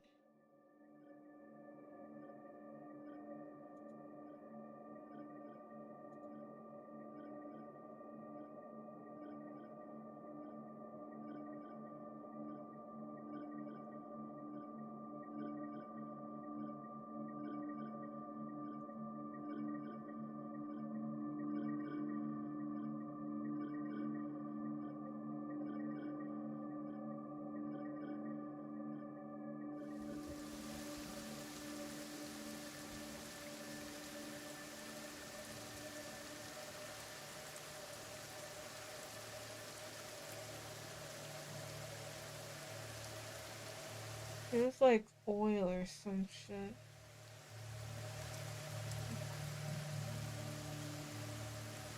I wish there was like a you could search.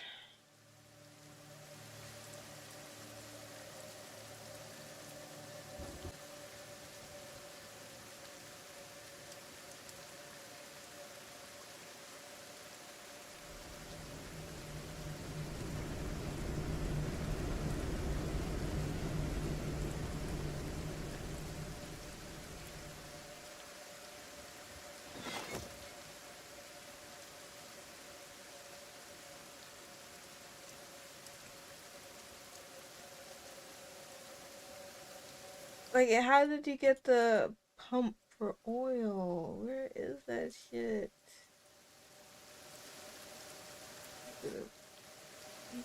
Oil and shit.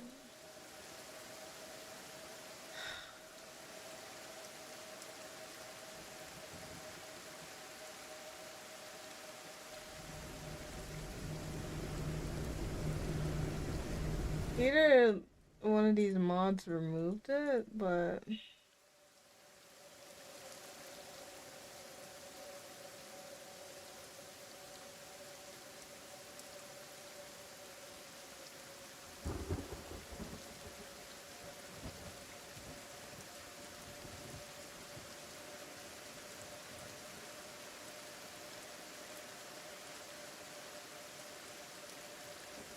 this is here it was somewhere here.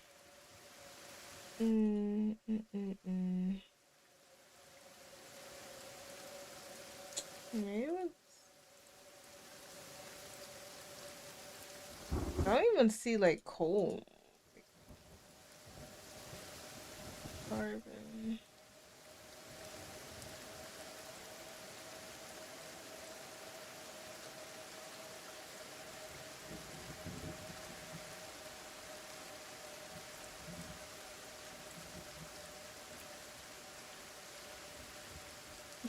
Can't do nothing out here.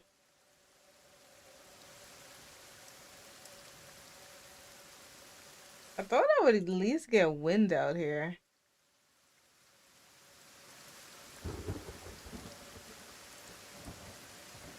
I don't get... Wait, do we have... Oh, we do have power. Oh, okay. So we have power.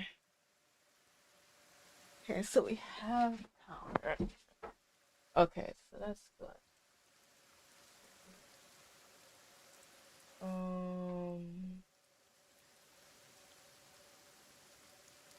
I think that's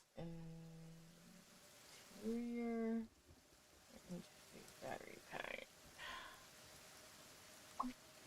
Okay, cool.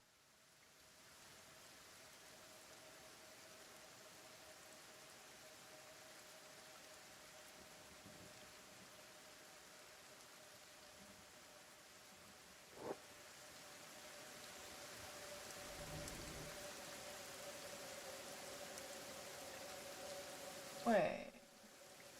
Do we already have battery?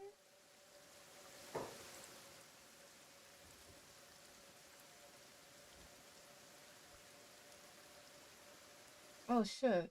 We already had them. Oh, okay. Why did it... Oh. Okay.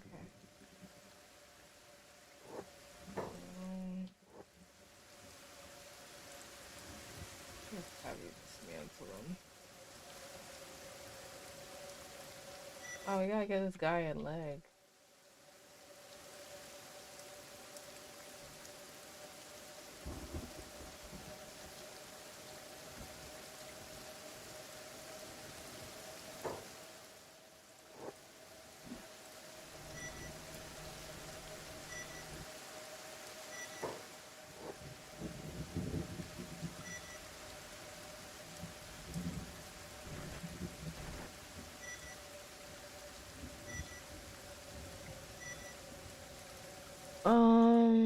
Oh shit. Fuck happened to you?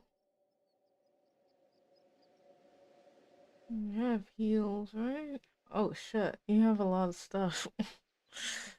Ah, damn, poor Derek. Poor Derek.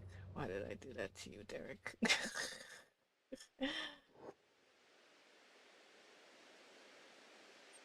I hope he's not dying. He should be fine. Okay, Derek. I didn't realize he had all this shit on him. Hey, can you repair yourself first, bro?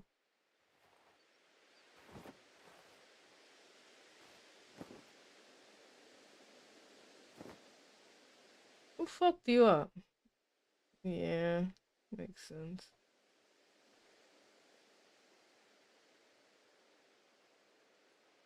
Where are you right now?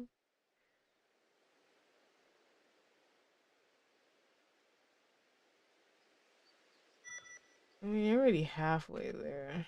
It'd be kind of annoying to just make you go all the way back.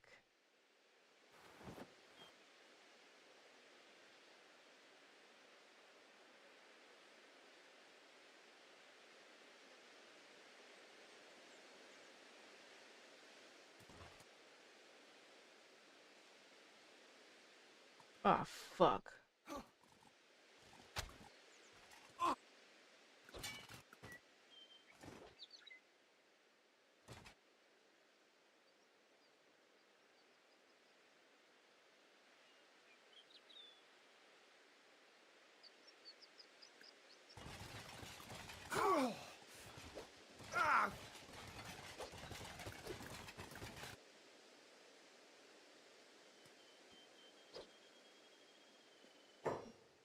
Yo, repair yourself, bro.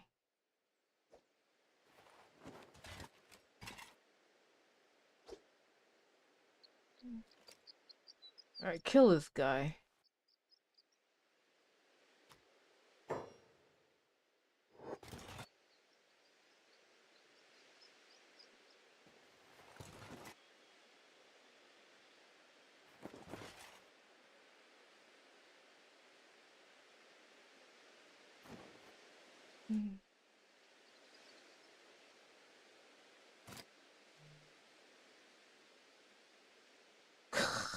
Like I'm just killing them.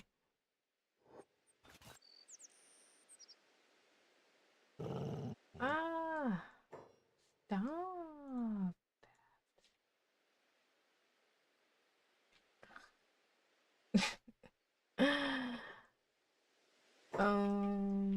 Damn, that's annoying.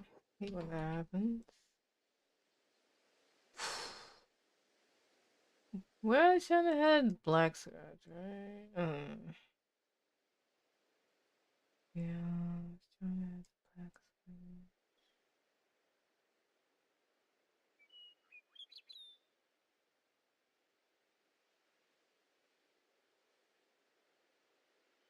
Yeah, let's go.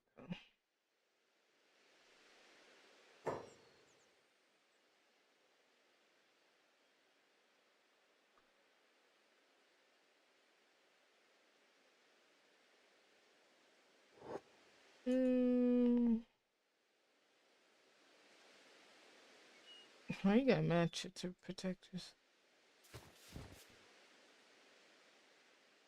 Oh, cool. You're here. Actually, you know what? Ah, you're gonna hate me for this, Derek. Let's head back. Let's head back.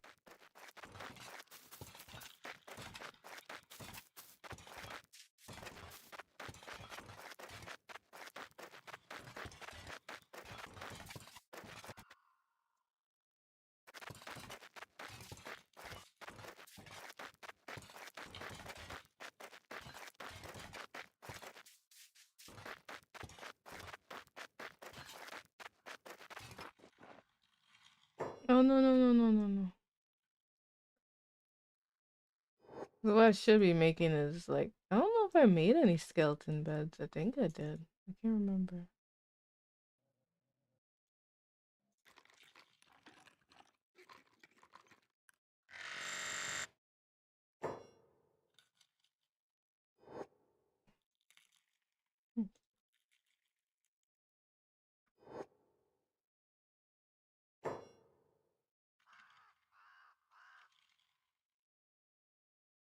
Almost like he had a good book. Thought he had a book pad on. I was about to say, yoink!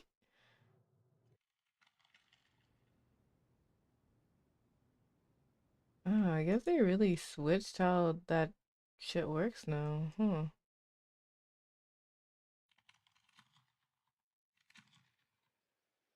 Who's after me?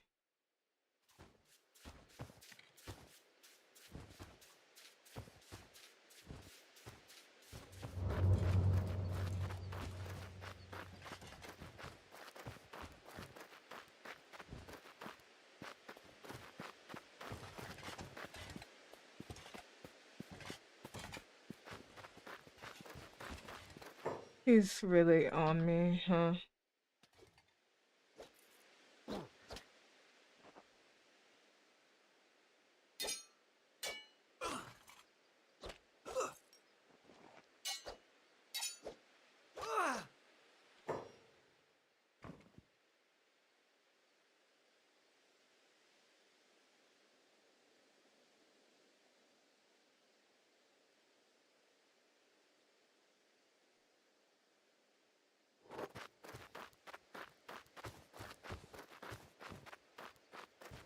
That was fast. Shit, what were we gonna have you here for? I don't have anything.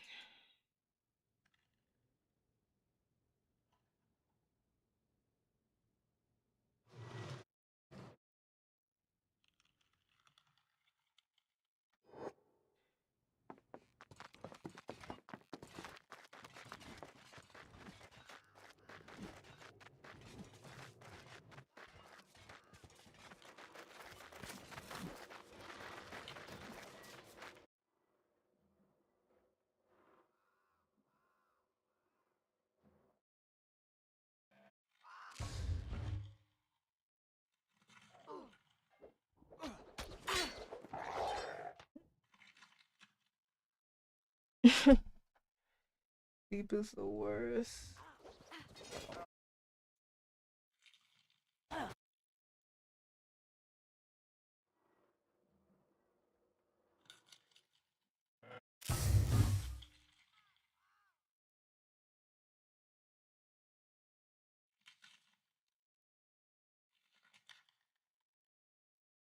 Who's winning? Damn, the farmers are actually fucking winning.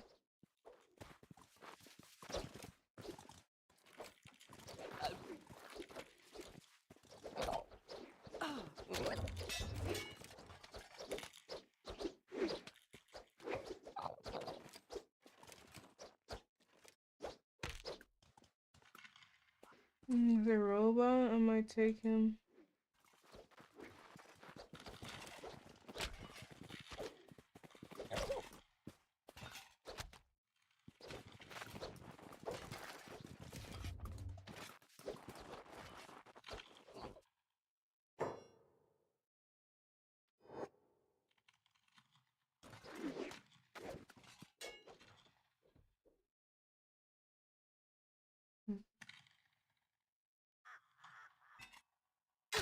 That's why this is like the best base.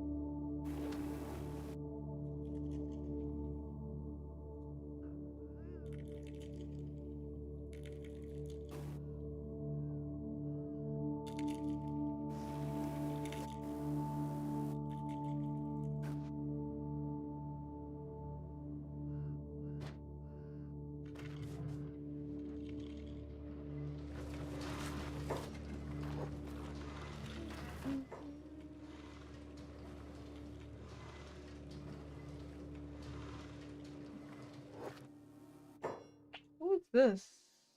Oh yeah.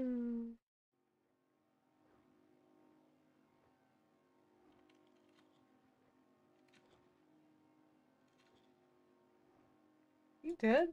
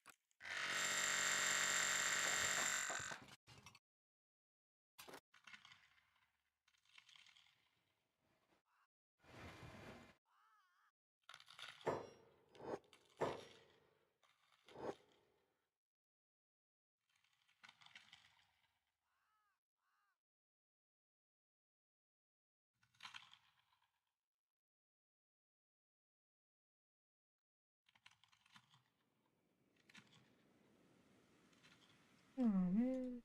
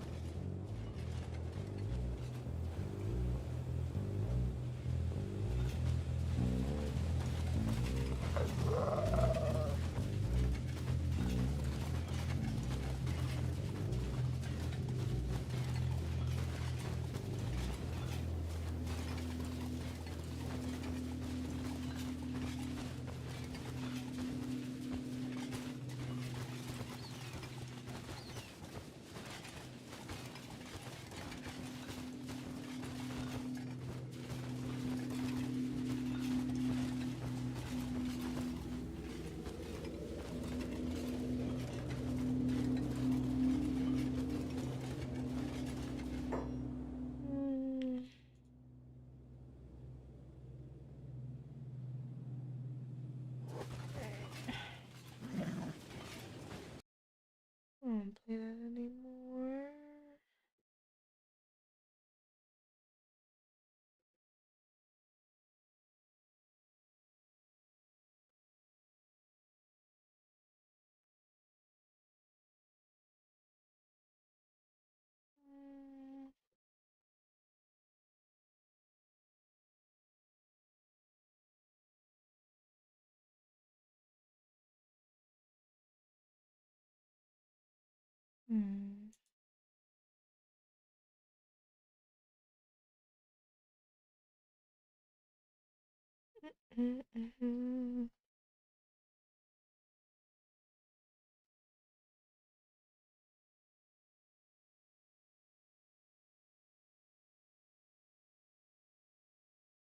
I knew Vegas and stuff. I don't even know.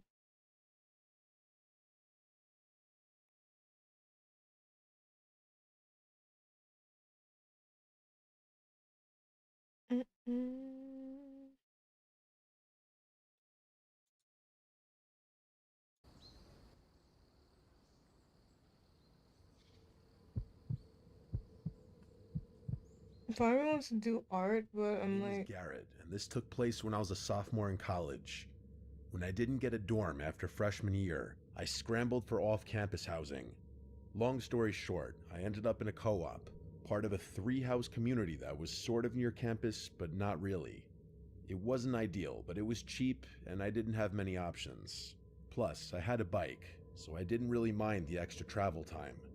Most of the residents were young students like me, but there were a few exceptions. There were a handful of alumni, 1 or 2 TAs, and a few older people getting their degrees later on in life. But the person who immediately stood out to me was an older woman who lived in one of the other houses. From what I could tell, she was maybe in her late 50s, even though she looked a little older than that. She had graying hair and walked with a sort of limp, like she had some kind of back injury. She was really quiet and mostly kept to herself, and she always had this blank expression on her face.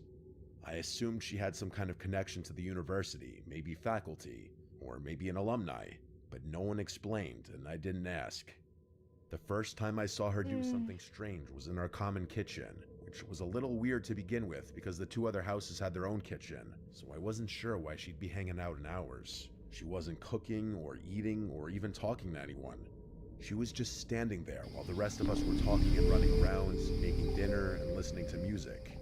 She didn't try and join in, she just watched us blankly. I caught eyes with her a few times, and part of me got the feeling that she was watching me specifically, even though I knew that was unlikely. No one acknowledged her, which I thought was a little weird too. Maybe they knew something I didn't. Later that week, I was doing some homework in my room when I saw her again. I glanced out my bedroom window, and there she was, staring up at me. As if that wasn't strange enough by itself, she wasn't even on the sidewalk, but rather in the middle of the street. It was getting late, and it was decently cold too, so she must have been freezing out there. I couldn't tell if she was looking into my window or just in the general direction of the house, but I felt like she was staring at me specifically. I don't know why I did it, but I waved at her, trying to be friendly. The moment I did, big mistake. I instantly regretted it. She didn't wave back. Instead, she jumped up and down a few times like she was excited and then ran towards one of the other houses, presumably hers. I felt kind of sick. Not only had I acknowledged her, but I had confirmed that she had been looking into my room the entire time. And even if she hadn't, she now knew which room was mine. Later that night, I asked one of my housemates about her. He told me that that woman had always been there and that I should try my best to ignore her like the rest of them did. I inquired further about her, but the guy genuinely didn't know anything and said he was just repeating what someone had told him when he moved in. It didn't sit right with me, so I asked around until I got some semblance of an answer. One of the seniors in the specific house she lived in told me that she was associated with the university and was a little kooky, but that she didn't have a history of violence or getting physical. I asked him why no one found that as strange as I did, and he told me that they really couldn't control who lived there, as that decision was up to the property manager. I wasn't fully satisfied with that answer, but there was nothing I could do, so I tried to just block her out of my mind. But then it got worse. One night, I walked out of my room and nearly ran into her. She was in the hallway, standing right in front of my door. I literally jumped back because she caught me so off guard. It was past midnight on like a Tuesday, so the house was mostly dead. She didn't say anything when she saw me. She barely even reacted. Instead, she just turned and walked away as if I were the one who had intruded on her. I'm not going to go into every little detail, but there were several more occurrences like that one where I caught her either snooping somewhere where she had no business being, or doing something she had no business doing. At some point, I lost my room key. All 3 houses had once been part of the same hotel, so all the rooms had personal locks and keys. It was a co-op, so most people just left their doors unlocked. But I was someone who couldn't sleep comfortably knowing someone could just walk into my room, so losing my key was a big deal. Everyone had a spare, including me, but I was pissed because I'd have to go make a copy of the key, and that was an extra annoyance I couldn't afford at the time. A few nights later, I woke up randomly in the night. I wasn't sure why at first, but then I heard it. There was a soft bumping coming from my closet every 20 seconds or so. It sounded like something shifting behind the door, like something was moving inside of my closet. I'm not one to scare easily, and I'm definitely not one to be helpless in a dangerous situation, so I was going to deal with this myself. I quietly got out of bed and took a deep breath. I slowly walked over to the closet, trying to keep my breathing under control. My heart was racing. In one fluid motion, I ripped the closet door open and screamed like a crazy person. Just as I expected, the woman was in there. She had one of my ties wrapped around her neck, and her eyes were wide open. She was holding a kitchen knife with her other hand. Are you fucking kidding me? Startled her, because before I could react, she lunged at me with the knife outstretched. I screamed again, only this one wasn't pretend. It was a scream of pure fear. I wrestled her to the ground and was able to disarm her pretty easily, given how frail and small she was. That didn't make the situation any less terrifying, though. She kicked and fought and bit as I pinned her to the ground, screaming the whole time. I yelled for help, and I heard some doors slam, followed by some of my housemates running down the hall. My friend Lee immediately helped me immobilize the woman, and the 2 of us kept her pinned while someone else called the police. The rest of the night was a blur. The police got there quickly and arrested her on the spot. By that point, she had stopped screaming, but she refused to say anything either, which was extremely unsettling. The cops found my room key on her. Real big shocker there. A few weeks later, we got our answer about who she was. Apparently, she was the property manager's sister, who he had been letting live there under the radar. She had severe mental health issues, and instead of getting her proper care, he had just thrown her into one of the unoccupied rooms. I believe the property manager was eventually arrested for negligence and a slew of other things, and rightfully so. I honestly blame him so much more for what happened than her. If anything, I feel bad for her, but my pity won't erase the fact that she tried to kill me. I could have lost my life that night. I have no idea why she seemed so interested in me specifically, but I can only hope nothing like that ever happens to me again.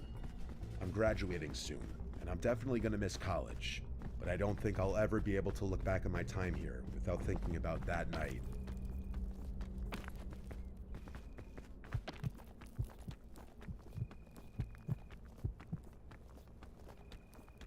This isn't really my story, but I essentially watched the whole thing happen, so I'm telling it anyway. I've lived in a modest 2-story home with my husband Benjamin for the better part of 20 years now. All of our kids are out living their own lives, and I couldn't be prouder. What I'm about to tell you happens last year.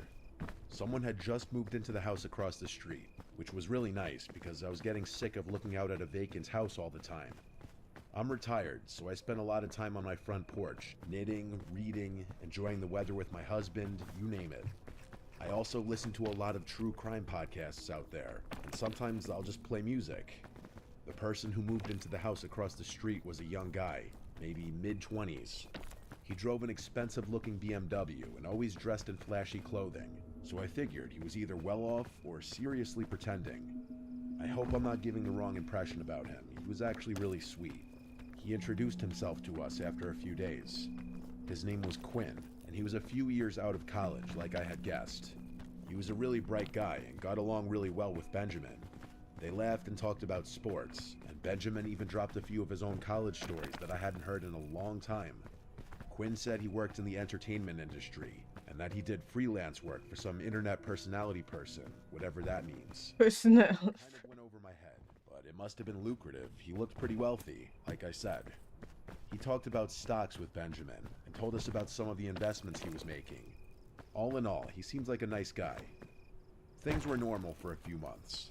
Like I said, I spent a lot of time on my porch, so Quinn would often wave to me when leaving his house, and I always waved back. I can't remember exactly when, but I started noticing the same girl going over to Quinn's house every so often. She drove a little white convertible, and she was pretty. Young, blondes, the type of girl you'd expect a guy like him to date. To be frank, she dressed a bit scandalously, which I didn't fully appreciate. I figured she was his girlfriend, maybe checking on the house while he was out. She had her own house keys, so it made sense. It became a regular thing. Once, maybe twice a week, I'd see that car roll up while Quinn was gone. She'd go inside, stay for a while, then leave. I didn't really understand what she was doing, but young people date differently these days, so I kept my thoughts to myself. Then, one evening, I saw them together. Quinn pulled into his driveway with her in the passenger seat. That confirmed it. She was his girlfriend, just as I had assumed. After that day, things started getting tense. At least, that's what it seemed like. One afternoon, I was out tending to my little garden when I heard shouting from across the street. Quinn and the girl were standing in the driveway, yelling at each other. Damn, that scared the shit out of me. But I didn't need to. She kept throwing her hands in the air, practically spitting her words at him. It looked like she was going to strike him. Eventually, she got in the car, slammed the door, and tore off down the road. Quinn shook his head and went back inside. I don't even think he noticed me. I figured it was a lover's spat. Every couple fights, and it wasn't my place to butt in where I was unwelcome. But then I saw that girl's car in front of his house again when he wasn't home. Not once, not twice, but multiple times. I told Benjamin, and he said it was rude to pry and that I should just leave the poor boy alone, which I agreed with. But then came the night everything went sideways. Benjamin and I were asleep when we woke up to sirens blaring outside. We rushed outside, joining the handful of neighbors who had come out to see what was going on. Quinn's house was swarming. Police cars, an ambulance, the whole nine. We watched as the cops emerged from his house with that girl in handcuffs. She didn't struggle or scream, just accepted what was going on and stared ahead with a blank expression. We saw Quinn being rushed outside on a stretcher. He was a bloody mess, and I gasped at the sight. We didn't see him for a week after that. I was worried sick. When he finally came back, Benjamin and I walked over to check on him. He let us in without hesitation and and told us everything. Apparently, that girl, her name was Ellie, had confessed to everything, making things easy for the police. For starters, she wasn't supposed to have his house key.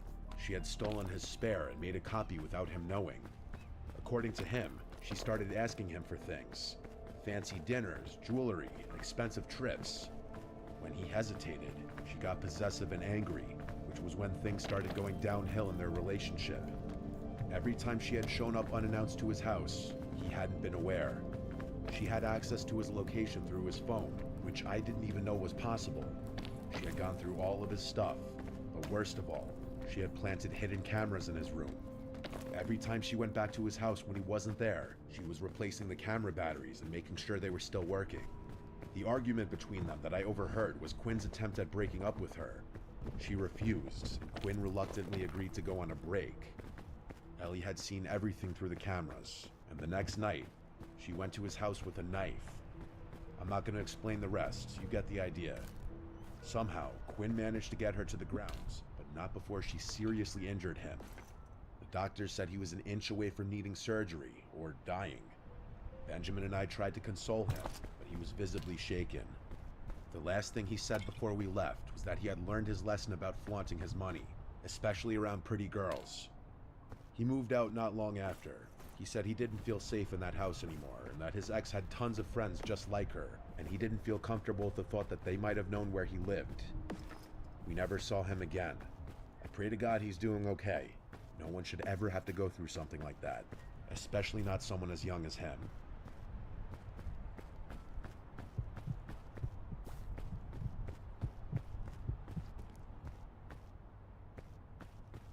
When I moved into my new place, I was just looking for a fresh start. I won't get into the details, but let's just say I had a bad situation with an ex that made staying in my old city impossible. I ran into some money early in life and made some bad decisions about the kind of women I surrounded myself with. Lesson learned. The neighborhood I moved to is really nice. Low crime, quiet, mostly families. The houses here are really spaced out, which was partially what drew me there, but for some reason, the property next to mine is much closer in proximity than most of the other properties are to each other. And by the way, that house next door is huge. When I first saw it, I thought I could easily fit a family of 10. That's honestly what I assumed at first, that a big family lived there, grandparents and everything. But I could not have been more wrong. Even though I try to be low-key, I wasn't going to be a rude neighbor. I took it upon myself to introduce myself to everyone in the neighborhood. For whatever reason, I decided to introduce myself to my next-door neighbors last. I couldn't tell you why. Everyone else I met seemed really sweet and genuine. I heard this one already. 90% of them were parents of young children. And yes, they were all slightly intimidating, purely based on how successful they seemed to be. I wasn't too sure how a younger guy like myself would easily blend into a community like that, but that was more of a personal concern. When I got around to meeting my next-door neighbor, my social battery was mostly drained. Mistaking it, he was having a party. There were people in that house, that much was certain. I should have turned around. I really wanted to see what they were looking at, but it was too far out of view. After a few seconds of me just standing there, I started to pick up on this awful bleach smell, or some kind of cleaning solution.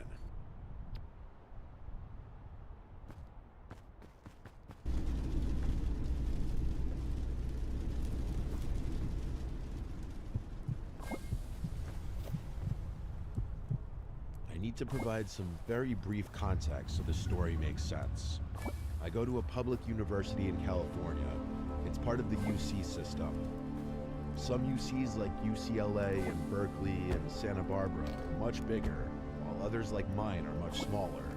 Most of the big ones have their own version of what's known as a dedicated tour day, where all the incoming students go to that respective campus to tour it. But really, it's just an excuse for all the current students to throw crazy all-day parties. Berkeley's is called Cal Day, and Santa Barbara's is called Deltopia, just to give a few examples. Now, my campus is about a 2.5-hour drive from Santa Barbara, but it's sometimes customary for students from other campuses to make the drive to bigger schools for that one day. I've never really been one to party like that, so it was never something I did. But a few months ago, I realized it was my senior year and I'd never get the chance to go again. So when they asked me if I wanted to come with them to Santa Barbara's Deltopia, I decided to say screw it and just went. We drove down that Friday afternoon, the day before all the major festivities. The car was completely packed out. Hunter was driving, and the other friends joining us were Damon, Benjamin, and Armand. We're all above 6 feet tall, so the journey was painfully cramped, but it went by quickly with some good conversation and music. Once we got to Isla Vista, we spent the better part of an hour looking for parking with no luck.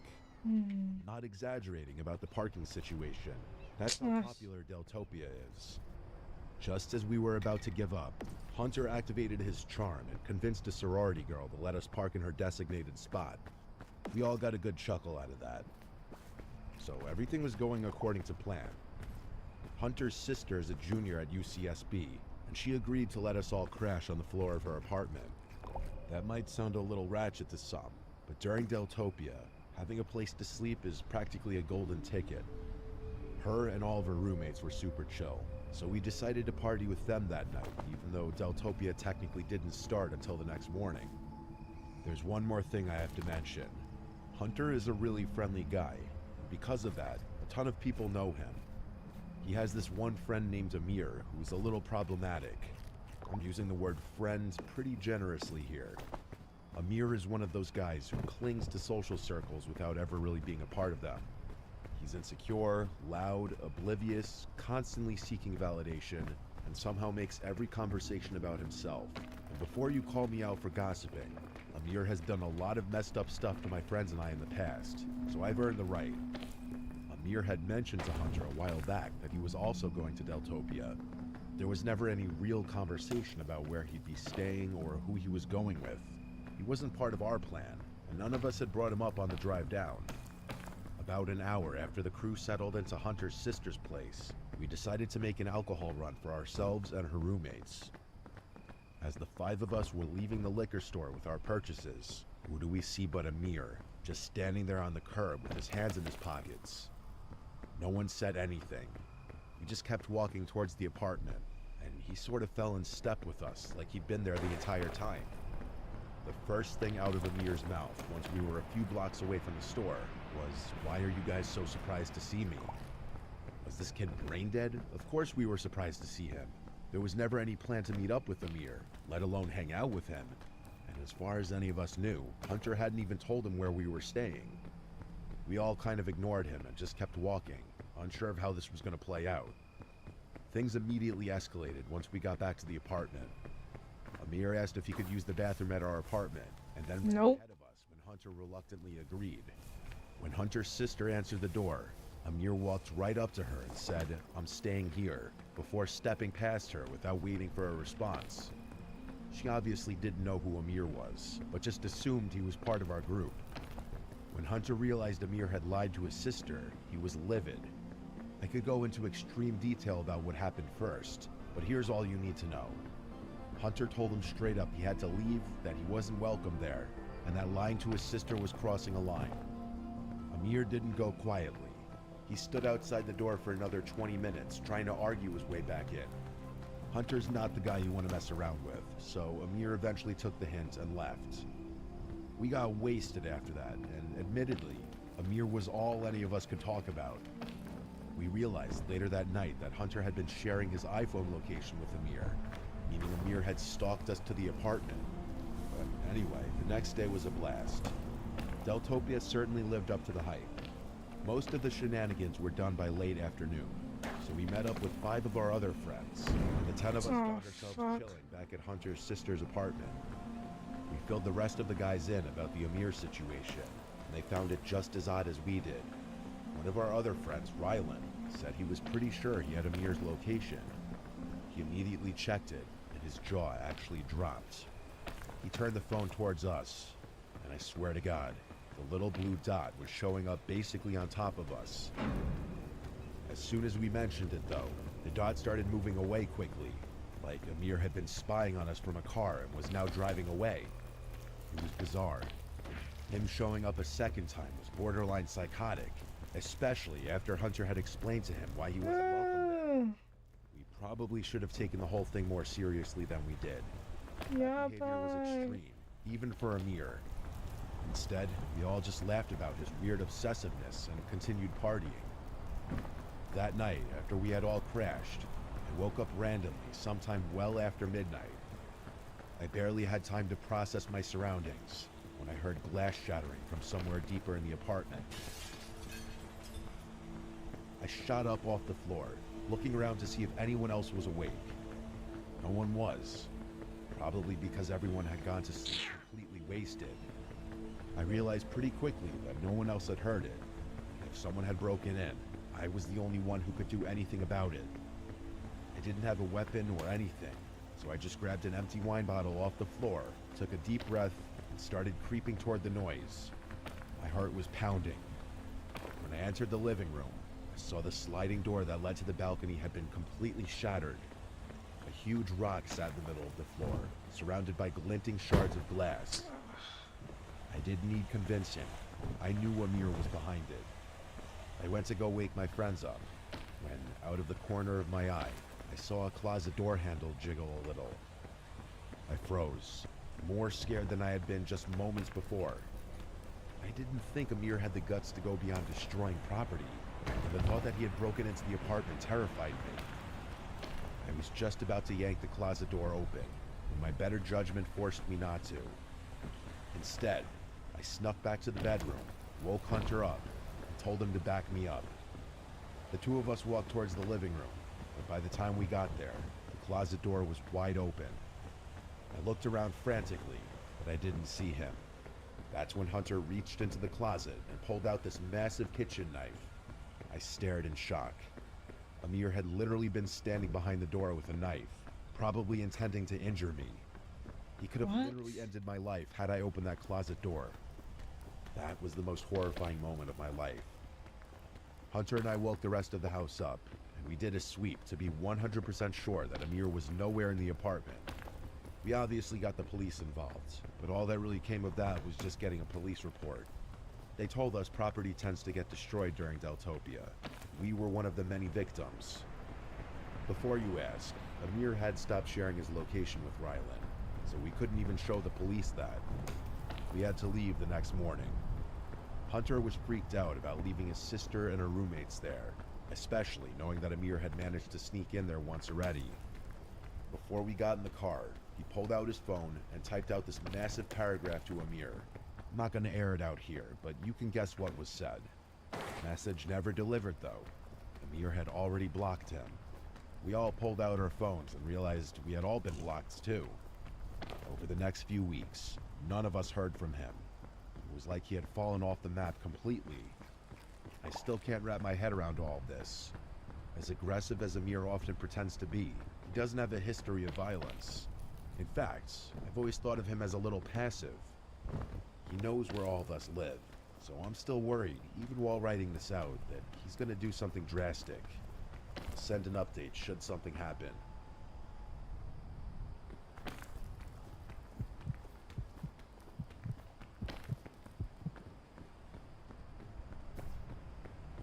My name is Arthi. This happened a pretty long time ago, but I'd say I still remember about 90% of the details vividly. It was late April 1996. I was fresh out of basic training, and I had just been assigned to an airbase as a communications specialist in San Angelo, Texas. Being stationed in Texas was great for me. I'm originally from Mississippi, and part of the reason I enlisted in the first place was to get as far away from home as possible. I was 24 years old at the time. My closest friends on base were a guy named Seabass and a girl named Kay. I've since lost touch with them, but back then, the three of us were inseparable. It was a warm weekend, sometime in early April, when Seabass proposed taking a road trip to Austin for the day to experience a change of scenery. Kay and I were also getting sick of the base life monotony, so we agreed. Kay offered to drive, so we packed her SUV with our stuff and hit the road that same afternoon. About an hour into the drive, we were on a mostly empty stretch of highway when Seabass spoke up. He asked us if we had seen the car behind us pull up from the shoulder right after we had passed. I looked back and saw a dark-colored Tahoe or something similar trailing us at a steady distance. I hadn't seen it pull off the shoulder, but being as we were on the highway, it wasn't exactly the weirdest thing. But then Kay changed lanes just to see, and the SUV followed. She did it again a minute later, and again, it mirrored her move. I was confused at first, but then a minute later the SUV put its lights on. Everything made sense. We were getting pulled over by an undercover cop. Kay pulled over. I watched as the cop pulled over behind us. I'm a pretty observant person. Processing information quickly is something I was quite literally trained to do. So I instantly realized something was off. The guy who stepped out didn't look like any cop I'd ever seen. He was wearing all black tactical gear, but nothing on him that said police. The only thing even remotely official looking about his uniform was a patch on his arm that said something I couldn't read. He didn't behave like a normal officer either. Instead of approaching Kay's window, he stood behind the car like he was waiting for something. I watched Oh shit. and realized he wasn't just standing behind the car, but was actively analyzing it. He was looking through the rear window like he was trying to see the stuff we packed. He was also checking out Kay's bumper stickers and her license plate. Seabass and Kay eventually caught on to the officer's strange behavior too, and Seabass rolled his window down before asking the officer if there was a problem. Instead of responding, the officer swiftly walked up to Kay's window and asked for her license and registration. Kay reluctantly gave it to him. He walked back to his vehicle and didn't return for a really long time. The three of us started whispering about how strange this whole encounter was getting, but we weren't sure what to do. After what felt like forever, the guy finally exited his car again. Only this time, 2 other men stepped out with him. Whoa, what I the feel my fuck? heartbeat ticking up, so I did some focused breathing to keep calm. The original officer walked back up to Kay's window and asked her if her father was in the army or something. Kay asked for clarification, and the officer mentioned the U.S. military bumper sticker on the back of her car. Kay laughed and said that she was the one in the military, then turned to Seabass and I and said, them too. The moment Kay mentioned we were all in the military, I noticed a shift. The guy at her window didn't say anything right away, but his body language stiffened. He glanced back at the other 2 men, who were still standing near the rear of the SUV, and then he glanced back at Kay. Oh fuck! Why didn't I drink that shit? Letting her off with a warning and to drive more slowly. I'm a dumbass. He handed back Kay's license and turned around without another word. The 3 of them got back in the car, and before Kay could even start her engine, the Tahoe pulled off and sped away. The 3 of us were dumbfounded. Seabass couldn't stop talking about how those guys weren't real officers. They would have done something shady had we all been civilians. And There really wasn't much more we could do, so Kay just got back on the highway. Austin was actually a really good time, and by the time we got back to base, we had all but forgotten about the stop. It wasn't until about a week later that I was reminded of it. I was sitting in the rec room watching the local news with Seabass when a story came on that made me freeze up. Apparently, a man and woman had been found dead in a ditch along a stretch of highway just outside of San Angelo. According to the reporter, the victims had been robbed and murdered, and investigators believe they were dumped there the night before. What really got me, though, was the next part. The vehicle found abandoned near the scene was a black Tahoe. Police confirmed it had been reported stolen months earlier, several states away. Seabass and I instantly went to find Kay, and the 3 of us agreed we had to tell the police about what we had seen. We told the police everything, and part of me felt a surge of guilt for not telling them sooner. Even to this day, I still think about how Kay's bumper sticker may have saved our lives that day. I can't help but think about how easily it could have been us in that ditch had we not been military. switching games.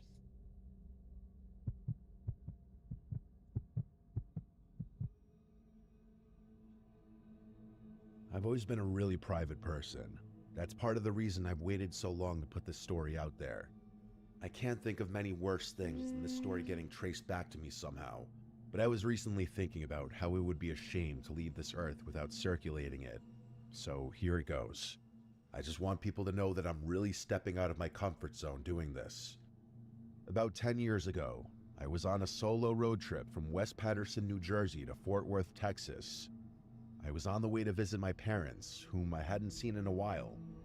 I'd moved out of Fort Worth years earlier and hadn't been back much since, so this trip felt overdue. Somewhere in the middle of nowhere, maybe Arkansas or the edge of Oklahoma. I can't really remember exactly. My car started acting up. I tried to ignore it for a while, but eventually I had no choice but to pull over.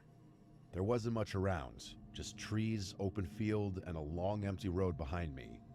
I popped the hood and started pretending I knew what I was doing. I didn't. I was just sort of killing time. What are you doing up so early? I was basically helpless. I figured I'd poke around for a bit, and once that failed, I'd call AAA.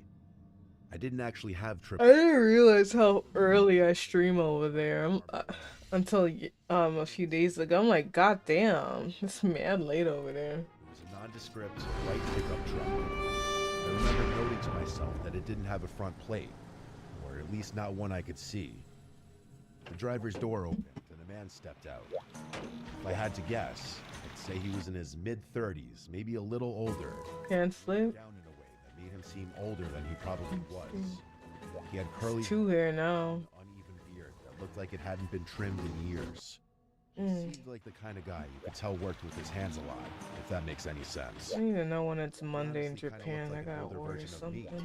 Same build, same height, same hair color, just a bit less well-groomed than I am. He walked over slowly, giving my car a once-over as he approached. He didn't ask if I needed help so much as assume it. Before I even said anything, he was already leaning over the engine like he knew what he was doing.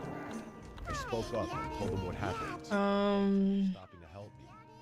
He told me he was a mechanic, and based on how quickly he got to work, I didn't question it. I was already thinking about how I could repay him for the help when he said something that kind of surprised me. After a minute or two of fiddling, he stepped back and gave the engine a look that didn't exactly inspire confidence. He muttered something about needing a compression tester. Apparently, without it, the car wasn't going to start no matter what. Then he glanced over to his truck and said his friend, another mechanic, might be able to bring one over. I honestly had no idea what the part even was that he was talking about, but he seemed genuine, so I believed him. I thanked him again, and he pulled out his phone, presumably to call his buddy.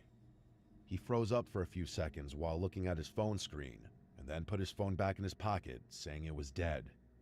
He then asked if he could borrow mine to make the call. I didn't even think twice about it. I pulled my phone out of my pocket and handed it to him without a second thought. He took it with one hand, and then, almost in the same motion, he reached into his jacket with the other and pulled out a gun. Oh shit. I instantly knew what was about to happen. He didn't say much, just told me to sit down on the shoulder and not try anything stupid. His voice didn't shake. He'd clearly done something like this before, or at least thought about it enough for it to seem practiced. I did what he said. The whole thing felt strangely calm, like we were both just going through something totally normal. He rifled through my pockets and took my wallet, my backpack from the passenger seat, and even had me show him the password to my phone. Then he drove off, and that was that. I had literally just been robbed on the side of the road. I know I'm speaking about it calmly now, but you best believe I was livid at the time. I don't think even now I've ever been more angry in my life. Unfortunately, there's more to this story. Much more. I'm not going to get into too much detail, but someone eventually did stop and help me. After getting my car started, they were even nice enough to give me directions all the way to my parents' house so I could do it without my phone. I made it to Fort Worth later that night, and given the circumstances, my visit with my parents was actually really nice. The next few weeks were a blur of canceling cards, replacing IDs, updating passwords, and basically recovering everything I'd lost. It was annoying and time-consuming, but I eventually squared away as much as I possibly could, and I got on with my life. Fast forward like 6 months, and that's when things started to hit the fan. One day, I got a letter in the mail from some bank I didn't recognize. It was addressed to me, thanking me for opening a new line of credit. I figured it was a scam at first, or just some kind of junk mail, but then another one came. This time from Best Buy, with a card I'd supposedly opened and already racked up over $1,000 on. The charges were all from a random town in Tennessee. At first, I was more confused than anything, but that's when it hit me. I'm happy it helped. Until that exact moment that my social security card was likely in my wallet when I... Why would you have your social security card in there, dumb? Needed to become me. The next month of my life was Idiot. a living hell. My credit report was a mess. Hard inquiries, new cards, balances I didn't spend. It felt like every day there was something new. If any of you have dealt with identity theft, you know how hopeless it can seem. I filed a report with the FTC, placed a fraud alert on all 3 credit bureaus. That's what you should have been done. Ugh. I went to the police and gave them everything I had, but without a name or a license plate, they apparently couldn't do a thing. I filed a formal report anyway, just to have a paper trail. I even called the local police departments in each of the towns where fraud had occurred. I followed every step you're supposed to follow, but somehow it wasn't enough. Things kept escalating. Whoever was stealing my identity was being extremely cautious about it. A few weeks later, I got a call from my health insurance provider. Someone had received emergency care under my name at a hospital in Georgia. It wasn't just a billing issue. There were now records in my file that didn't belong to me. Stuff that could actually screw me over if I ever landed in the hospital and couldn't speak for myself. I obviously reported everything to the police again, but that was the last straw for me. I decided to take matters into my own hands. From then on, I transformed my whole lifestyle and spent every ounce of my free time trying to track down the perpetrator myself. I set up Google alerts for my name and any recent cities tied to the fraud. I checked my credit report constantly. I scanned forums and dug through social media. I did everything I could think of. One night, on a whim, I decided to start checking Craigslist. I focused on cities tied to the fraud, places where charges had shown up from or mail had come from. After looking around for a while, something caught my eye. It was a posting from Jackson, Tennessee. The listing was for a bunch of used power tools and some other miscellaneous items. I wasn't sure why it stood out to me so much, but the longer I looked, the more familiar it seemed. And then it clicked. Everything listed matched up perfectly with some of the things that had been charged to that Best Buy card. I sat there for a while, unsure what to do. Fucking Eventually, God, bro. I responded to the listing, saying I was interested in a couple of the items and asked if they were still available. I debated trying to attach a tracker link or something clever, but I didn't want to spook whoever it was.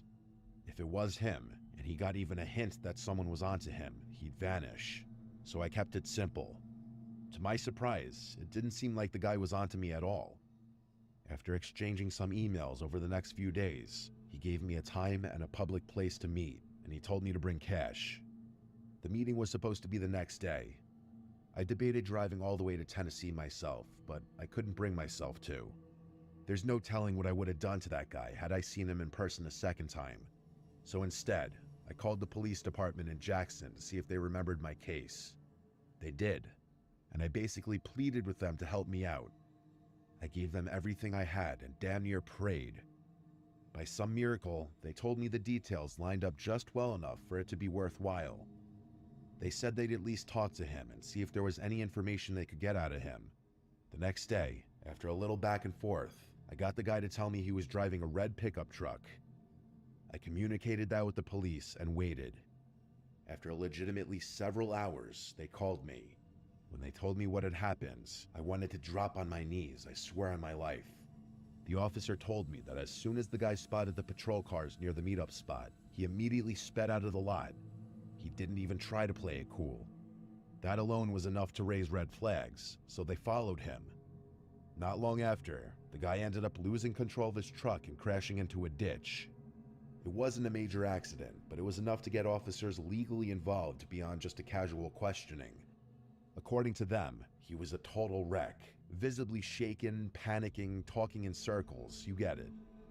As soon as they even mentioned the Best Buy items, he folded. He admitted he didn't know where the stuff had come from, that it wasn't his, and that a friend had given it to him, and he had independently decided to resell it. It could not have been more perfect. The guy ratted out his friends, and with his cooperation, the police were able to acquire enough. It's purple. It's for Twitch. I have I combined it all in my chat, so. Trying to have this traced back to me, so I'm gonna keep things. It has the icon. I will say this much though: the guy who robbed me wasn't acting alone. Turns out there were 3 of them total. The craziest part is that I wasn't the only victim. Oh, I can't even see right now. They'd been targeting travelers and isolated drivers up and down a few different interstate corridors. mostly in the South. Eventually, all 3 of them were caught, charged, and put in jail. I'm not going to say much more than that, but what I will say is justice was served.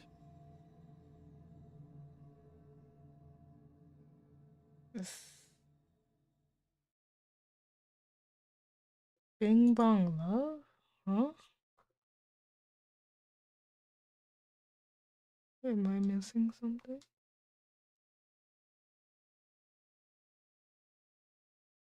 Do you have a special badge or something?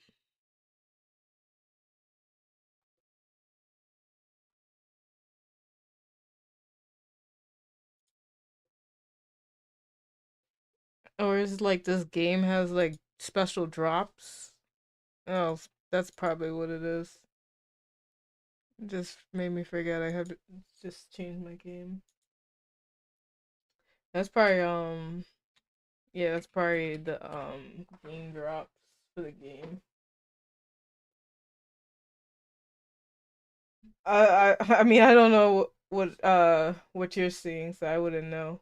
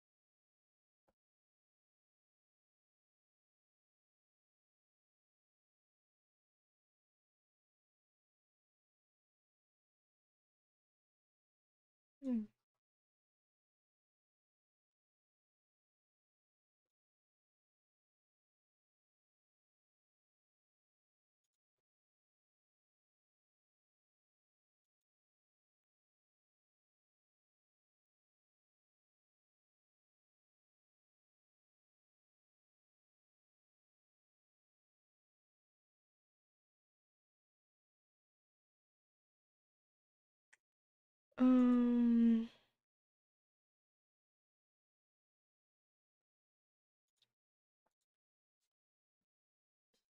Yeah, I wouldn't know without being able to see it. Sorry. 'Cause I know Bing Bong is in the game Peak, so I'm like, oh, maybe it's that he's referring to. Back in September 2019, I ended up meeting up with a girl in the comments section of a Facebook post. She was Cute. after a few weeks of talking. Oh yeah, you got a special badge for Just so we that. could hang out for a weekend. I remember For watching the game. Have you talked to her much on the phone? That's cute. And I told him we'd spoken a little, but that we'd mostly talked via text and Facebook Messenger. So I'm like Bing Bong. I'm like in the game. Good stuff too. Otherwise, I might get a nasty surprise. Well, I guess he was right.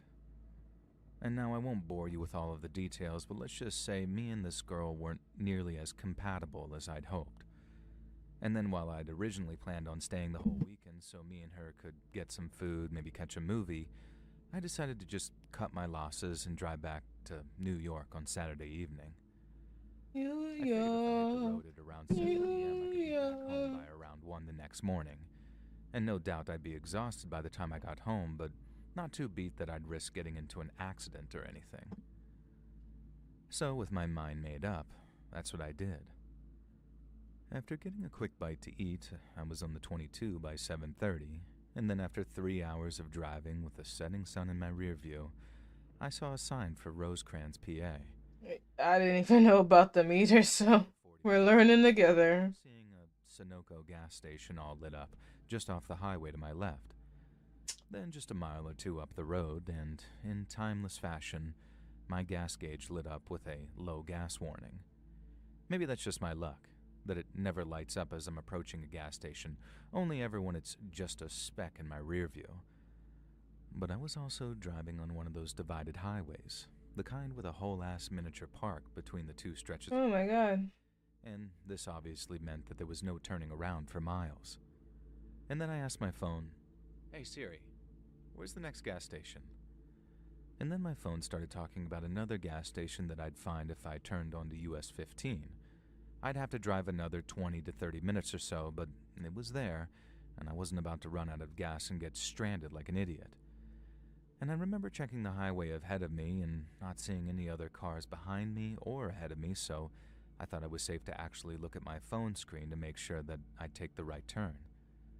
And I swear to God, I looked for no longer than 2 seconds at the most, and then when I brought my eyes back to the road, there she was, dead ahead of me. I slammed on my brakes, almost giving myself whiplash in the process, but I kept control of my car. The girl went from being a faintly lit shape on the furthest and dimmest reaches of my headlights to being only 5 feet in front of me. And while my first instincts were to yell, "Are you effing crazy?" at her, I quickly realized why she'd been walking in the middle of the highway. She looked to be in a bad, bad way. Her clothes were all torn up, and there was blood in her hair from what looked like a head wound, and I didn't see it until she climbed into my passenger seat, but she wasn't wearing any shoes either. The moment my car stopped, she limped to the passenger side and then tried to open up the door. I keep it locked out of habit, so her first attempt did nothing but make a dull wrenching sound, but that was soon followed by this blood-curdling screech of, "Open the door, I'm begging you, please." Nope. I still had zero clue what was going on. So my first Don't let that lady in. My seat, just in case who or whatever had hurt her was close by. I didn't open my car door right away, because obviously if I was going to carjack someone, using a pretty girl in distress as bait seems like a very effective tactic. But when I didn't see anyone, and when the girl gave me another very convincing cry of "Please help me," Please help me, please. seeing the blood up close and hearing the genuine terror in her scream, they kind of overrode my paranoia. Then after taking one final look at her, I unlocked my car, and she practically dove into the back seat before slamming the door closed behind her. And as I took off again, she says, "Mister, we need to move. We're not going fast enough. They're going to catch us." Who? So I put my Us? as I asked who they were. She said she didn't know. They just took her. And it was then that I noticed the handcuffs around her left wrist. One cuff was still locked around it, but the other just hung there awkwardly. I didn't need any more information other than that. I just put my foot down and burned rubber for a few miles till I thought that we were at a safe distance. I checked my rear view a few times, and then when I didn't see any lights, I slowed from around 70 to a pretty safe 35. But as we started to slow, the girl started yelling. And she says, "Why are you slowing down?" And before I could even answer, she says, "Go faster, what are you doing? They're going to be following me." I'm kind of freaking out internally, but I told her there was no one in sight. And we also wouldn't be going anywhere if a cop came the other way and caught us doing a buck and change. But then she says, "You don't get it. We want the cops. If those guys catch me, they'll kill you too." and I guess when you think about it, I didn't doubt that. If whoever she was talking about had been willing to handcuff her before trying to crack her head open, I have no doubt that they'd put a bullet in me to get her back. It was also kind of a relief to hear that thing about the cops too, because when I saw the handcuffs, there was a part of me that thought, Jesus, please don't accidentally be harboring a fugitive right now. But it wasn't the cops she was running from. I sped up a little, pushing things back up to 60 plus so we were moving without breaking any speed limits. And then I was checking my rear view every other second, expecting a pair of headlights to appear. And that's when I remembered my goddamn gas tank, and how it was almost empty. As you can imagine, the girl was not excited when I told her that we needed to stop for gas at the next town. She didn't want to believe it at first, that the driver she thought was going to save her had a fuel gauge in the red, and she started freaking out in the passenger seat, screaming the F word over and over until I managed to talk her down. I put my foot down again, picked up some speed, and then told her to call the cops and tell them to meet us at that gas station that we were about to pull to. The girl grabbed my phone from the dash and called 911, And then over the next minute or so, I listened to what she said and got a little more info on what had happened. She didn't go into too much detail, but after telling the cops where we were going, she explained to the dispatcher that she'd been kidnapped, taken someplace out in the woods, then handcuffed to a metal pipe which she'd broken to get free. She said, "I don't know a lot," so I'm assuming in response to questions like, who were they, or where exactly are you right now? But I also learned that she'd been held for a couple of days by that point, and whoever had been holding her captive had done some disgusting and evil stuff to her. It was no coincidence that when she started detailing some of the stuff she'd endured, I noticed my speed gauge creeping up to 75. It was making my skin want to crawl off my bones just listening to the stuff those creeps did to her. And in my head, I guess I imagined them to look something like monsters. Little did I know, I'd be meeting them sooner than I thought. What? So we kept on speeding down the highway until we reached the turn that I'd read about, and then after maybe 5 more minutes of rolling through small-town Pennsylvania and sticking to the speed limit, we came to that gas station where we were supposed to meet the cops. But they were nowhere to be seen, and when she realized this, the girl started to freak out again. She started yelling at me, saying, "Where are they? They said they'd be here. Where are they?" And I tried to calm her down by explaining they were probably on their way. But this did nothing to keep her calm. For a few minutes, the girl sat in my passenger seat, watching a car pass here and there and getting super freaked out about who it might be. Then when a car pulled into the gas station and stopped at a pump, she says, "Oh, screw this. I'm getting out of here." She then jumped out of my car and ran off onto the street behind the gas station and toward what looked like a thick patch of trees. Now, I screamed at her to wait, but she didn't even look back.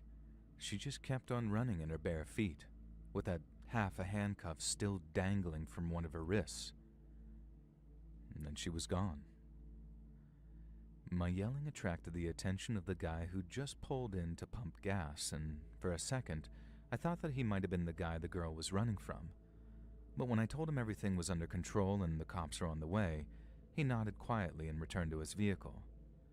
Since the girl was sure that she was being followed, I'd parked my car facing the whole gas station, not near a pump. But since the girl decided to run off and take her chances elsewhere, I figured that I'd do what I went there to do in the first place and actually fill up my tank. And so I got back into my car and drove around to the pumps and was opposite the guy that I'd talked to about calling the cops. Now at this point, I'm just kind of reflecting on everything, but we swapped a little small talk about the girl and I explained how I'd picked her up on the highway, scared out of her mind. And he agreed it seemed like something really bad was going on. And then he wished me luck with the cops before he paid for his gas and drove off. But no sooner had he pulled out when another car came rolling into the station. It was a 4-door sedan, a pretty nice one too, and it pulled up to the pump just behind me. 3 men then got out, all real regular-looking guys, probably in their 40s or 50s, and then instead of pumping gas or walking over to the store to buy snacks, they started looking around the area like they were searching for something, or maybe someone. I'm keeping one eye on my gas pump and one eye on the guys that just pulled up, and then suddenly, the oldest of the 3 says, "Hey, you haven't seen a little lady walking around here, would you?" Now, I've always been a really bad liar, and I knew a straight no probably wouldn't pass with this guy, so when the older guy asked me if I'd seen her, I said yes. But then, instead of telling them the whole truth, I told them a version of it. I said that I'd seen a crazy-looking broad in the middle of the highway who'd tried to get me to stop, but since I was pretty sure she was about to try and carjack me, I kept my door locked and drove around her and sped off. I knew not to look him dead in the eyes, so I looked around him and his buddies and then asked, "Why? What's this about? She escaped from like a insane asylum or something?" And the 3 of them just sort of laughed, and I figured that I might have, sold them on my performance. But then as the older guy stayed in front of me, his 2 buddies started flanking me on either side, with one looking at my car and the other looking off in the direction that the girl actually ran. The older guy then suddenly asked me, "Did you call 911?" And again, in what was a version of the truth, I told him I had. I didn't mention anything about arranging to meet the cops at that gas station. I just said that I called them because I was worried some crazy B-word was going to end up splattered on the highway, and some poor schmuck like me was going to end up going to jail over it. I'm not saying it was an Oscar-winning performance, but I tapped into some genuine emotion there. Yet no matter how convincing I thought I was, the guy's two friends weren't moved in the slightest, and wanted to I wouldn't be either. my car windows, clearly looking for any sign of that girl. I think those were some of the scariest, most nerve-wracking moments of my entire life, praying that girl hadn't left anything behind on the passenger seat when she'd bolted, something like a scrunchie or maybe some of her clothing. I also got terrified that I left my phone on the dash and that the guy might see a blood smear or something on that from that girl, and so you can imagine my relief when I felt the weight of it in my pocket. I was at that point I decided to be a little aggressive, and I don't mean that in a sort of I tried to fight them way. It was almost like a normal person would want to know why their car was being inspected, and that's what I asked. I turned to the guy looking into my car, and was kind of rude and standoffish when I said something like, "Hey, what are you looking for, buddy?" And he looked at me, and started backing off away from the car with nothing but a smile. The older guy then said something to the effect of, "Don't mind my friend there, he's just a curious soul." Something really creepy like that, and then they made their excuses and moved on. As I went to pay for my gas, the three men were still walking around the gas station. They were doing it less urgently than when they'd first arrived, more subtly too, but they were still looking for that girl. I walked up and down in that store after paying for my gas, making out like I was just an indecisive snacker, and then a few minutes after, the three guys got back into that sedan and left. The police never fucking came? Coffee, ate a few protein bars while I told the clerk that whole story, and then walked outside to meet the cops when they showed up maybe 20 minutes after I'd hoped they would. I repeated the story, included the part about the three guys showing up, and with added emphasis on how damned unnerving this all had been, like they had the girl fitted with a tracking device or something. And that sounded like a little too sci-fi for me at first, but the more I thought about that afterwards, the more it shifted into the realm of possibility. I know I was on a lonely stretch of highway, and at this point it was almost 11 p.m., but the fact those guys seemed to know exactly where to stop, which car she'd been in, and which direction she'd run off in, it makes me think that that might have just been the case. Even the cop that I spoke to agreed that if it was some kind of kidnapping situation, the girl could have been fitted with some kind of tracking device, most probably in the handcuffs that she was still wearing when she got into my car. And before he left, one of the cops thanked me for calling it in and added that even though it had been a stressful and potentially traumatic situation, getting the police involved was the right thing to do, and meant that we were one step closer to bringing everyone involved to justice.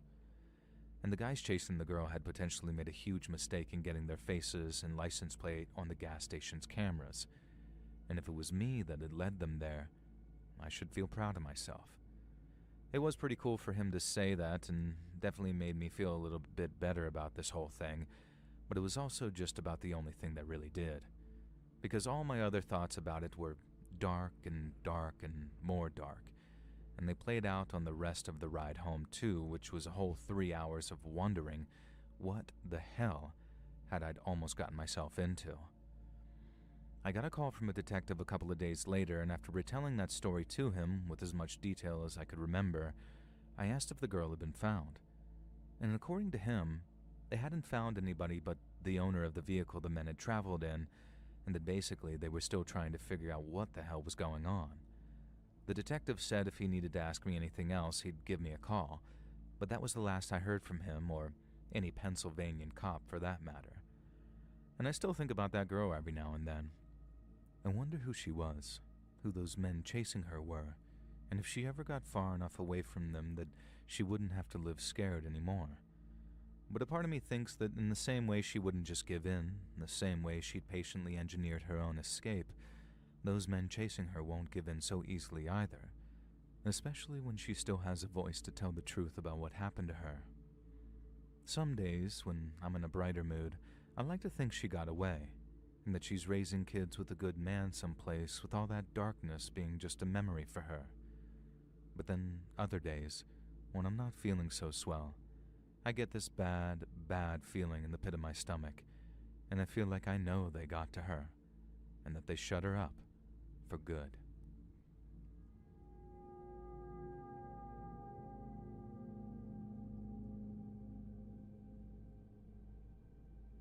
My name's Nick, and I'm from England.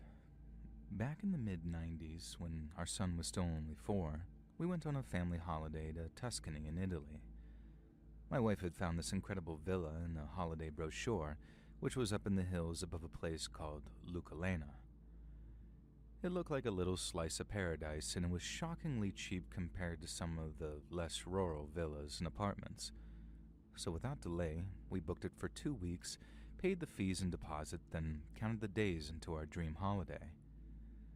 We landed in Pisa in the late afternoon, and while our young son Tom hated the flight, he loved the ice cream that we bought him before the journey out to Lucalena. It was a good 3-hour drive from Pisa, so by the time we were within maybe half an hour of Lucalena in our village, it was completely dark. We were right out in the countryside too, so the stars above us lit up the sky, and little Tom fell asleep after staring out the window at them. My wife was struggling to stay awake by the time we came to a crossroads, and I was pretty exhausted from the day's traveling myself. So rather than make a gut decision on which path to take, I stopped the car, got my map out, and consulted it before making the appropriate turn. Back in the days when you had to use maps. That we'd be at the villa within 15 to 20 minutes, and then I drove up a steep path that leveled off at the top. Because of the slope, I couldn't see what was at the top, so I made sure to crest the hill nice and slowly to avoid any kind of collision. But then, as I did, someone jumped out of the bushes at the side of the road and was lit up by my headlights. I could see that he had a long, double-barrel shotgun in his hands, and he was aiming it right at me. I slammed on the brakes as my wife started to panic. Then I was struggling to get the car into reverse when, all of a sudden, I heard, "No, no," from outside the car. A second man had jumped out of the bushes and was lowering the first man's shotgun while telling him no. They both shot us a look of horror, realizing we were not who they thought we were. Then the second man, who stopped the first from shooting, walked over to the driver's side window and tapped on the glass. When I rolled it down, he gave me and my wife this big, nervous smile as he said, "Mi dispiace molto, signore," which I knew from my Italian phrase book meant, "I'm very sorry, sir." I didn't really speak much Italian, and what little I'd learned went right out the window when that guy pointed a shotgun at me, so all I could manage in reply was, "Parle inglese?" or "Do you speak English?" And the man said, "No, no," in that melodic, drawn-out Italian way, and then said, "No English, mi dispiace." I then heard my wife ask, "Are you police? Policia?" And the man replied, "Si, policia," with the same big smile on his face, and then told us, "Avanti, vai, vai," which just means, "Come on then, move along." And we both thanked him, and by that point, Tom had woken up in the back seat and was getting very agitated, asking, "Mommy, Daddy, who are these men?" And we told him it was the police, but they had been very friendly and were letting us go. I think my wife believed them at the time, so she was very convincing and reassuring Tom that there was nothing to worry about. But me, I didn't believe a word he'd said about being the police. I didn't say anything with Tom in earshot, and I didn't want to scare him, and arriving at the villa really took the edge off too, because it was even nicer in the flesh than it was in the brochure. But then, once we gotten Tom all tucked into bed and had a few moments to settle down, I told my wife what I'd been thinking. I told her how I didn't think those men were the police. They weren't in uniform, that shotgun looked like it had come off a farm, not from a police arsenal, and they didn't even attempt to show us any badges or identification or anything like that. And she asked me, well, if they weren't police, who were they? And I replied, the Mafia. My wife just sat down in bed in silence as I made my case, and when I was done, it made sense to her too. A couple of mafiosos had been waiting to ambush someone, and they thought that person was us. The only thing that stopped us freaking out completely was that we were at least a couple of miles away from that ambush site, so the chances of running into them again seemed minimal. She suggested we call the police in the hopes they had an English speaker down at the station, but even if they did, I wasn't sure that was a good idea. The idea of rocking the boat like that made me feel even more nervous than having that shotgun pointed at me and my family, because while that whole thing had apparently been a mistake, having us snitching on the local mafia on our first day in Italy was a deliberate act that might well bring us some undue attention. I'm not saying it was an easy decision to make. I was furious that some idiot had pointed a gun at us, but it quickly became a question of, if we're going to be staying there for 2 weeks, what was the course of action that was going to keep us safest? And that's how we decided to honor that age-old mafia tradition of keeping our bloody mouths shut. The next day, we decided to walk down to Lusalena to do some exploring, and that's how we found this little bar that served paninis, espresso, and assortment of little pastries. I got a coffee, and then while my wife and son got Cokes and played around with the table football set in the little games room they had, I sat at the bar and discovered the bartender actually spoke English. We talked back and forth, and he gave me some restaurant recommendations. Then suddenly, a group of older men who were drinking coffee and playing cards started gesturing toward the bar's television. The bartender turned up the TV, which was showing us a news report of some kind. I asked the bartender what it was about, and after listening to the news lady speak for a minute or so, he turned back to me and said, "There's been a murder, not far from here. This was a businessman who got killed. Terrible thing." I asked him exactly how far away the murder had been, and after consulting with some of the older men, the bartender confirmed my suspicions.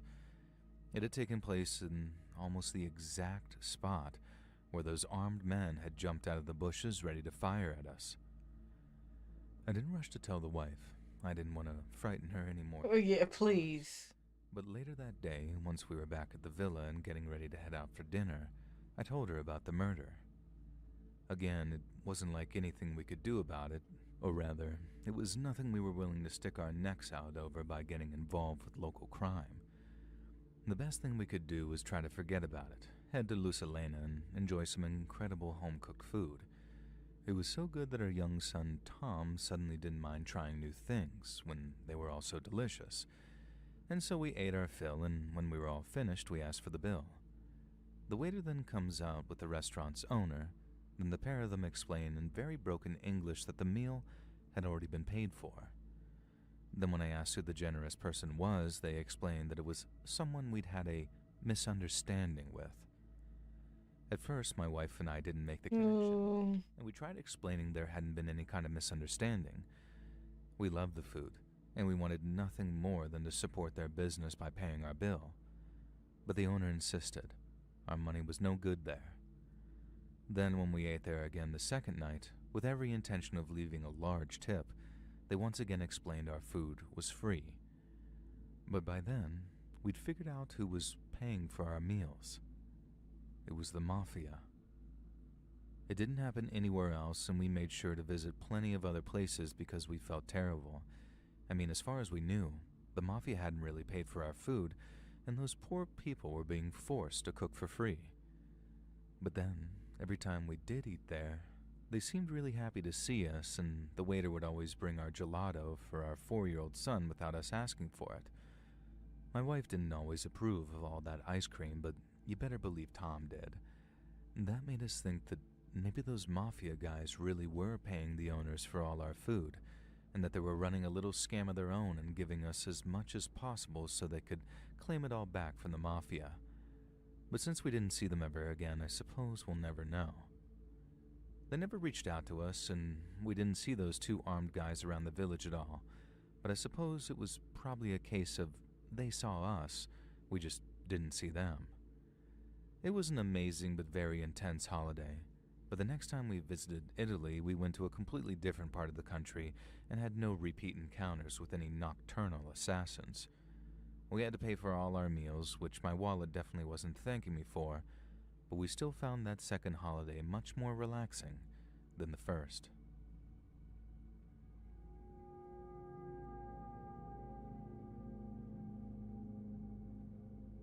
Is it really gonna load?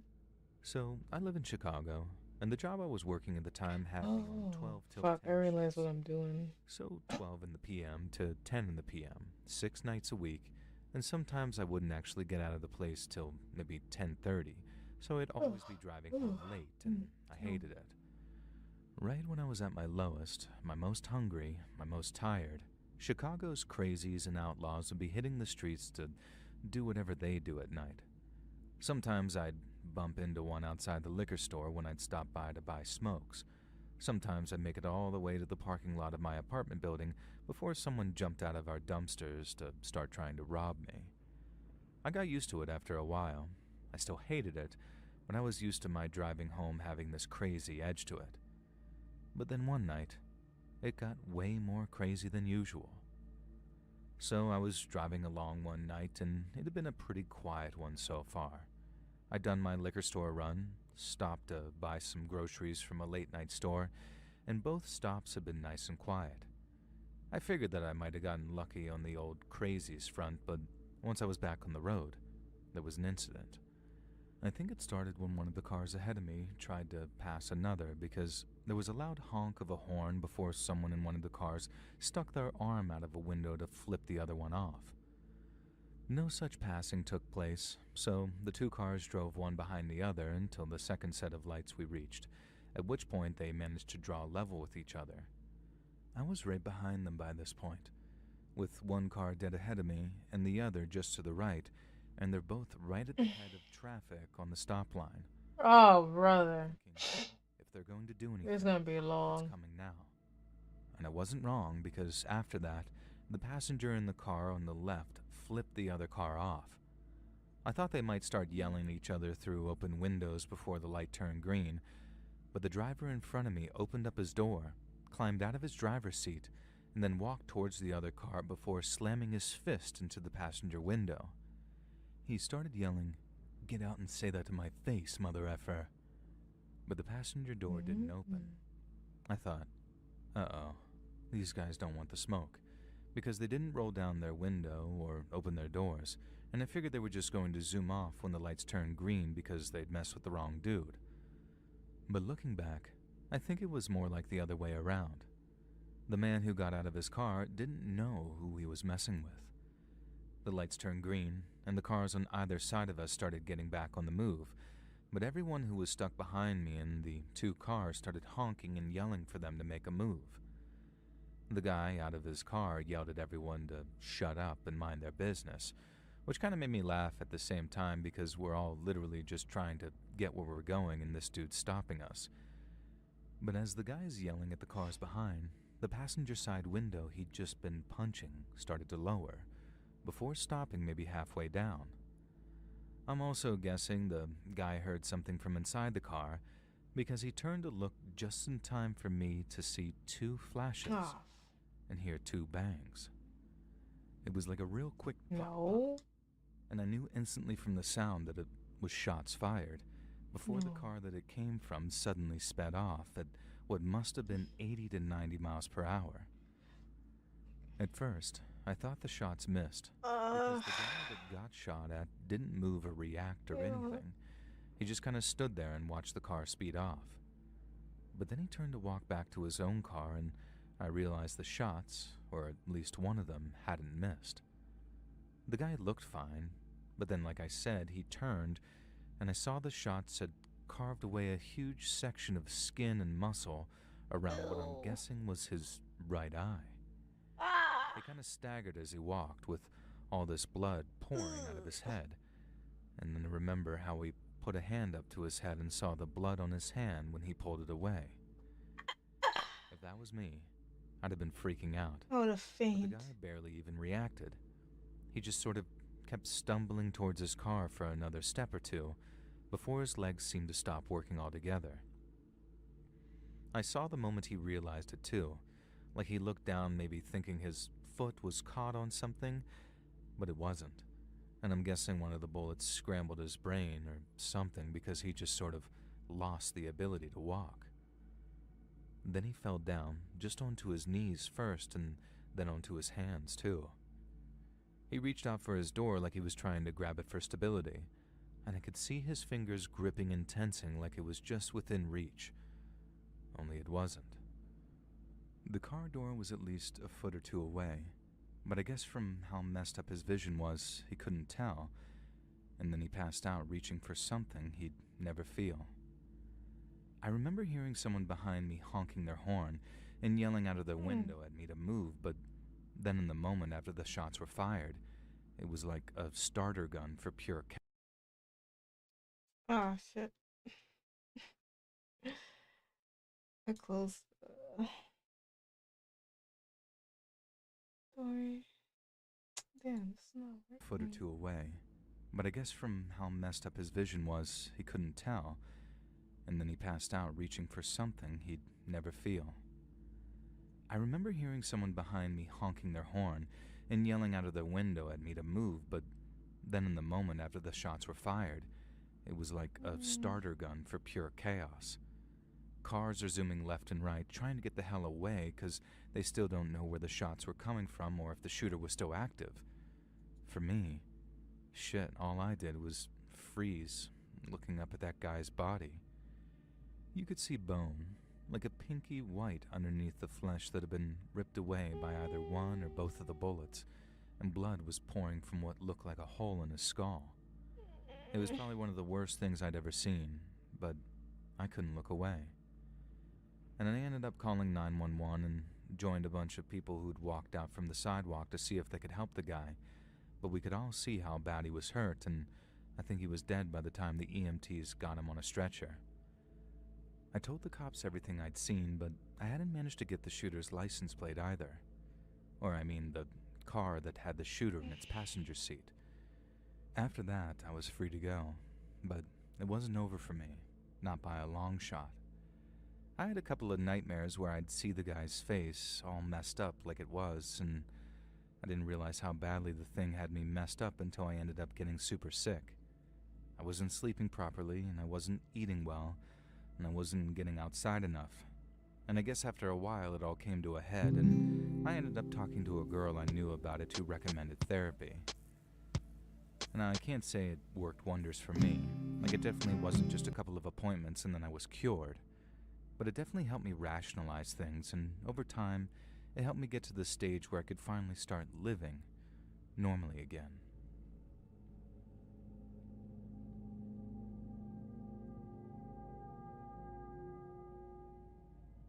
So I understand that you're a submission-driven channel, and after hearing the story of an English journalist in a video titled Wrong Turns, I am reminded of one of my own well-worn tales.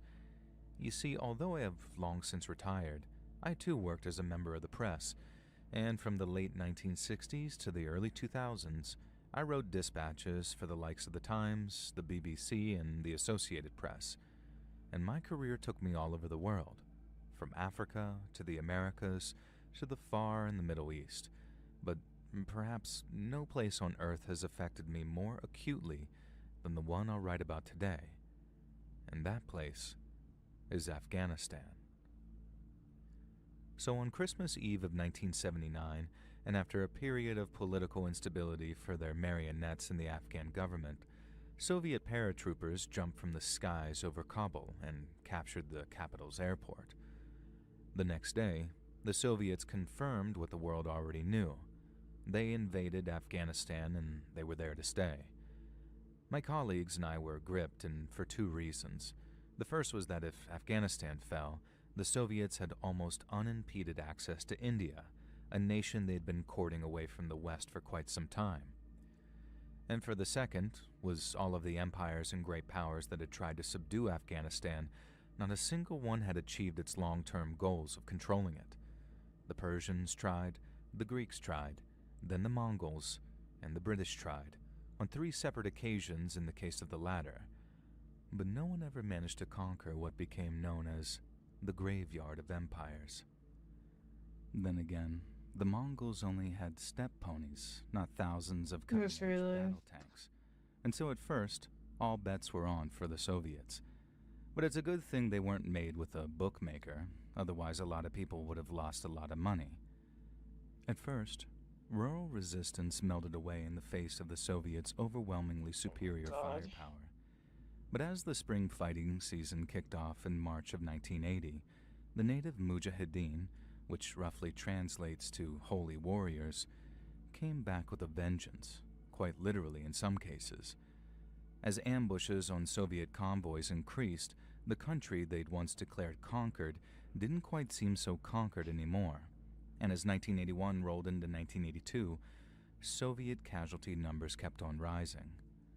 But as the number of Russian deaths rose, so did international interests in the plucky rebels who had swapped their shepherding crooks for AK-47s, and were giving the Russians as good as they got. And that, ladies and gentlemen, is where your humble narrator enters the story. One of the largest backers of the Afghan Mujahideen, aside from the Gulf Arabs, was the United States, who channeled their support through the friendly nation of Pakistan. Weapons, ammunition, food, and medicine were all smuggled through the mountain passes of the Afghan-Pakistan border. The same applied to journalists, too, and once editors discovered they could send us in and out without getting us killed, they started issuing assignments left and right. They were all voluntary, of course. You could opt out if you so wished, and men with families and young children often did. Me, on the other hand, I was young, single, and eager to prove myself. So I flew to Peshawar, Pakistan, not far from the Afghan border. In Peshawar, I met a man named I gotta play this shit. An Afghan who'd been studying English at Kabul University before the invasion. Many of his fellow intellectuals were supporters of the Afghan communist regime, so they welcomed the Red Army with open arms. Naveed saw things differently, and unfortunately for him, his colleagues were all too aware of it. Naveed fled Kabul once people started getting arrested, and he joined the Mujahideen.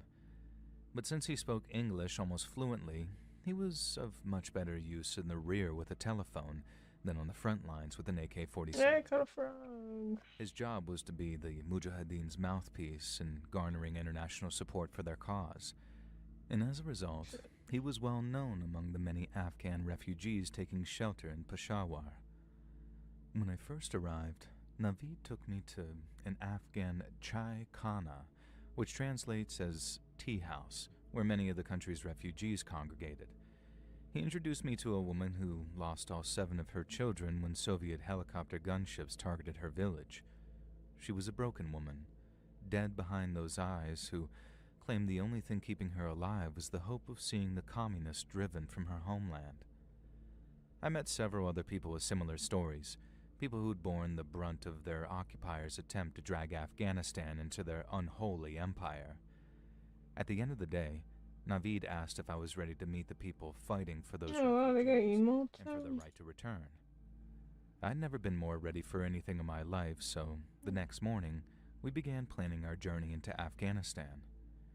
Naveed told me that Soviet helicopters patrolled the border regions by day, meaning we had no choice but to travel by night if we wanted to avoid them. But crossing the borders by night was potentially even more dangerous than crossing by day. It wasn't just the Mujahideen or Spetsnaz operatives we'd have to be careful of either. Bandits roamed the areas which were prone to landslides, and the mountains are also home to wolves, bears, and snow leopards, all of which would be only too happy to make a meal out of stranded motorists. There was a bloody good chance we'd end up stranded too, as the only car Naveed could get his hands on was an old Tajik jalopy that only seemed to start after Naveed said a complex series of prayerful invocations. But even with everything stacked against us, there was no way that I was about to turn around and head home without at least trying to do my job. So that evening, once the sun was sinking low, we climbed into the car and off we went. As we drove away from Peshawar, the road rose to meet us as we drove closer and closer to the mountains.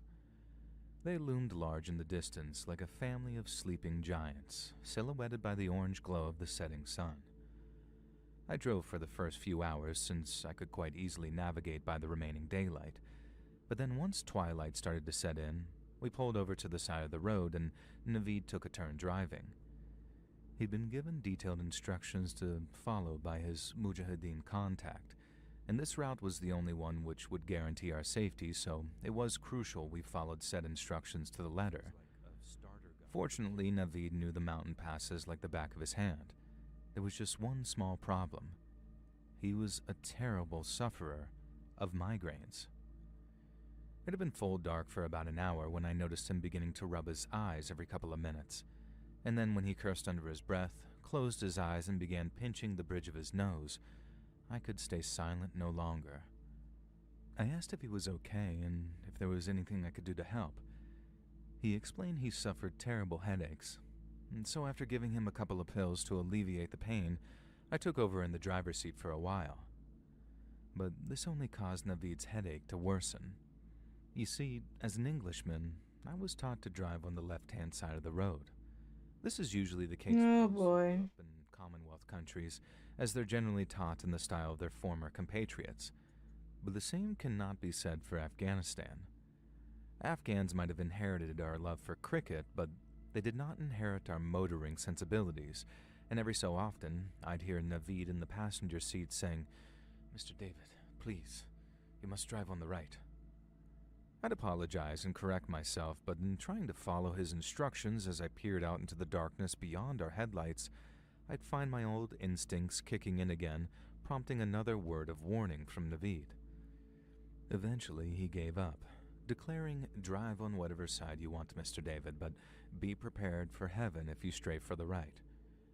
I tried, I really did, but habits are hard things to break, even when your personal safety is on the line, and while it didn't cause an accident, my driving may or may not have contributed to us taking a wrong turn.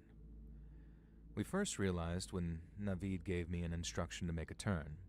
I waited for it, trundling along no faster than 10 miles an hour maybe, so I wouldn't miss it. And then I waited, and waited, and waited some more, but still no alternate path presented itself. I told Naveed that I think we missed the turn, or that I might have made a mistake further back and driven us down the wrong track. Every time Naveed got annoyed with me, he'd say, "God forgive me," in Arabic, and you can bet your arse he let out one hell of an astaghfirullah after I admitted to the wrong turn. If we weren't on the road the Mujahideen were expecting us to be on, we were in a very precarious position, but turning back might end up with us getting lost even further. We had to simply push on and hope Naveed recognize our surroundings, because if worse came to worse, we might end up running into some Russian special forces, which would be compromising to a permanent end, as they say. Naveed's migraine was at peak painfulness by then, possibly from the stress of having me drive him around, but this also meant that there was no switching over. I was the driver for the foreseeable future, and unfortunately that meant driving on the left-hand side of the road. And so we pushed on, driving along winding mountain roads in almost pitched darkness, while Naveed struggled with both his migraine and navigation. I kept us going as best I could, sticking to the track and moving slowly and steadily, but then suddenly, a large floodlight burst into life ahead of us, and we were instantly blinded. I heard somebody suddenly barking at us in Pashto, a language only Naveed understood, and he started to get out of the car and then told me to follow with my hands in the air. I'd been in some very sticky situations during my career, but nothing quite as hair-raising as that. We didn't know if they were Mujahideen, government troops loyal to the Russians, bandits, or Spetsnaz operators who just so happened to have learned enough Pashto to order us out of the car. The man behind the light shouted another order once we'd slammed the doors closed. Then Naveed told me to do as he did and began walking towards the light. I remember thinking, this is it. This is how I die. Shot by some Afghan bandit for my fancy boots and sunglasses. Or perhaps tortured to death by Russian special forces, convinced I'm some kind of American spy. But after a few slow steps that dragged out into what felt like much, much longer, a voice behind the light called out a soft question that included the word Navid. Navid's demeanor changed instantly, like he just heard his lottery numbers called out or something. And I later learned that he said, Yes, it's me, Navid," in Pashto, at which point the entire situation turned on its head. His Mujahideen comrades shut off the spotlight at their checkpoint and then began walking towards us, lowering their weapons as they laughed. The men began hugging each other and saying their salams before Navid introduced me to the men. They seemed very pleased to meet me, which was a huge relief. Yet after a round of handshakes, there seemed to be a lot of excited gesticulation between Navid and his friends. I couldn't understand what they were saying, but what I could gather is that after Navid's friends asked him a round of questions, they began explaining something about the route we'd just taken.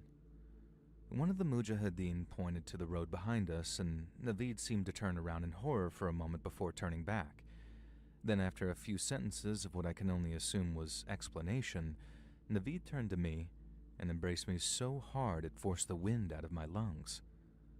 "Thank you, Mr. David," he said. "Thank you, thank you, thank you." I patted him on the back, feeling nothing but confusion as he trembled against me. And then after stepping away and wiping a tear from his eye, Navid began to translate what he'd just been told. The route Navid had been given by his friends in the Mujahideen had been a very specific one, as it was just the only path in the entire province that wasn't either mined or covered by Soviet checkpoints. And the road we'd just driven down had been positively littered with pressure plate IEDs. Navid's friends had wanted to know how the hell we hadn't blown ourselves to smithereens, and after a few questions of his own, Navid figured out why. To save on resources, the Mujahideen wanted to plant their explosives in the most effective places possible. So when they booby-trapped a stretch of road they were expecting the Russians to drive down, they planted their bombs in a very specific place to make sure the explosions were as close as possible to enemy vehicles, and that place was the right-hand side of the road. It wasn't just the Afghans who stuck to the right side of the road while driving. The Russians did too. Then when the Afghans noticed, they realized the best place to hide a rigged artillery shell was in the dirt off the right-hand side of the road. That meant that, in sticking to the left, I avoided the ones with pressure plate detonators and prevented us from being blown to bits in a heartbeat. And when I realized this, the knee-wobbling thrill of the near-death experience kicked in hard. The Mujahideen commander was reportedly furious that we'd almost wasted his explosives and exposed his men's positions to the Russians.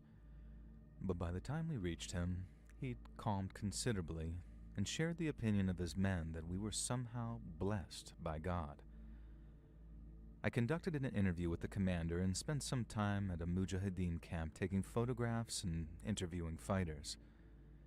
Then, after a few days, Navid and I climbed back into the Tajik Jalopy and drove back to Peshawar with a motor vehicle outrider, ensuring that we didn't take another wrong turn.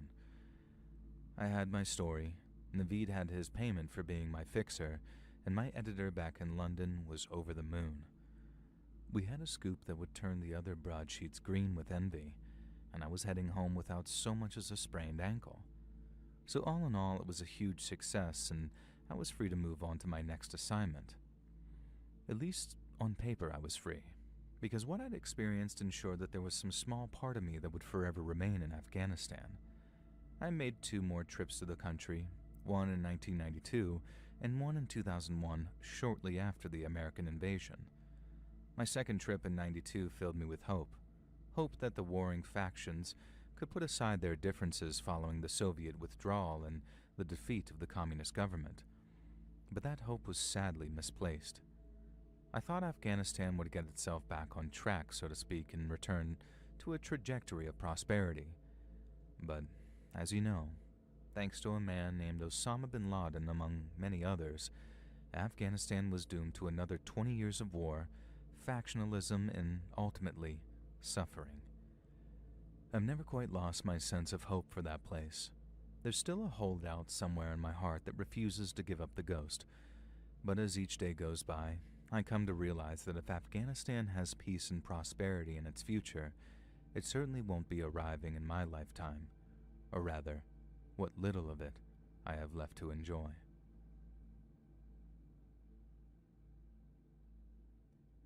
Hey friends, thanks for listening. Click that notification bell to be alerted of all future narrations. Okay. I release new videos every Monday and Thursday at 9 p.m. EST. Listen to one more and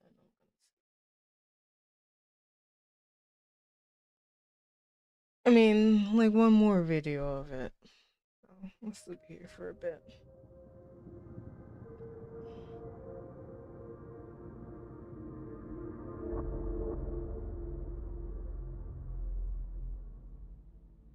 So back in 1988, when I was just 18, I was slinging boxes at a warehouse for minimum wage. I had no plans for college, no plans to do just about anything, really. Until one day, this good old boy rolls up in this shiny red Kenworth. And he seemed like a character, so we got to talking, and that's how I found out that he made 4 times what I did just for driving a big rig across the country. And I remember looking at my busted up sneakers and thinking, hell, I could do that. So I took all the money I'd saved up to buy a car and I used it to get my CDL instead. Which, for those of you who don't know, is a commercial driver's license, which you need to operate trucks, buses, or anything that transports hazardous materials. And about a month later, I was driving over to my first job interview, and I've been trucking ever since, coming up on damn near 40 years now. And like any job, trucking's got its ups and downs. When the freight's rolling, the money's great, and if you run hard and stay mostly legal, you can clear 6 figures a year no problem at all. Dispatch might decide the destination, but once the key's in the ignition, it's just you, the CB, and 36 tons of steel and rubber. I've seen the whole country on somebody else's dime, and as long as the load's on time and you ain't tearing up equipment, there ain't nobody breathing down your neck. Only trouble is, those damned air ride seats still feel like concrete when you're sitting on them for 10 to 12 hours a day. And then forget about things like Thanksgiving because you're eating your turkey and yams out of a Tupperware container on the side of the I-80.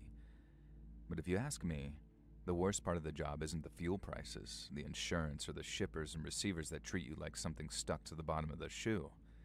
It's not even the lumpy bunks, the truck stop slop, or the showers that look like a damn crime scene. Those you can get used to. The worst thing about the job is ironically the very same thing that sometimes is the best thing about the job, and that's the people you meet while out on the road. 6 years into my career, I was hammered down and eastbound on the I-80 somewhere just west of Lincoln, Nebraska. Now, it was around 2 in the morning, and it was just me and my engine doing about 68 while she sang that old Detroit song of hers. My CB was quieter than a church mouse, and the only thing breaking the silence was the wind whistling over my cab. And then suddenly, out of the dark, I caught a glimpse of something pale moving on the shoulder. I slowed the rig a little and flipped my high beam down, and then there she was. A girl of no more than about 19 or 20 years old wearing a thin white sundress. Her hair's all wild and she ain't got nothing but sandals on by the looks of things, and she's sticking her thumb out, trying her damnedest to get me to notice her. Now, I've heard every scary story from here to Reno about picking up hitchhikers. The ones about scamming lot lizards, the ones about nutcases or robbers, even the old vanishing girl spooky story that every trucker must have heard 100 times by now. Usually I'd have just kept on driving. Ain't my circus, ain't my monkey, as they say. But like I said, something about the way she looked had me easing that 389 Peterbilt over onto the shoulder. And I set the parking brakes, hopped out of my cab, and then started walking back slow so I didn't spook her. And when I was close enough, I called out to her, asking if she wanted a ride. And she just nodded, and then came bounding down the shoulder toward me. Now up close, the backpack that she was wearing made her look even younger. I noticed the mascara streaks down her cheeks and the little bruises on her arms like somebody grabbed her a little too hard. And when she got close, She thanked me with a very shaky voice and then walked around the passenger side and helped herself into the cab. Now, after I got us rolling again, the girl stayed silent in the passenger seat for maybe 10 to 15 minutes. I told her that whatever ran her out there in the middle of the night was none of my business. But whatever it was, she didn't have to worry about it in the cab of my truck. She told me her name was Riley and thanked me for giving her a ride. I told her it was no problem, that I'd like to think someone would do the same if that was my daughter out there at the side of the highway. When she told me I sounded like a good dad, but that she never got to know hers, I just apologized. I didn't ask any questions, I just said the world can be a cruel place for good folks, and I was sorry her old man wasn't around for her to know. Now, I didn't know what kind of reaction I was expecting, but I sure as heck didn't expect the girl to laugh. But that's what she did. She suddenly let out this loud burst of hyena's laughter at what was supposed to be a heartfelt consolation. She'd been so quiet that the sudden outburst kind of shocked me a little. I'm putting eye drops in my eyes, so don't be surprised if I can't her words, see. not mine, and that he'd done her a favor staying out of her life. Now, I'm no shrieking violet, so I'll admit to letting out a bit of a laugh of my own upon hearing that donor line of hers. I figured that in a get tough or die sort of world, this young lady had simply gotten tough. But there was more to it than that. Much more to it. I tried to change the subject away from family and ended up asking her where she was headed and if she was in school. She gave cagey answers to both and then decided to ask some questions of her own. Now, I was open and honest with her, told her where I was headed and what I was hauling. She asked what it was like being a trucker, if I slept in my truck, and if I ever got spooked staying up overnight in some shady truck stop. But then, Riley asked if I was married. It wasn't suggestive at all, just curiosity. But once again, I told her the truth and said that I'd been divorced for coming up on 5 years by that point. I put it down to how young she was, you know, having not learned all her social graces yet. But she did not avoid the topic. Instead, she asked, "Did you love her?" And I nodded, but stayed quiet, a hint that it wasn't exactly my favorite topic for small talk, and that's when Riley asked, "Did you hit her?" Now, put it down to some fatherly instinct, but my reaction as that little doozy of a question was way different than if a grown man had asked me that question. I didn't yell, I just simply told her no, and then figured the reason that she asked was because she'd seen her own father do the same thing. Riley replied that I didn't look like the type, and then there was a brief silence before she asked if I had any kids. I said yes, that I still considered myself a father, but the daughter that I shared with my ex-wife passed on about 10 years before. Finally. She was just 18. Now, I figured This ain't retro. I'd exactly treat the subject delicately, but I also figured maybe that was just her way. And so when she asked me, "Did you touch her?" I almost slammed on the brakes. I said I wasn't sure where she'd come from or what her story was, and neither was it any of my business, but I also advised her that questions like that, especially the cast of perfect strangers, would only invite trouble on herself. And her face turned very sad, and then she stayed quiet for a minute, almost like a scolded little girl. And I felt really uneasy, but more at the question of what in the Sam hell happened to this girl that made her so comfortable asking questions like that. Now, I stayed quiet myself, letting that question bounce around my brain as the answers got scarier and scarier. And then finally... What, you want to play a retro game? She turned her head and with this sort of fucking sly eyes are burning. You never once found yourself looking at her? Felt your eyes wander? I wouldn't say I exploded, and again, it was pure paternal instinct which kept me from kicking her out of my cab. But from there on out, it was no more Mr. Nice Trucker. I asked her what in God's name was wrong with her, and told her that wasn't my kind of humor, and said if she made any more jokes like that, she'd be back on the side of the highway sticking her thumb out again. She didn't pull the scolded little girl act again. Instead, she let out another one of those hyena laughs before sighing like it was the funniest thing in the world. She told me to lighten up, that she was just kidding, and she was sadly wrong to think a road-hard trucker like me could take a goddamn joke. I told her I could take them just fine, But there were some things you just didn't joke about, and she'd do well to learn that before she pissed me off. Now, I thought that might at least silence her for a while, but instead, Riley started asking me stuff like, "Oh yeah? What's wrong, trucker? Gonna do me, huh?" And then putting on this little girl voice to ask the same question, "What's a big old trucker gonna do to a little girl like me?" Now, I finally yelled at her to shut up. If it wasn't so cold outside, I'd have kicked her out of there while we were driving. But it only took a minute of silence before she said, "I meant what I said. You don't look like the type to hit a woman." Now, I guess that lowered my blood pressure a little because I didn't feel like slamming my foot on the brake anymore. But then she hit me with, "But you do look like the type to F your daughter, pervert." Well, I just about blew a goddamned gasket. I didn't actually slam on the brakes. You can't do that in a big rig without risking some serious damage to your coupler. But I did slow us down and bring us over to the shoulder, and then, once we were there, I started yelling at Riley to get the hell out of my truck. I had a snub-nosed .38 in my glove box, but this girl was tiny, so the idea of reaching for it never even entered my head. But it should have.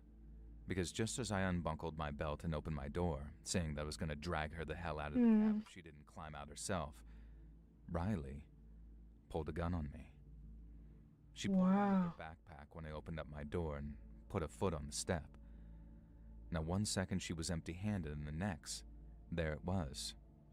It looked small, like a .22 or something, but she had the drop on me, so it didn't matter how small it was. The lack of recoil on that thing meant that she could pull the trigger as often as she wanted, and the lack of recoil on it meant that it'd be a goddamn miracle if any bullet missed me. She told me to sit my ass back down in the seat and close the door.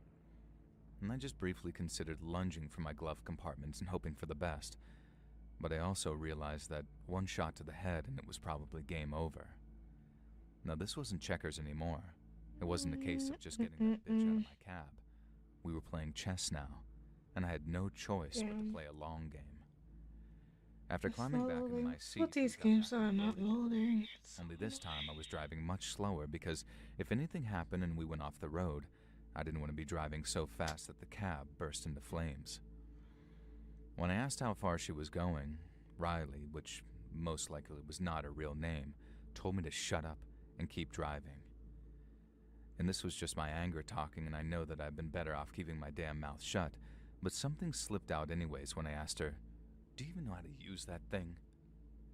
She told me of course she did, that her daddy taught her to shoot so she could keep herself safe from perverts like me. Again, this was her choice of words, not mine. And believe me, she wasn't saying it because of some scar that she'd had deep down. She was saying it to taunt me, nothing more, and I could hear it in her voice. When it came to knowing how to use that pistol, Riley said that I could ask the man who tried taking her to his hotel room back in Denver, who also believed she wasn't capable of using it. But the girl was also quick to add that I'd have a pretty tough time talking to him since she left him lying on the floor of that hotel room, dead as a doornail. And I noticed that she said that about her father, and since I couldn't resist, I called her out on it. I reminded her how she told me that she didn't know her father, and in response, she gave me another one of those hyena laughs. She told me I was a dumb mother effer for believing such a sob story, and that I shouldn't be so gullible in the future. I remember how she smiled when she asked if I believed her about killing a man back in Denver. I told her I'd be a fool to believe anything that came out of her mouth by that point, and once again she laughed. She said she figured I might say something like that, so she brought something along with her from Denver to prove she wasn't lying. She asked if I wanted to see, and with both hands on the wheel, I told her I didn't think I had much choice in the matter. The girl laughed, and then reached into her backpack again and pulled out a Tupperware container filled with what, at first, appeared to be mud. And when she cracked the lid and the smell hit my nose, I knew it wasn't mud. It was some type of congealed blood, and whatever was floating in it was starting to turn. Yo, what's so wrong with this fucking little girl, bro? What was inside, I ignored her and kept my eyes on the road. But this only made her angry. She pointed the gun at arm's length, dramatically like, so I could see it clearly, And then she said that she didn't give a good goddamn if it made us crash, because she'd scramble my brains if I didn't do as I was told. And look. Now, I can't express how certain I was when she said that she was serious. I mean, this girl sounded unhinged, truly unhinged, like her sanity was holding on by just a few threads. I've had a gun pointed at me maybe a half dozen times in my life, but I only twice truly believed. I never stole a car. Once I was being on the robbed by bike. a meth head that I described as barely human, and the other time was in the cab of my truck with that girl. I normally just ride the bike the whole time. And so, since I believed wholeheartedly that she was crazy enough to risk her own life by shooting the driver of the big rig she was sitting in, I looked at what was in that container. And when I did, I almost puked. Floating in what looked like dark red jelly were two meatball-sized oval-shaped organs made of a much paler flesh. I knew what they were from the first second I looked at them, and as I stared at them for that brief moment, the smell of them turning hit my nose, and I almost lost my stomach there. I turned my eyes back to the road and kept one hand on the wheel, but I had to cover my mouth and nose with the other as I gagged to keep myself from throwing up. The girl thought that was the funniest thing she'd seen so far, and she cackled like a witch as I coughed and retched. She told me not to worry, because she cut them off of the guy in Denver after he was dead, and not before, so I wouldn't have to worry too much when it happened to me, too. And that was the most terrified I'd ever been in my life, without a shadow of a doubt, and I'm not ashamed to admit it either. I knew that the girl had lied to me once before, and just for kicks, but the evidence of what she'd done was right there in front of my face. At least, I thought it was. Because when I asked Riley if those things in the container really were what I thought they were, she started laughing again. She said they were pig testicles, and I was a coward and an idiot for thinking that they were anything else. I knew better than to say anything by that point, and I just kept on driving. And thankfully, we didn't have to go much further before the girl demanded that I pull over at an upcoming truck stop. I did as she asked, watched as she pulled her gun closer to her chest so anyone outside couldn't see it. And then before she got out, she gave me some big speech about how she normally killed a man before leaving, so they wouldn't come after her once she got out. But in her mind, I was the exception. She said that she knew I wouldn't come after her, and that I wouldn't try to hurt her either. She figured I had a gun somewhere in the cab, and she was right. But she also knew that I wouldn't use it on a girl who reminded me of the daughter I'd lost. No matter how much I hated her, no matter how much I wanted to make her pay for being such a goddamn demon, she knew I wouldn't take away her chance to live, not without feeling like the same kind of evil that had taken my own daughter away. And the worst thing, she was right. Even after she climbed out of the cab and went walking off to find her next plaything, I couldn't bring myself to do anything but drive off, praying that she'd find her way and make a decent life for herself after, whatever it was that she'd endured. I only came out from under that spell once I was about 30 miles down the highway, and I decided the only thing to do was report her to the cops. I ended up stopping at a diner and calling in the whole thing to the local sheriff's department, and they gave me a reference number that I could use when calling them back in the future, but after calling Never let that fucking loser beat me in a there was never any race, bro. progress and they didn't find the girl. I still hope she found a way to get better. I don't believe anyone was born evil, but a part of me thinks that if that I girl can't believe I let too fucking far one day, fucking she win. might not even be around anymore, let alone No, fuck getting that better. shit, bro. Fuck that shit. I'm not about to let Ryder fucking win. Hell no. Hell no. I think my first 6 months of trucking must have aged me by about 5 years. Yeah, that little girl is fucking diabolical though, bro. I was in pure Fucking survival. Christ. Everything I was taught in CDL school seemed like it was written by someone who sat behind a desk, not a wheel. And no matter how many pamphlets you read or video seminars you watch, nothing prepares you for backing up a 53-foot trailer in a truck stop fuel island at 2 a.m. and with 4 other drivers waiting behind you. I must have burned through 100 gallons of gas just practicing backing up in empty lots, ideally at night too, when nobody could see me sweat. And although I've obviously gotten better over the years, I still get tight in the chest whenever I see a truck parking in rear on a receiver that looks a little too tight. Needless to say, the learning curve was brutal. And in my third week, I forgot to crank my landing gear all the way up, which cost me a damaged trailer and an $800 deductible. And I also learned really quick that the whole 11-hour driving limit isn't a suggestion. I remember I hit 10:59 one night and I thought that I could push for another 45 minutes or so to get home. Maybe 20 minutes later, I literally started seeing the reflectors on the white line start dancing in front of me. I ended up pulling over into a Walmart parking lot where I slept like the dead for 8 hours solid. Long-haul trucking is 20% learning to drive the truck and 80% learning how to live in it. It was a real grind, and then for around 4 or 5 months in, things started to click. I got my sleep scheduled down with a 5-hour split and a 6-hour bunk nap that actually worked for me. And then after a while, things like chaining up in the snow or dealing with four-wheelers who think the left lane is their own birthright started to become second nature to me. It was humbling, exhausting, but honestly kind of addicting once I realized that I was actually getting good at something that scared the hell out of you in week 1. And I remember being on one particular run and thinking to myself, yeah, this is the life for me. But it wasn't all sunshines and rainbows, and back in those early days, I made a couple of seriously grave mistakes, and one of them almost cost me my life. And so one morning, I'm cruising through Oregon just after crossing the Idaho state line on the 84, and it's one of those gray Pacific Northwest days. I'm in the middle of nowhere, and it's me, my radio, and a flask full of Go Juice. It's all quiet on either side of me, and then suddenly, I see a truck of some kind zooming up the highway behind me. Now, as it got closer, I realized that it was a blacked-out Chevy pickup with tinted windows and no markings, and it was flying up my driver's side so fast that I might as well have been parked. Now, I remember thinking, who the hell is this asshole? But no sooner had that question entered my head, my rear view lit up like the 4th of July. The driver of the black Chevy had placed a set of red and blue LEDs on the top of his truck, and the moment I saw them, my heart jumped straight up into my throat. Unmarked units freak me out, man, and they still do.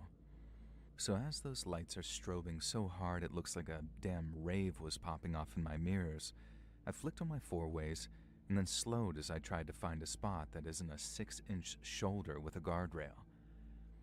After my tires hit the rumble strips, I threw on the parking brakes and then sat there with my hands at 10 and 2 like I was taught.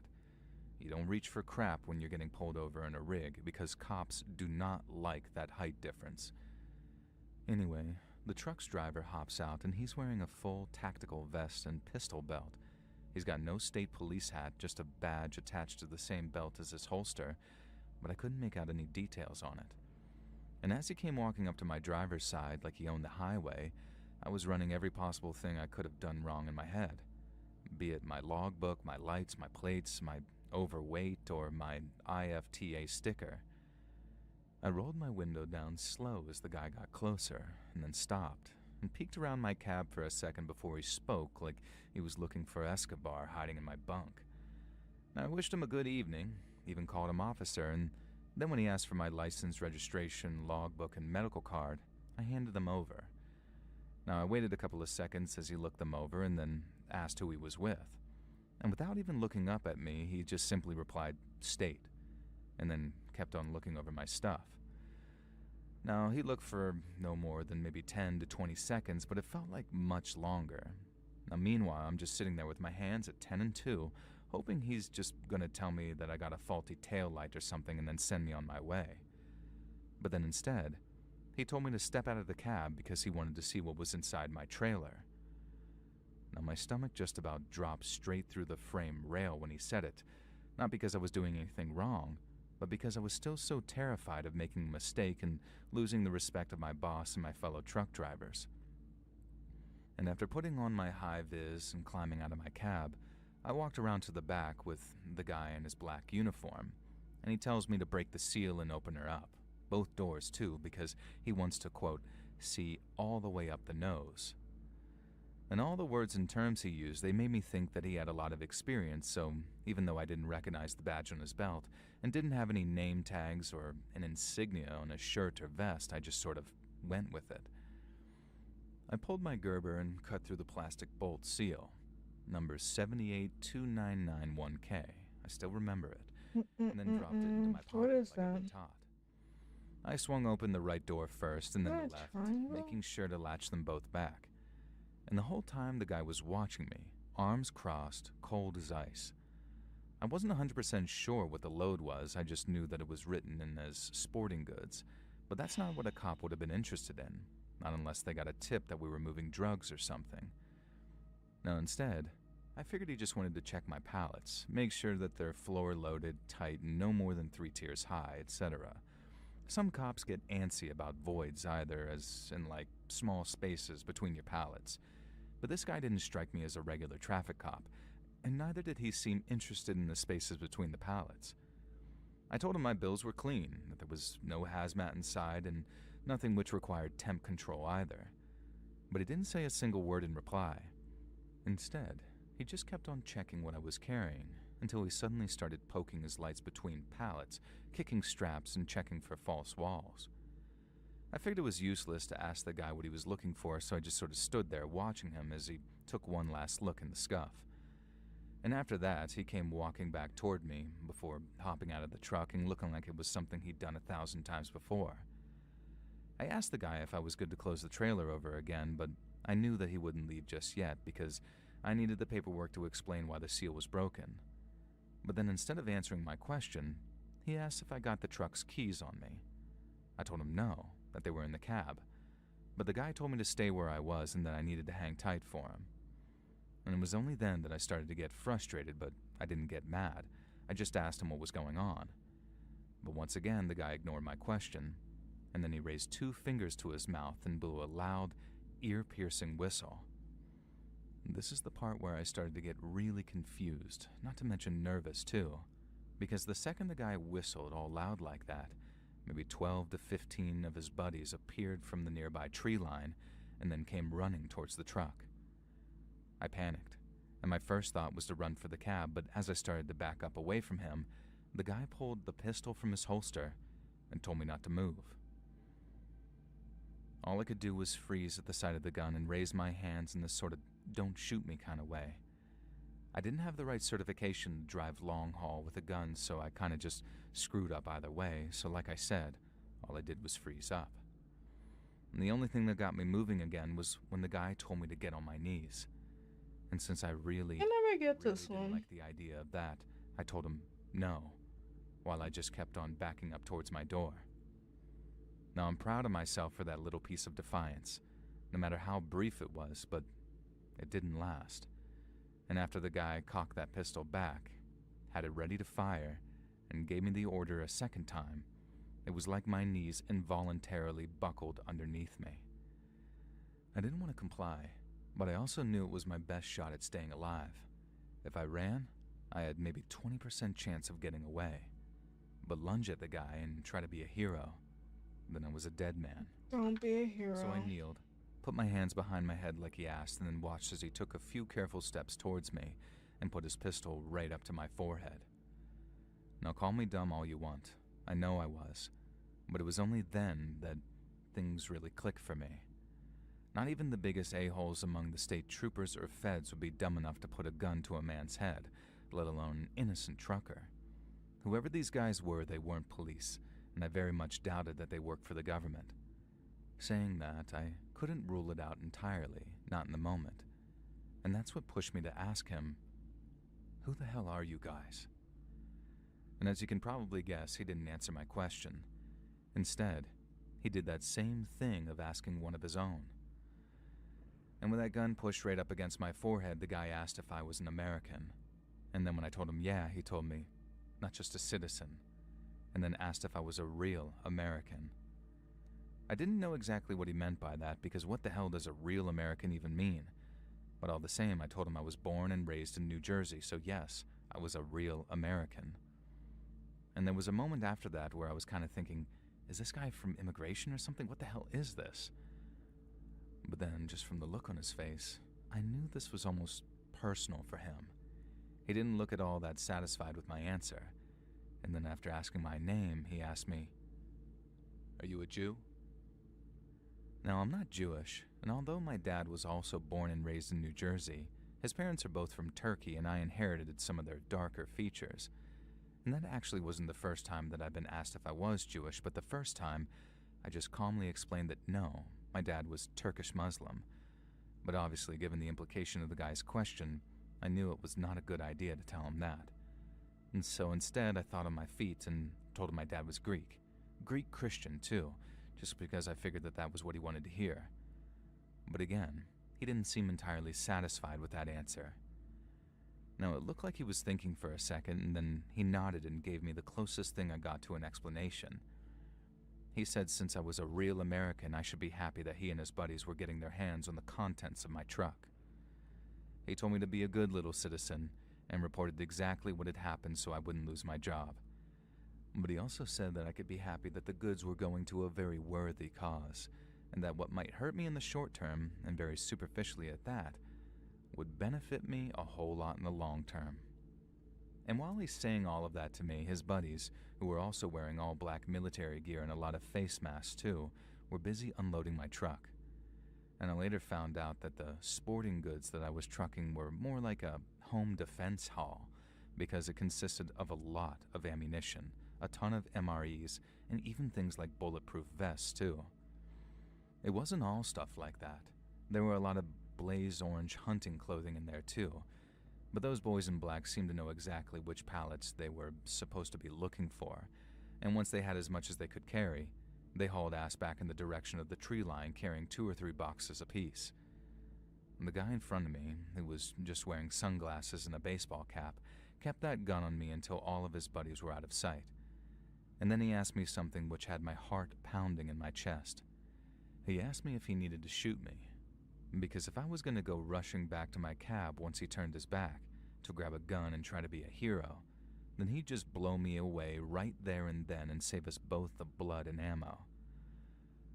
I told him I didn't have one, which, like I already said, was the God's honest truth. And he just laughed as he put his own gun away and told me that I should really see about getting something to protect myself with. Then after telling me to stay on my knees till he'd driven off, the guy walked back to his truck, climbed into the driver's seat, and took off down the highway in that blacked-out Chevy of his. Procedure stated that I was to inform the cops of any kind of robbery as soon as I was physically able to. And so, that's the first thing I did. I then called my route manager from the same payphone to let him know that I'd be delivering late and light. And he actually laughed as he told me that I was the first truck to be robbed in just over 20 years. The only one driving for our company, at least. I know he was only laughing because I was okay, and that only the trailer had been stolen, not the semi itself. Now, I'd be lying if I didn't feel a sort of rush from it too, having gone from thinking that I was going to die to smoking a cigarette at the side of the highway and making jokes with the cops photographing the open doors of my trailer. I was later told that the people who robbed me were most likely members of what the cops called the Silent Brotherhood, some militia-type group who were based in the Pacific Northwest. They went on to do a bunch of other stuff like that, robbing and killing, and I always felt very lucky that I got to walk away, and I didn't end up like that radio DJ guy that they ended up murdering just a couple of years later. I heard the FBI ended up bringing the Silent Brotherhood down, but I also know that there were many more militias out there. Maybe not all of them are the DJ murdering, trailer robbing kind, but just them existing is enough to give me the willies.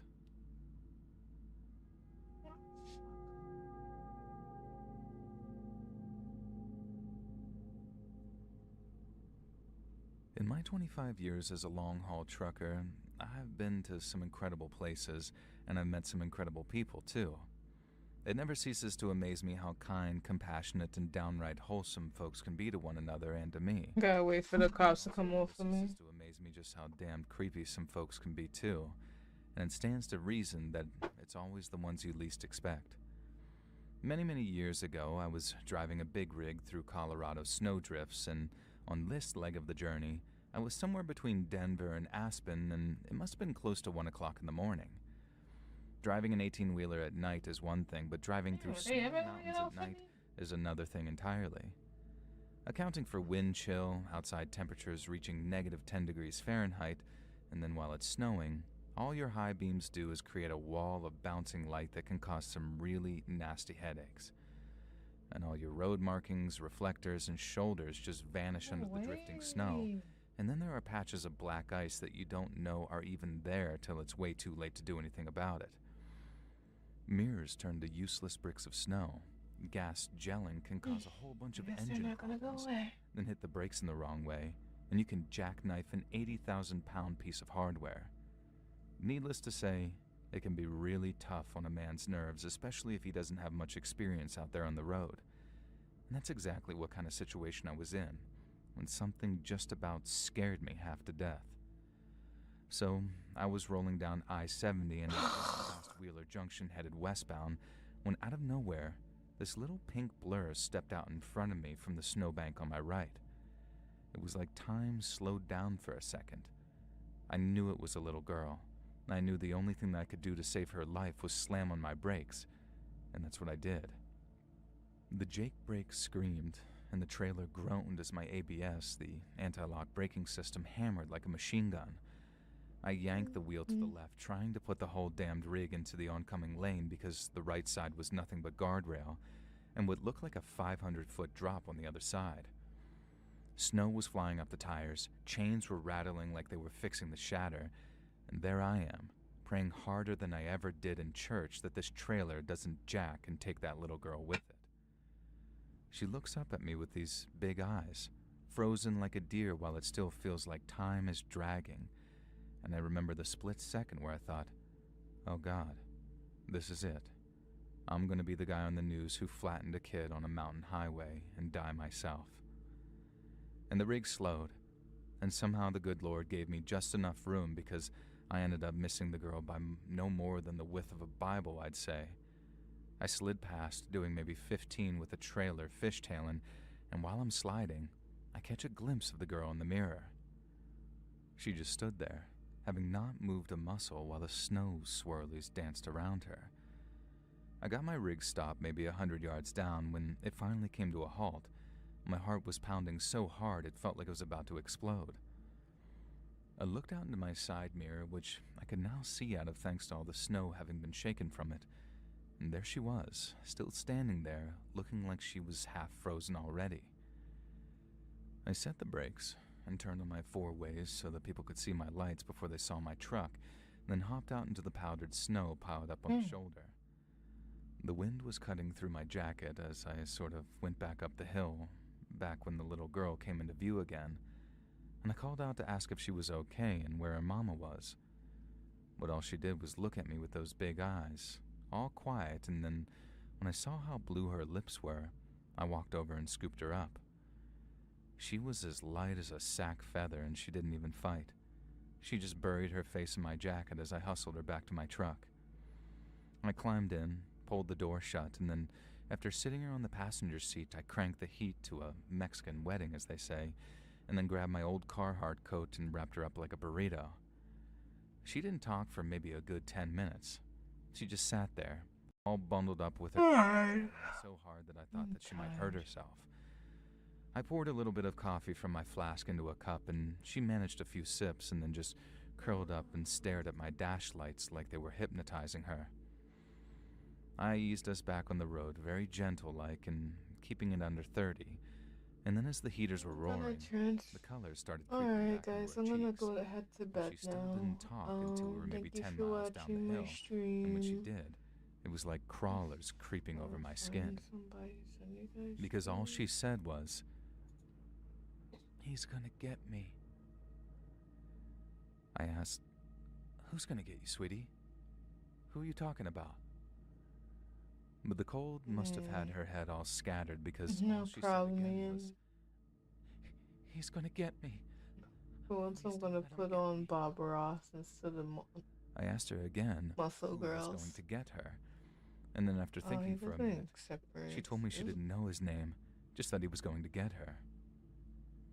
I told her she didn't have to worry, because there was no I way guess I'll anyone send was you going guys some Muscle Girls. her out of my damn truck, but not without a damn good fight anyway. And that seemed to calm her down a little. And then when I told her I was going to get her back to her mommy, I saw her smile for the first time. And then maybe a minute later she said, Hi. "You better go quick. The man who's going to get me can run really fast." I told her not as fast as my truck. Only Thinking me. it would reassure her, but she responded right away with, "Nah, he can run even faster." No, it was a bunch of people.